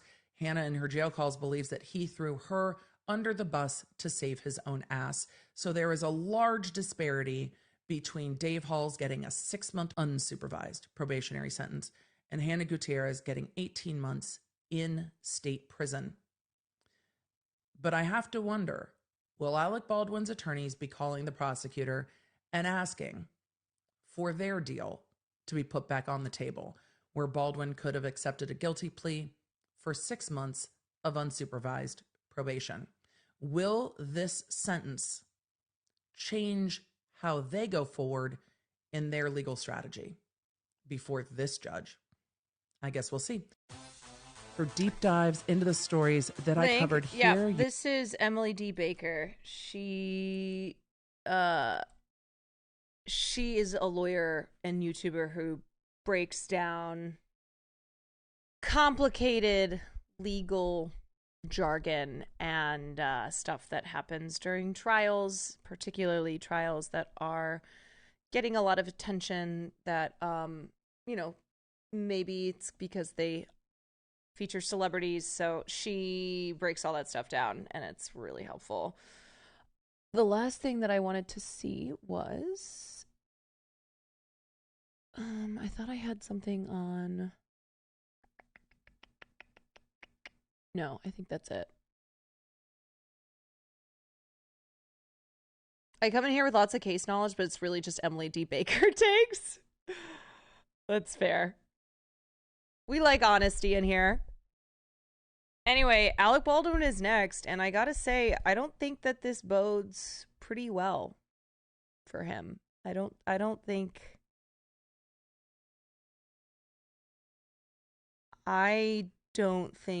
that he is probably sitting here feeling too good about his upcoming trial. All right. Is the Rust movie based on the Rust game? I don't think so. But I can't say for sure. Kind of like how if you argue with the mods, you'll get banned faster. Yeah, note to anybody. Don't talk shit on the jury and the judge when you haven't gotten your sentence yet, okay? If you ever find yourself in a position where you're awaiting sentencing for a crime that you've been convicted of, I'm sorry to have to tell you that talking shit on the judge who is going to be sentencing you is not going to result in things being in your favor. It's like doing a ban appeal and saying, fuck the mods. Or like, I was actually looking at my ban appeals today, and there was one of them that said, it was like, Caroline is a gold... They were basically calling me a gold digger. Saying that I live off my rich-ass boyfriend and yada, yada, yada. And I was like, you know what? I'm going to let you back in the community. And actually, I don't live off my rich-ass boyfriend, and so this is the time now that I'm going to remind you that if you have an Amazon Prime account, I'm going to gold dig from Amazon Prime. If you have an Amazon Prime account, you get one free Prime sub a month that you can connect to your Twitch account and use on your favorite streamer. Or you can just like sub otherwise to support, or you can be gifted a sub or something like that. Because I don't gold dig from my boyfriend, I'm going to gold dig from my community. That's how that works. I need to support my braless wife. Yeah. There we go. Anonymous, thank you for the gifted sub.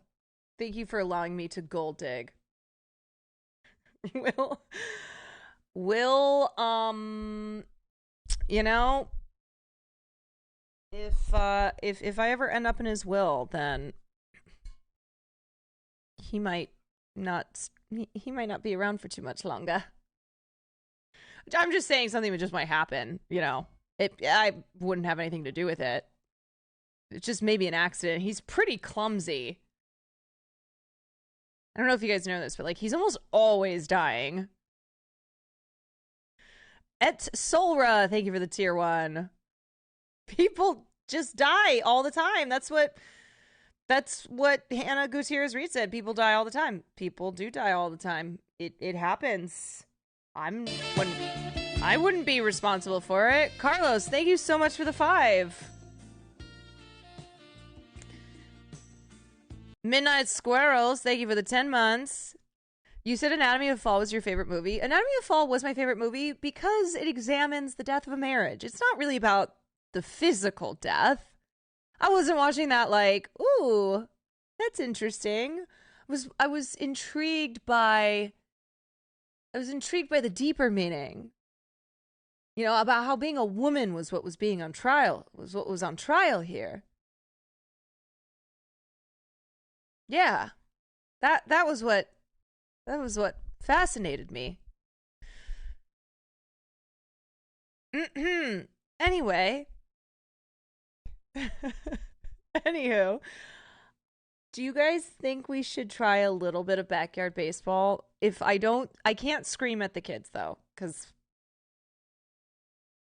because I'm already struggling in the vocal department.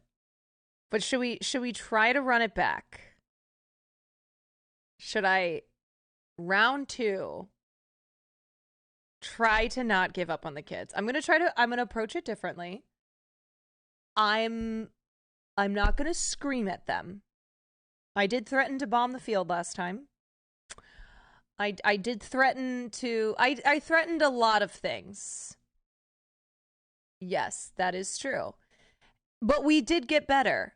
As the game progressed, we did get better. The kids just need to figure out how to hit the ball. And by that, I need to figure out how to hit the ball. So that's once we get that figured out, then nothing's going to stop us besides our shitty field work. That also is something that we need to work on. All right. Let me pee. And then we will revisit these special children. I did threaten to make them orphans. Yes, this is all true. It's all true.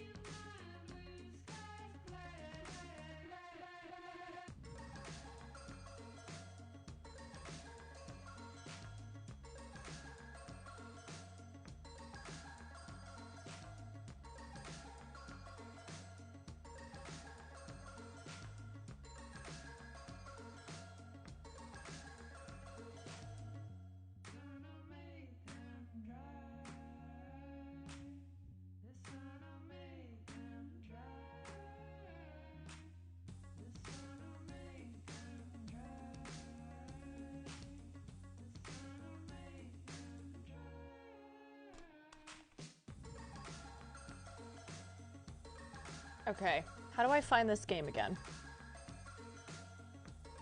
Happy 5 months, less than 3. I appreciate your stream so much. Oh, Always Hannah, thank something you to so look forward much. to. Thank you I'm for the glad to be 5. supporting you this Scum. great community. One love. Okay, backyard baseball.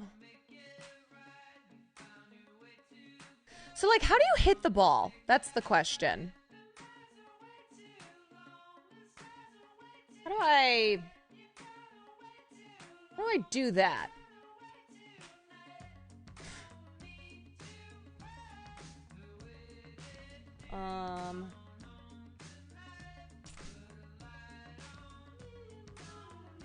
With the baseball bat. Okay. Backyard baseball. Backyard baseball. Here we go.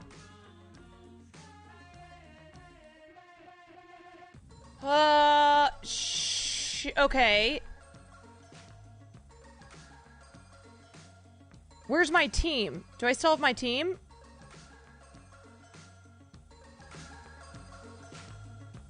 Hold on one sec. I can't hear these fuckers. Are they speaking? Why is there no volume? What's going on? Okay. Wait 1 second. Why is my scroll thing? What the fuck? Why is this not working?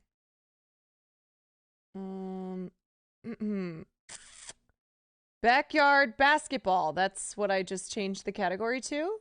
Cool. That's not what we're playing here. They both have balls. I swear I did backyard baseball. Is that... All right. Let me... Wait, how do I go back to my team? Let me close out of that. Does it not save it? It was baseball and then it switched to... Why did it switch to basketball again? Okay, I'm not crazy. It was baseball, it switched to basketball. That is so weird. Didn't I save?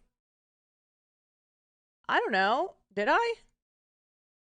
I thought I did. Why can't I also not hear anything? Okay, this is kind of busted.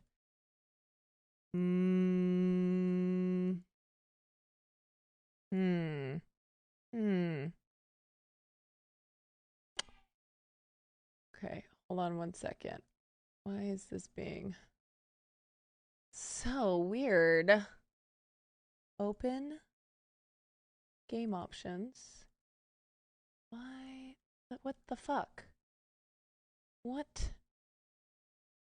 I can't hear anything, and I also can't click with my mouse. And it also has not saved my team from last time. And I... Shoot. Oh.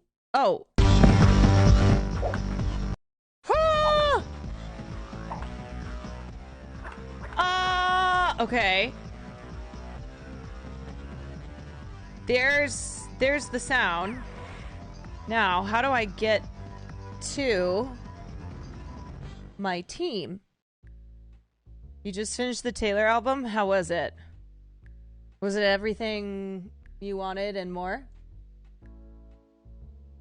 Okay. It looks as if my... No, here we are. Click here to continue playing Coach Kwan. All right. Yep. All right. Am I an unreliable source because I loved it? Probably, but that's okay. Did I explain where my hat is from? Oh no, I meant to because I had a couple people asking me. It's a Will Neff hat. Save me from myself. I don't know where it's from.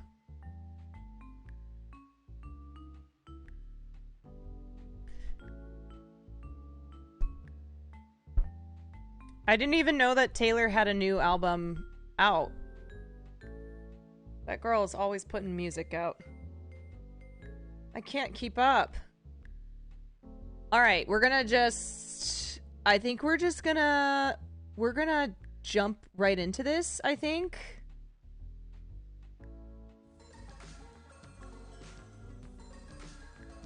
Song about Maddie slapped, song about Joe broke my heart. She wrote a song about both of them? Why did she write a song about Maddie? Unless it was to diss him. They only dated for like 2 seconds.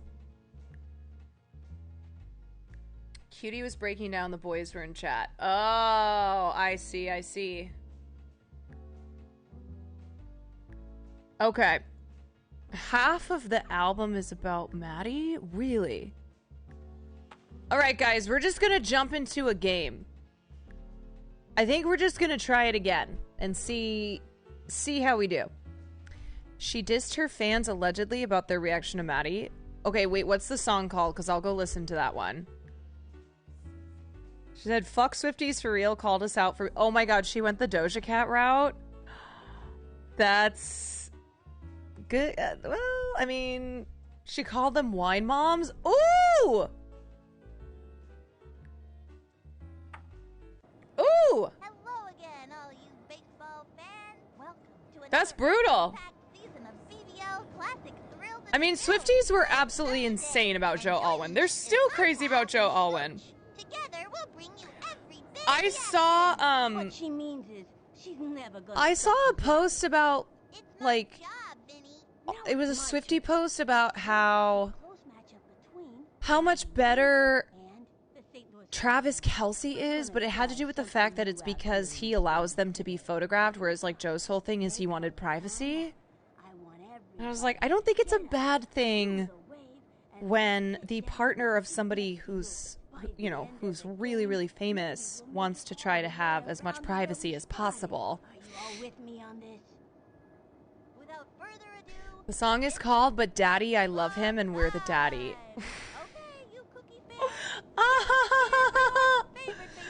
But Daddy, I love him. Okay, we are away versus the Cardinals. All right, guys, so I'm going to try this again. That is a Little Mermaid reference, true. But Daddy, I love him. Look at this stuff. Isn't it neat? We're going to try this again. I am not going to scream at the children because my voice is already killing me. And because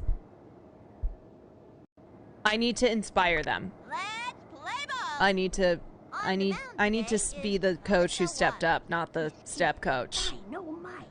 Her all-time strikeout high is 18. First in line, Lisa Crockett. All right, here we go. Here we go, Lisa Crockett. Here goes nothing. There's so many sounds happening. Oh shit. Okay, we're gonna ground it and don't hit that, Lisa. Nice, good eye. We're starting off strong. Starting off strong. I'm not gonna call you Four Eyes. Now you're gonna hit this. Okay, that was too soon. So, when am I supposed to hit this ball? That's what we gotta figure out here. We're gonna hit this. Yep. Okay, you made some contact there, Lisa. Now we do have 2 strikes. We do have 2 strikes, so you're gonna need to. Oh, okay. That was pretty fast. At least we went down swinging. At least we went down swinging rather than just getting struck out. All right. That's the whole thing with baseball, figuring out the timing. No. You can time the ball with markers on the back like when it gets to this rock swing. Nope, don't hit that. Will Neff, good eye. Is it also because maybe these kids suck at hitting the ball? Or is it not their fault? Oh, that was so... Okay, that was my fault. That was... I told you to go early. That was on me. That was... All right. Okay. Okay, now we were late on that. Oh, boy. Oh, boy. Okay, here we go. We got 2 strikes, so we really got to hit the ball here. Oh, my God! Oh my god. Oh my god. Oh my god. Okay, we're out, but we made contact. Okay. Here comes Jorge Garcia. I can't scream. I can't scream. My throat is killing me. What am I doing? Okay, stand back, peon. Okay, Jorge, we're gonna go for some power here, baby. We're gonna clear these... Good eye, buddy. We're gonna clear the heads of these little munchkins here, Jorge. Okay, that was a good swing. That was a good swing. Let's just do it again. Let's do it again. This one's gonna be your pitch, Jorge. Here we go. That was so late. That was what your mother said when she was waiting to get her period. And it was so fucking late, and then she had you, Jorge. Okay. Time around, kid. All right, you swing like you're wielding a limp dick, Jorge, but that's okay. That's all righty. Okay, we're up. We are up. We got Marquis Dubois pitching. Okay, this girl has a 2-2, Marky. Marky, you can get her out. Come on. She's nothing. She's... There we go. Starting off good. That's what I like to see. Let's give her a right hook over here. Let's make her swing. Yep. She's an idiot, Marky. Come on. We got this. We got this, and we're just gonna go slow ball right here, and she's gonna swing at this. Okay, it's fine. Oh my god, what's going on here? What's happening, guys? What's happening? Why are we falling over? Lisa? Lisa! How did she get a triple?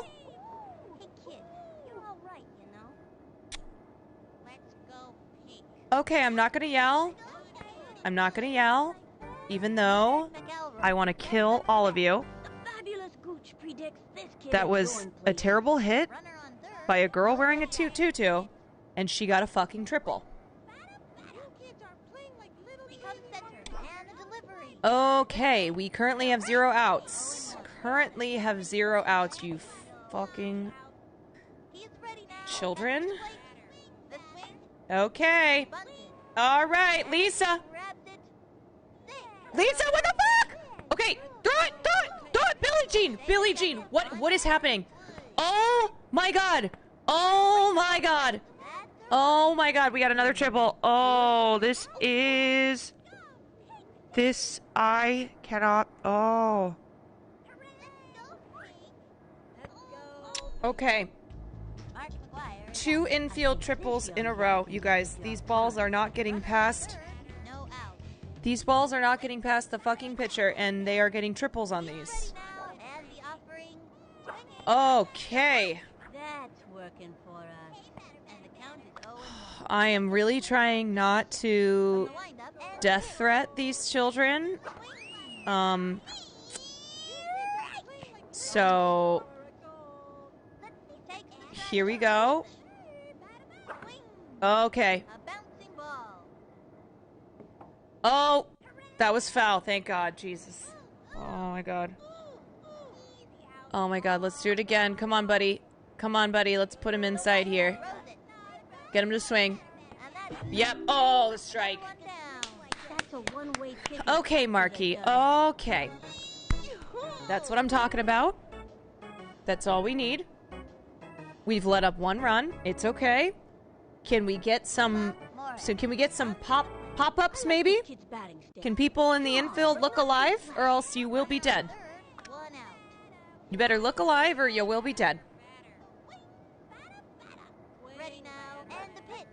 Give her a nice hook at the bottom. Foul ball. Yep. Okay.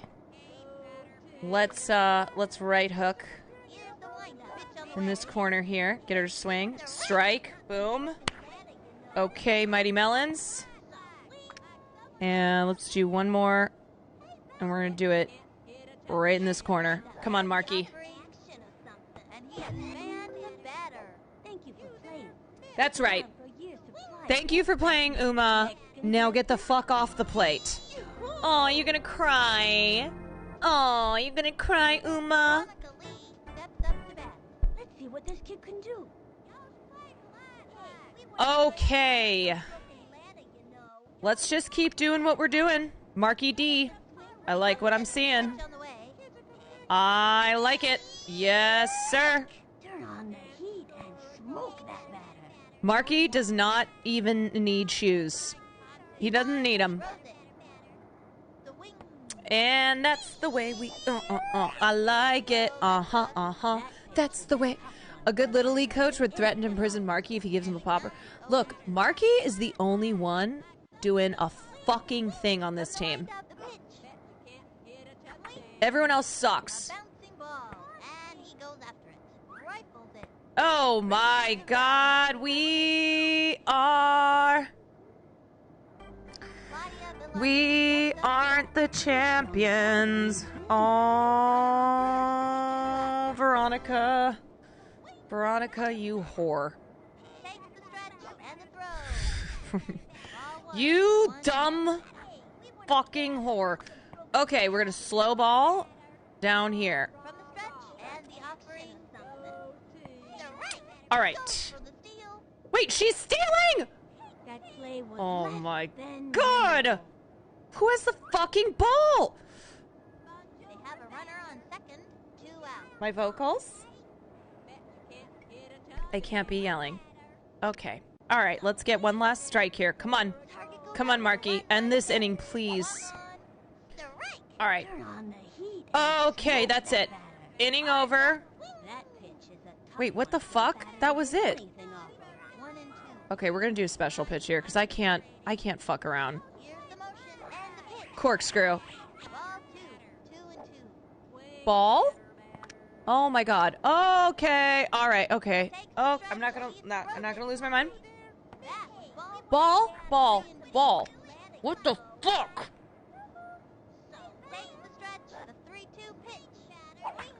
No, please. Oh my god. Oh my god. Please, Kimmy! Oh my god, you fucking idiot! Somebody get the ball! Oh, Jesus. Oh my god. Oh my god, 3 runs. 3 fucking runs. I have so many evil thoughts in my head right now. I have so many evil thoughts. These dumb... You know what? I might as well have a team of blind cats.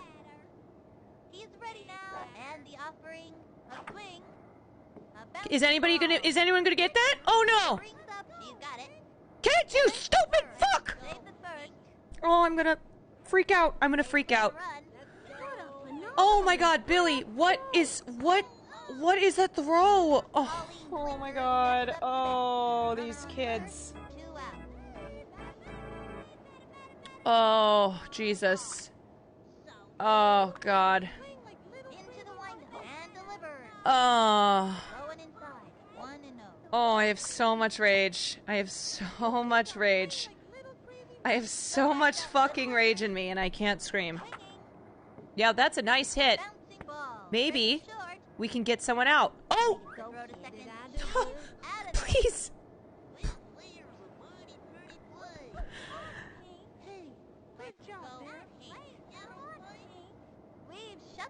Okay. It's gotta be over.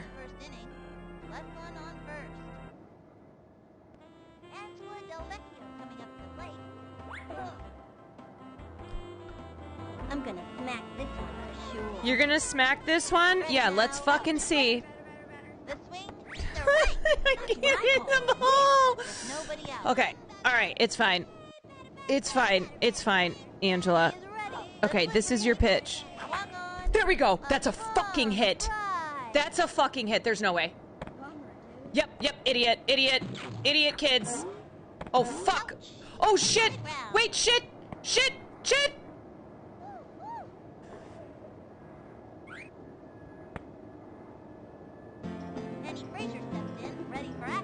Oh my god, we got on base.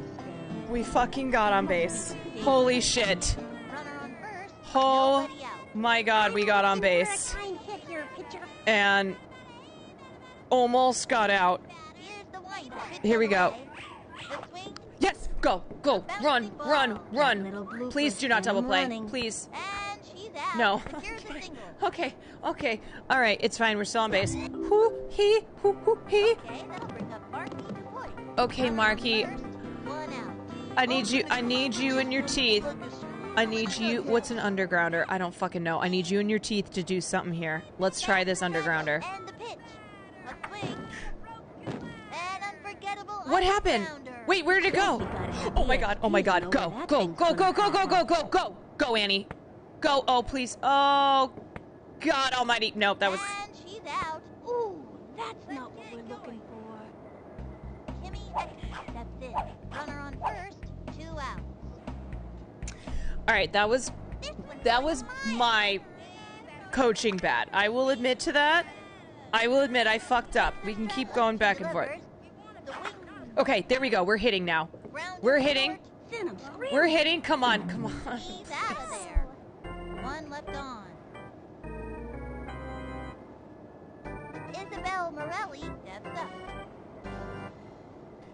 Why are these kids so slow?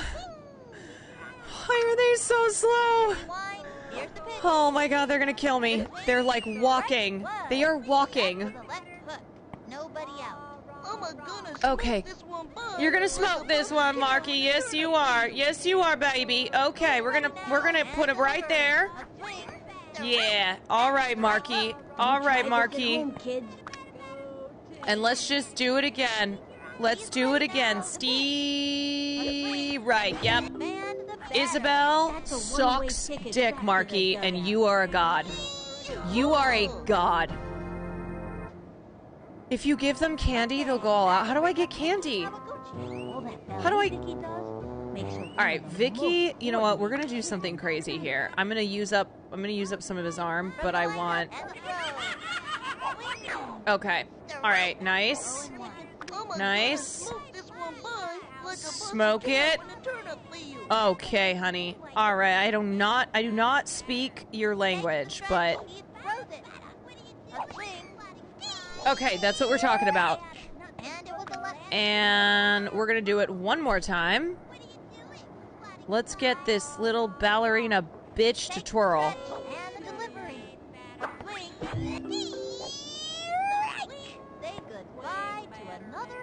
2 outs.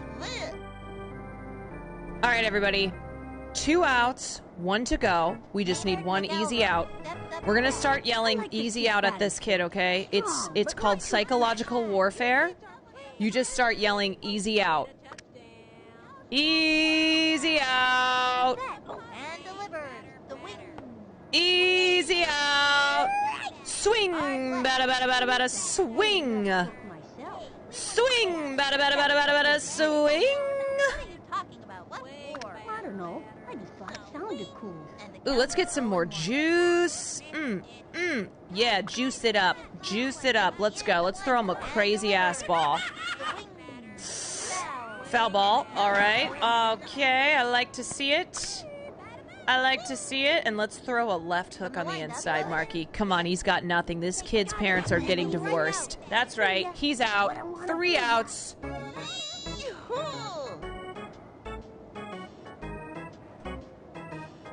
That's what I like to see, everybody. Okay. We gotta pull our shit together now, and we gotta start getting hits. Divorced and neither asked for custody. Neither of them want him. Okay, Billie Jean and your broken spine. Let's hit a ball here. Or else I'm gonna... Okay, there we go. Run. Why are you so fucking slow? Maybe because of scoliosis. Okay. Alrighty.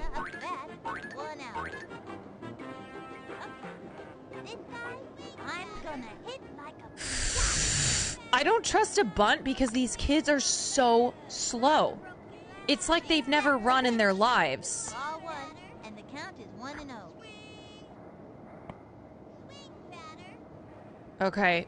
Maria, this is going to be your pitch. Yeah, I forgot you've got fucked up feet. I forgot about that. And you hold the bat So weird. Here's the pitch. Don't hit that. Please just get a walk. How about that?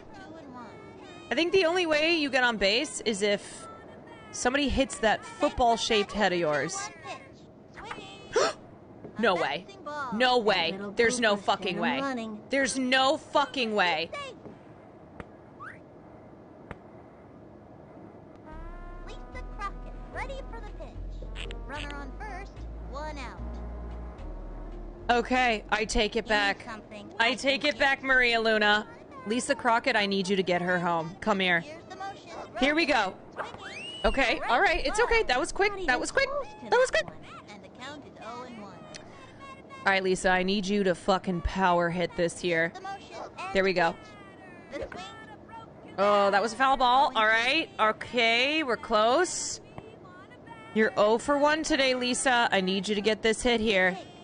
This could be a good one. Go. Go. Run. That's a slow Please, if you... No.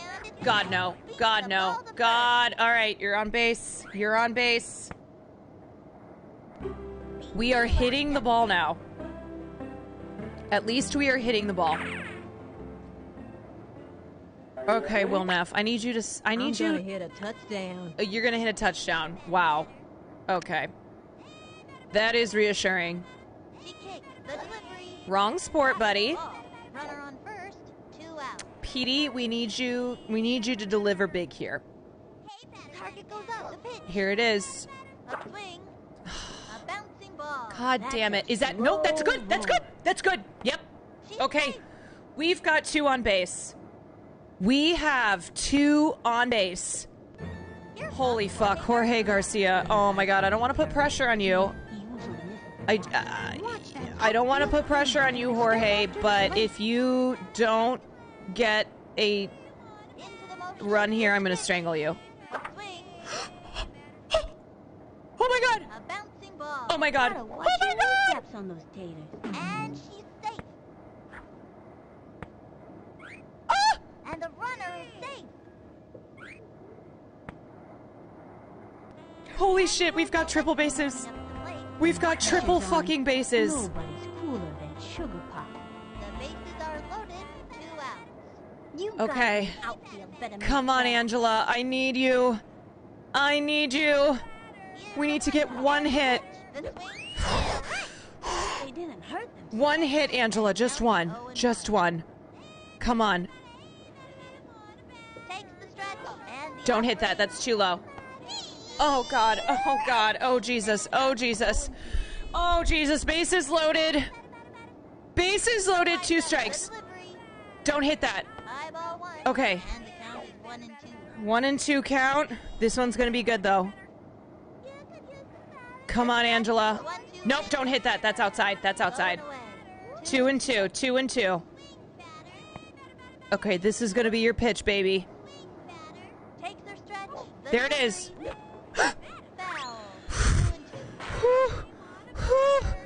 Okay. Okay, there we go. The wind up, the 2-2 pitch. Roughed out. No way that's gonna happen again. 3 left on. The Melonheads are down. Mark McGuire is up.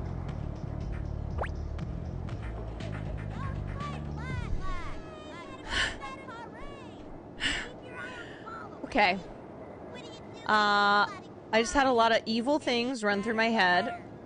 But like I said, I am no longer gonna death threat the children. Instead, I'm gonna tell Angela that I'm gonna kill her parents.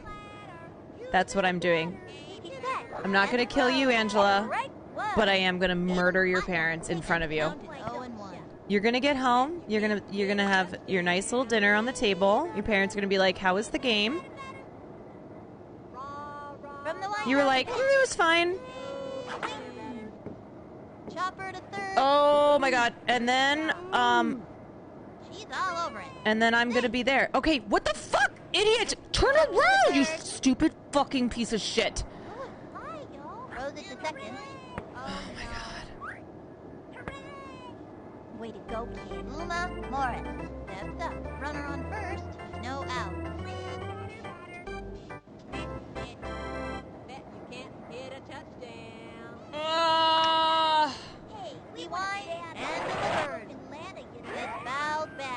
Wow, Uma hit that heater. Hit the fucking heater. Swing, batter, batter, swing. Okay, strike. You could feel the breeze from that one over here. All right, last one, my guy. Come on, right here, let her swing. That's what I like to see. Follow the host. That's what I like to fucking see. Okay, Marky. Woo! We got one out. We still have 0 runs. But here we go. Let's see if the infield can maybe get a fucking play. Silo Simon, thank you for the 20 months. Let's see if the infield can do one fucking thing. All right, buddy. Okay. Like a bussy? Yeah, you're gonna swoop this one by like a bussy. Okay, ready? Swing. All right, we got this down. We got this fucking down. I haven't given up on the kids yet. Not all of them are gonna make it, though, is what I will say. Not all of them are gonna survive. It's one tough cookie, Sonny. Okay. Let's right hook in this corner. Let's get him. Let's get Claudia to swing. Woo! Nice one. Nice one. And the count is 0-1. Okay, Marky, let's do the same thing but opposite corner. Oh shit! That was a hit. Okay, alright. Infield, you're not completely incompetent. You actually fucking did something. You actually fucking did something for once.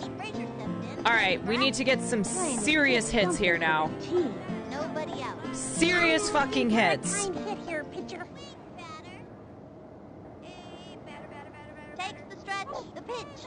Okay, that was a little early, Annie. It was a little early. You're just very excited. I see your rainbow shirt.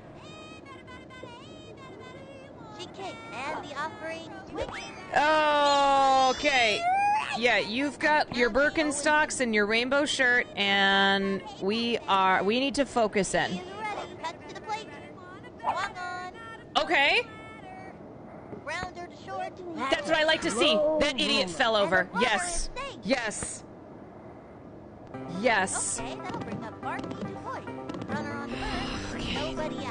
Dumb kids falling over.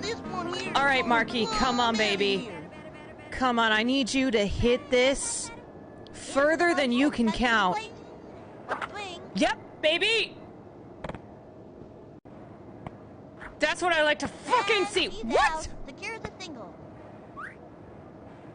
Bro. She was safe. She's a one of a kind of She was safe. Nobody else like her. Runner on first, one out. Watch out. She was safe. Okay, Kimmy, let's power this bitch. Okay, that was too early. Yep. And the count is 0-1. We got a little bit excited. It's all right. Let's just focus in. This is a good pitch. Oh my god. Oh my god. Okay. Kimmy, you fucking don't hit that. That had to have hit her. That hit her. Walk. Take your walk, Kimmy. This is good. Oh, I'm gonna rip your fucking piggy tails off and shove them up your... Calm down, Kimmy. Next time I'll show ya.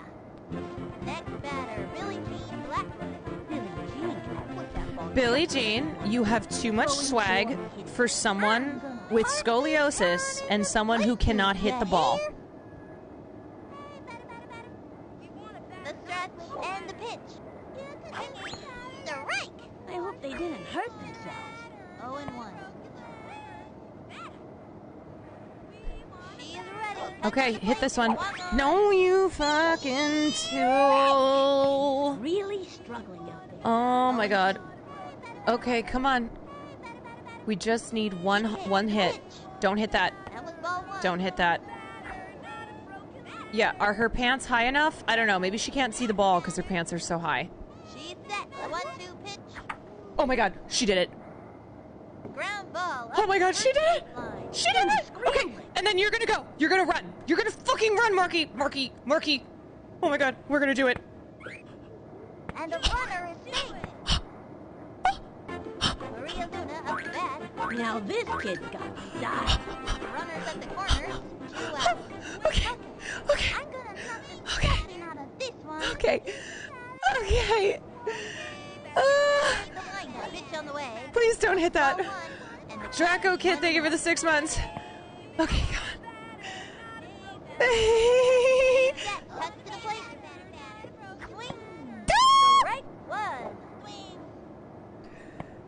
Okay. I just need you to get a line drive. Don't. That was a ball. That was a ball. That was a ball. Don't hit that. Okay. Okay. Okay. We can do this. We can get 1 run. 1 run. Don't hit that. That's a ball. Another strike. 2 and 2.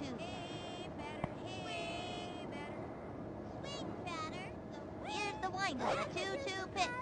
A swing, and that's strike 3. She gave it a try, but came up short.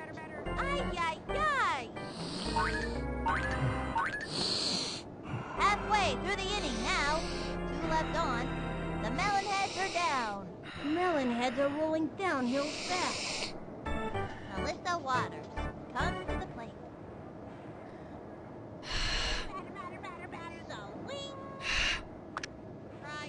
Here's the windup and delivers. Turn on the heat and smoke that batter. It's a wacky, gooky, crazy ball. That pitch should have been committed. A waka waka. 0-1. Into the windup. Here's the pitch. Let's see some action. Strike. And the count is 0-2. I know I need to swap. I know I need to swap. Target goes up. We're just gonna keep going. Say goodbye to Okay. another hitter. All right, now let me time out. Wait, I'm good as long as the juice is still there, right? Okay, we're gonna have Marky finish this ready inning. to show us what she's made of. Marky is gonna... More juice, baby. Can't score a goal? You dumb fuck don't even know what sport it is. Okay, let's just blast him, Marky. Come on.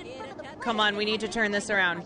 Coming straight in, but then throws it right in front of the plate. Outstanding. Where's the fucking ball? 0-1. You kids are playing like little Oh, there it is. Okay, right there. And the pitch. Swinging. Come on, get this. A bouncing ball. Do not. She's all over it. Chucks it over. Do not fuck this up. Okay, that's an easy out. That's an easy out. That's 2 outs. That's 2 outs. Okay. Okay. That's how we do it. This is what keeps y'all alive. Isabel Morelli steps up. Okay, Marky Dubois. Let's slow ball her right side. Pitch on the way. Steve Reich. Okay. Left hook on the inside. Okay, this is an easy out. This is an easy out. This is an easy out. That's 3 outs. Out of there. Oh, pink. All right. That'll bring our team Okay. back. And the 4th. We have 2 more at-bats, Melonheads. We have 10 hits and 0 runs. We have more hits than the other team. Not much accuracy. No out. And we have 0 runs. I can hit. So, let's go. Into the windup. The pitch. That is a terrible pitch. Do not hit that. That was ball 1. And the count is 1-0. Why do you always give points in the first? I don't. I have no answer. I have no answer. 1-1. From the stretch, the 1-1 pitch. The swing.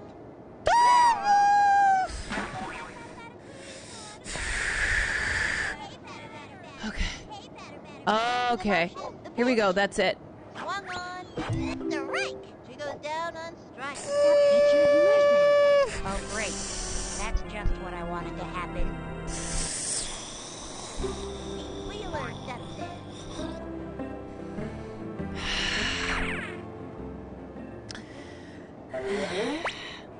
I'm gonna hit a touchdown. Okay, honey. Okay, here we go. Here we go. Here we go. Here's the pitch. A swing, strike one. Okay. From the stretch, pitch on the way. A swing. Shoot. 0-2. Wait, how do you change your stance? Oh! From the stretch, a pitch. Swinging. I didn't even see you could change your stance. Get him every time. Darn, my new love was so good. Oh my god. Here comes It's the kids' fault. They should have told me. It's their fucking fault. Difficult for him to play very aggressively. Watch that outfield. It's their fault. Step up to the plate. I don't even know what to tell you. We're gonna do closed. From the windup, here's the pitch. Strike one. Okay, whatever. The count is 0-1. We're gonna swing. We're gonna try this open. And we're gonna do a power shot here if we can hit the ball. From the windup, the pitch. A swing. God. Fuck my life. Literally, fuck my fucking life. Takes the stretch and delivers. How? He gave it a ride, but ran out of gas. I'm just about ready to go home. Halfway through the Oh, inning you now, want to go home? The melon heads are down. You want to go home? Heads are rolling downhill fast. I will send you home in a body bag, Jorge. Slugger's ready to show us what she's made of.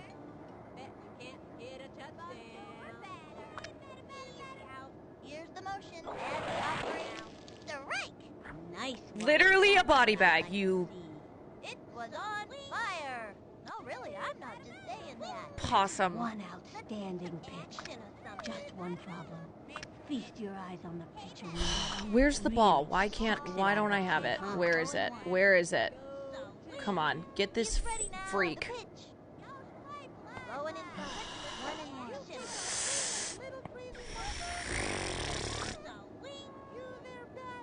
Target goes up. The delivery. Okay, infield, let's look alive. Let's look alive. Let's look alive. Take a swing, why don't ya? He's ready now. The 1-2 pitch. Swing.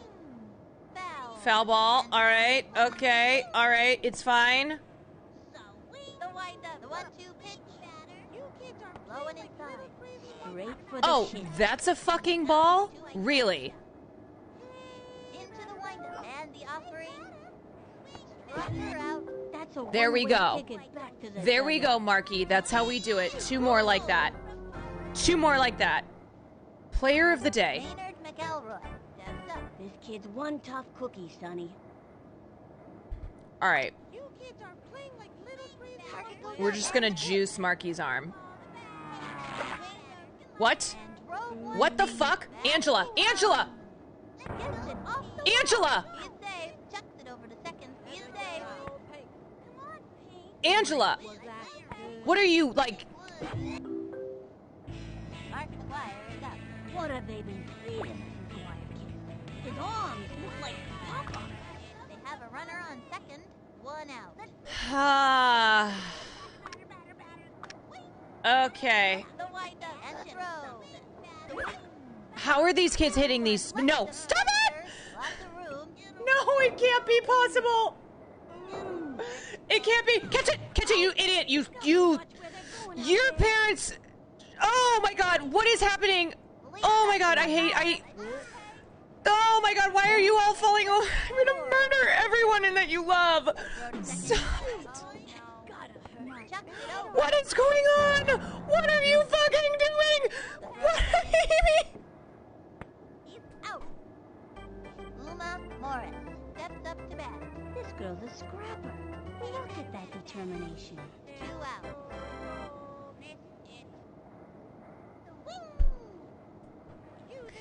I don't know how we got it out there.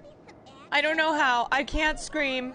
I want to scream so badly. All I want to do is scream at these kids.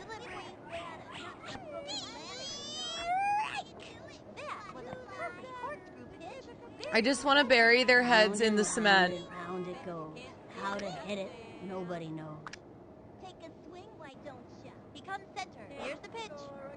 A swing. Okay, one more. That's all we need. Please. Please, let's do a special pitch here.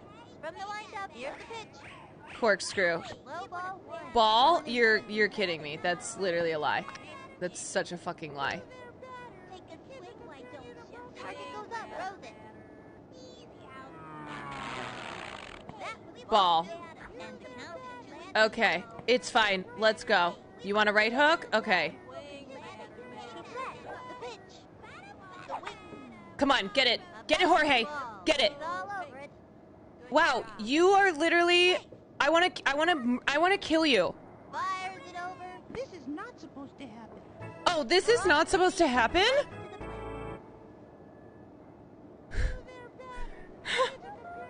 This is. I'm definitely gonna kill Jorge, you guys. I'm just gonna say that. Out of all the kids, Jorge today has been the one who really is.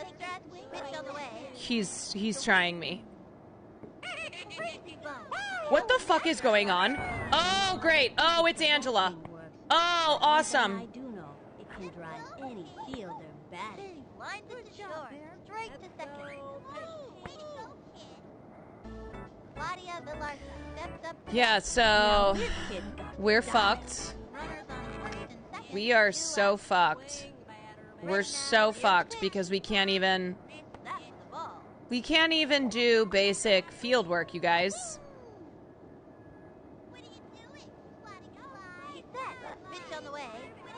Not even a Disney movie could save. Not even a Disney movie could save this team. It's running around like a crazy monkey or something. And he goes after it. She's out of there. Okay. Retires the side. All right, guys, this is it. This is the end. Oh my God, Angela's already falling over. Oh, Jesus.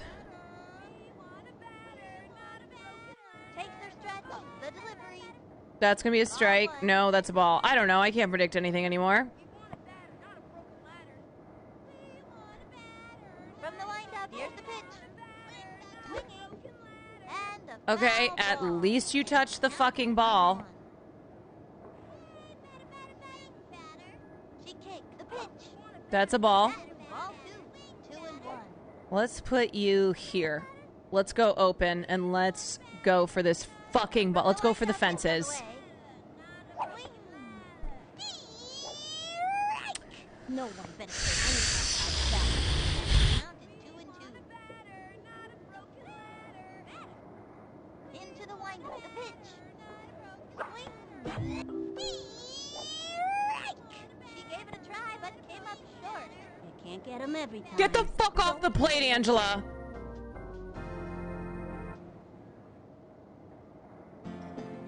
You know what? These kids do need to go to the mines. These children need to be in the mines. I'm sick of them.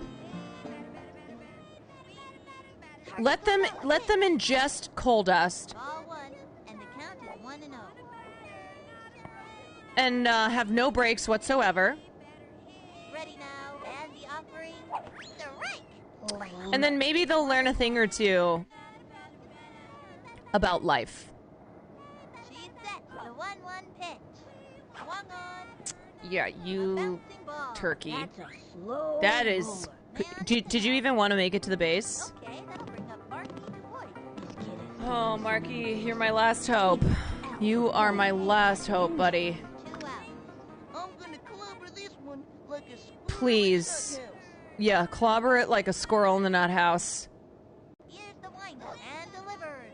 Don't hit that. That was ball 1, 1-0.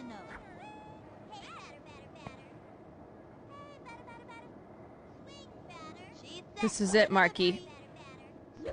Oh, right. That was a good swing. That was a good swing, my guy. That was a good swing. Let's go open and let's power this bitch.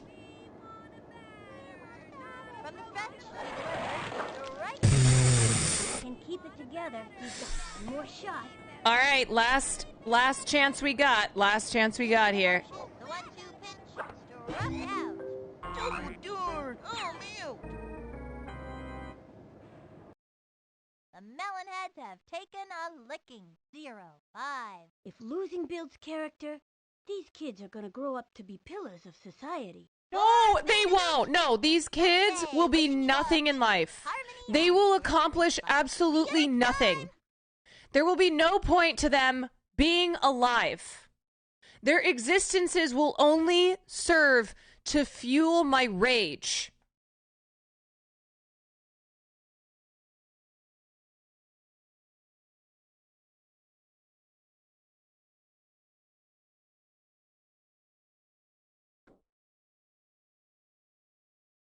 I hate them. I hate them so much.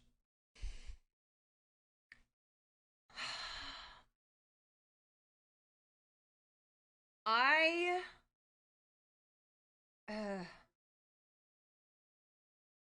am so...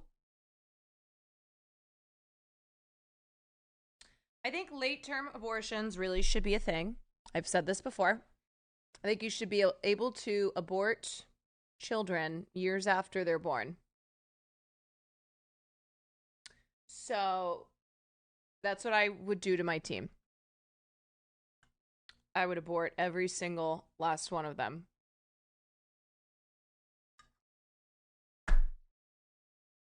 But this is who I have.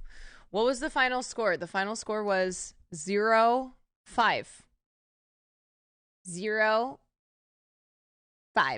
That's the final score. And my throat hurts, so I can't play again, because even though I said I'm not going to scream, there are a few points that I screamed. Do you know how many death threat predictions I ran? No, I don't. I didn't see any. You were running death threat predictions? I don't think I said that many death threats, though. At least I don't recall.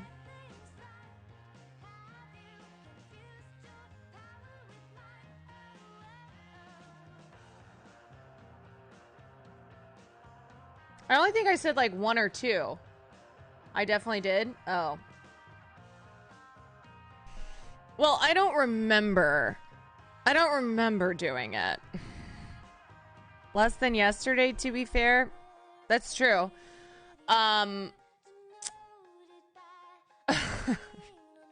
Fuck them kids.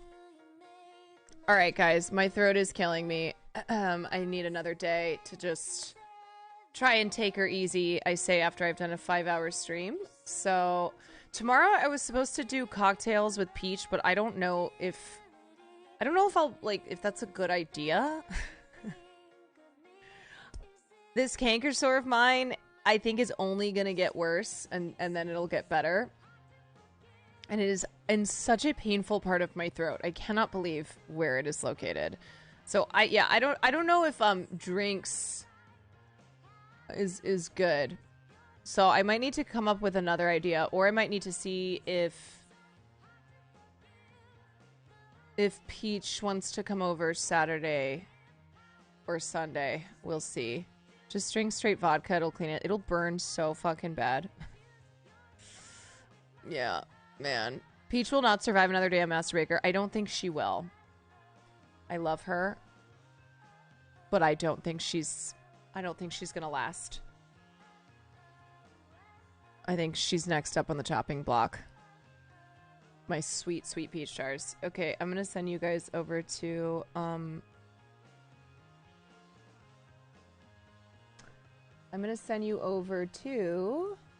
let's see, Jaina. Jaina's streaming. I'll send you over there.